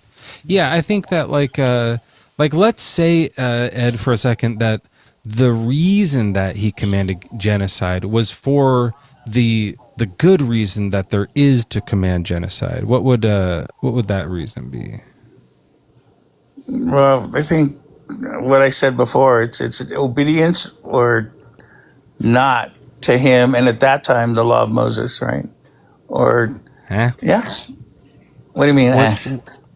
I'm saying, like you're saying, well, the reason he commanded genocide and it's still good is because there's this really good reason that it was worth doing genocide on infants for.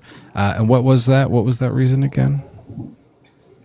What is it that someone can do to deserve infanticide? Oh, I see what you're saying. So basically, the question is why? I don't know what it is. Your question is why does God kill children? That's what you're saying. Well, there's got to be a good reason, right? What is it? Do you think? Because if we can't think of one, it's a consequence of obedience or disobedience. Yeah, granted, children died, no doubt about it. Terrible. No, I mean Oh, not terrible. Good. Yeah, fantastic. What did children do to deserve to be killed? What did they do specifically? Were they bank robbers? Did they hide the remote? There probably weren't bank robbers. There probably weren't bank robbers since there were no My kids banks. Sneeze on the remote. That's their move. Yeah, that's unacceptable. What? I might put them to death. Yeah. They're one sneeze away from. I guess at some point they're not infanticide. When does it just become? What is there a different side for each age? Like I guess it'd be homicide at that point. Right. Yeah. Good question. I don't know. Tweenicide. That doesn't sound right at all. That doesn't sound. It'd be tweenicide. But what? Yeah. What did the toddlers do to deserve being sliced in half? I want to get to that. Like, I'm so confused. You keep talking about they're being punished for their sin. What was the sin that they did? Well, a child. I mean, we all have inherited sin, but I mean, a child is not practicing sin, right? Yeah. A child is not doing that. Well, it's getting a little late, so let's get a few more perspectives in here. Sure. I'll let you guys all know that there's not a lot of, and you can hang out, Edge, of course. You were I was a big fan of your wrestling moves. My wrestling back moves? in the day. Yeah, are you not the Edge from like WWE? Well, my wrestling skills are Or F or greatly whatever? diminished. Yeah, Now, well, my you're wrestling out of skills shape are now, but you used to be yeah. great. Yeah, So for everyone I hate else, to look, it's brag. nearing the end of the show, and so the music might start to come in a little bit. Don't worry about it. I'll try and keep it as quiet as I can, as long as I can. Sigma, Soul and Spirit, and Liam, what are your ages and religions? Hello. I'm a Christian and you're a snowflake and you're running away from a debate, but that's fine. That's interesting. Let's And I'm 43 He just years stole my old. fucking thunder. Well, Sigma, he stole why my don't you- thunder. Why don't you insult Yeah, me too, no, don't. Sigma? No. That guy just insulted you. I'm not going to insult you. That is not Well, why insult him then. I asked to join. A snowflake is an insult. I could really insult you, but I mean, if you're Let's weak, hear it. no, I'm not That's going to do not that. why I I'm just joined, a so. little poking, I a don't little think he fun. can. I don't think he can. And then Soul and Spirit and Jail Rock, what are your ages and religions? 25 and non-denomination. I don't have Me religion. too. Yeah, same. Yeah, I'm not even religious. All right, well, there's one other person who wants to join in. Okay, so we're talking about what is Christianity. I'm going to open up the panel here. Let me you guys go ahead and start taking away. I'm going to just make an adjustment here.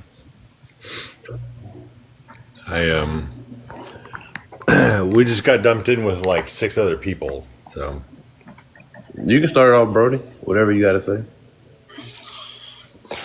I want to start out, if I'm in the middle here, if that's okay. I'm listening to the host, who's obviously non-denominational. I'm not going to take any stance. I'm just going to debunk Christianity. And he has a That is a homosexual on his panel who ran away, God of Logic, who obviously That's is true. living a life of sin, as far as the Wow. Bible says. So we could start there. How about we start there? Yeah, let's start with some Wow. bigotry. Wait, Does who's- anyone agree who's with running this? the Bigotry, because I'm speaking the truth. Okay, bigotry. who's awesome. running the show? Liam. It's Liam, brother. Liam, you came out guns blazing, eh? No, I don't have time. I don't have time. Can you guys explain to this guy why that's so bigoted? Actually, if the days were not shortened, no flesh would be saved. So I don't have time to play games with you guys. If you want to guys, do that, Liam's in a hurry. He doesn't have time for this. You got to go faster. Start. I know that talking. the music is going to start. You better you know. move on to the next one then, I guess. Go ahead, get off your chest. Other than Bye, Liam. him being gay, why and that being in the Bible? Yeah, why is that being in the Bible? Which really is in the Bible. In the original text of the Bible, it says, "Man shall not love boy." You can't mess with kids. Nothing about. loving Wait a another second. mom. Let's since we're talking about the God of Logic, is it logical? Hey, that guy ran away. He's not that here HIV. We shouldn't that's talk about God or HIV. logic. Is HIV more prevalent with men? Is that logical? Is that logical, or am I lying there? I don't think that you made a logical statement. No, there's nothing. Are we nothing supposed logical to about that protect whatsoever. ourselves? Bigotry? Are we supposed to protect ourselves with contraceptives so we don't get extremely sick? How is that supposed to be logical? Is that logical? How is that logical? Oh, I'm sorry. I'm being a How is bigot. what you're saying? I'm being a bigot. I'm sorry. Anything logical to a conversation? Liam, do you have this HIV? is not contributing to a. I'm sorry. This is not No, contributing wait a to a minute. logical conversation. Rock, this is not Rock, logical. Hang on, dude. Rock was asking me a question.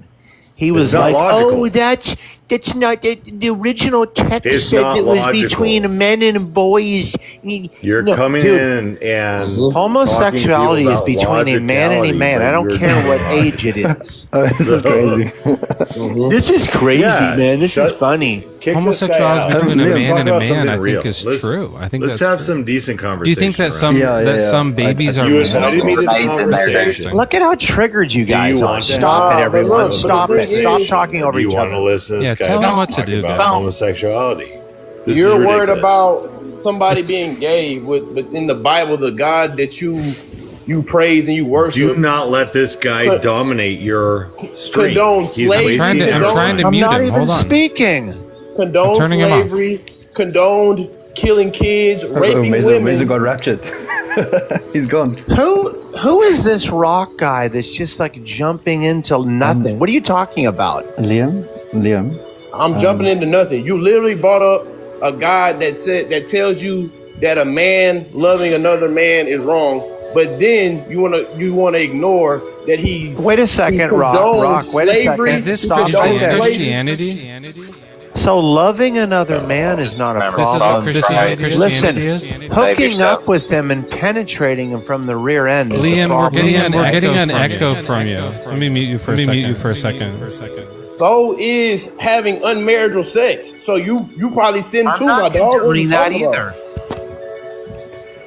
You freaking hypocrite. What are you talking about?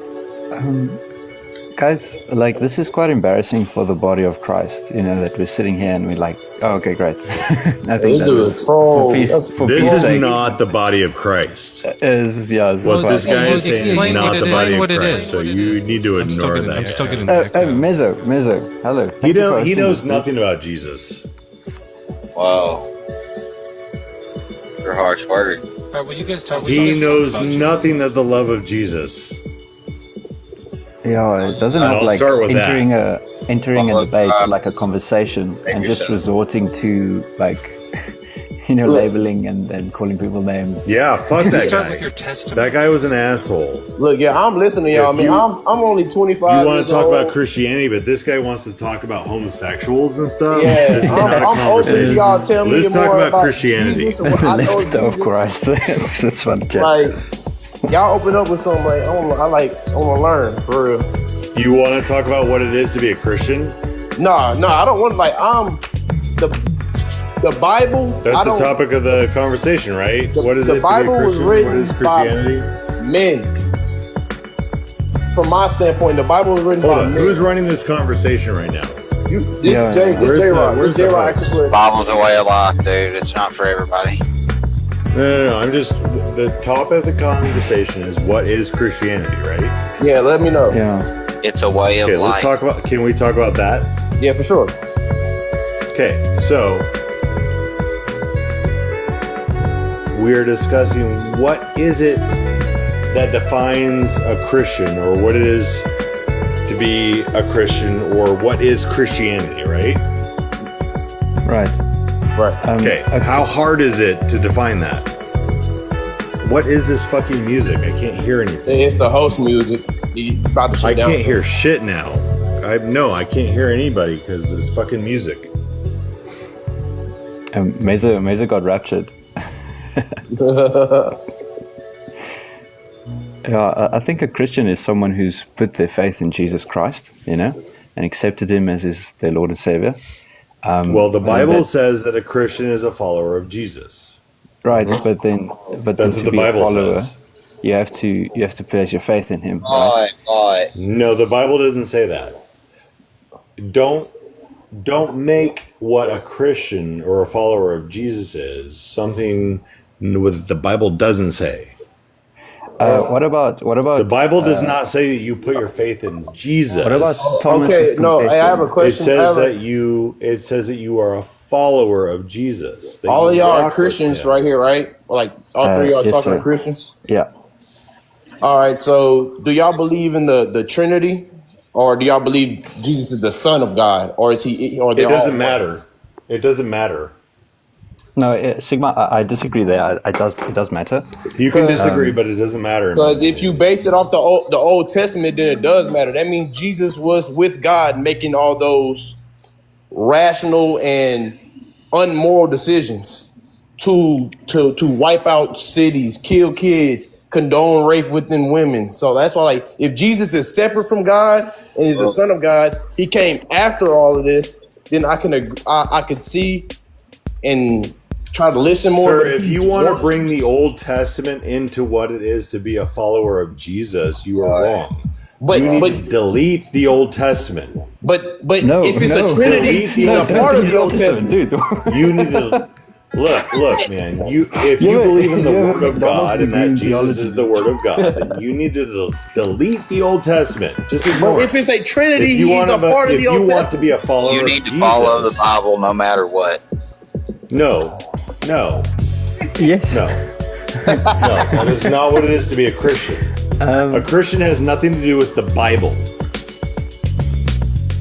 It has everything to do with Christ. Yes, Christ. Not the Bible. But We're all hung up are on you the Bible. understanding what I'm asking you? Like I'm Christ asking you. is the Bible. If Negative. Jesus No, you're wrong. is a part Christ of the Trinity, is the Word. if Christ Jesus the is a Word. part of the Trinity, they all were there from the very beginning. So the Old Testament still has to do with Jesus. But if you believe Okay, but Jesus you're trying to argue is the some Son point of that God, Jesus was. Yeah, look, your point is mute. We're not talking about what you're talking about with the Old Testament. We're talking about Jesus. Jay, the New Jay, can I try and answer your and being question? a follower of Christ. I'm waiting for somebody to answer.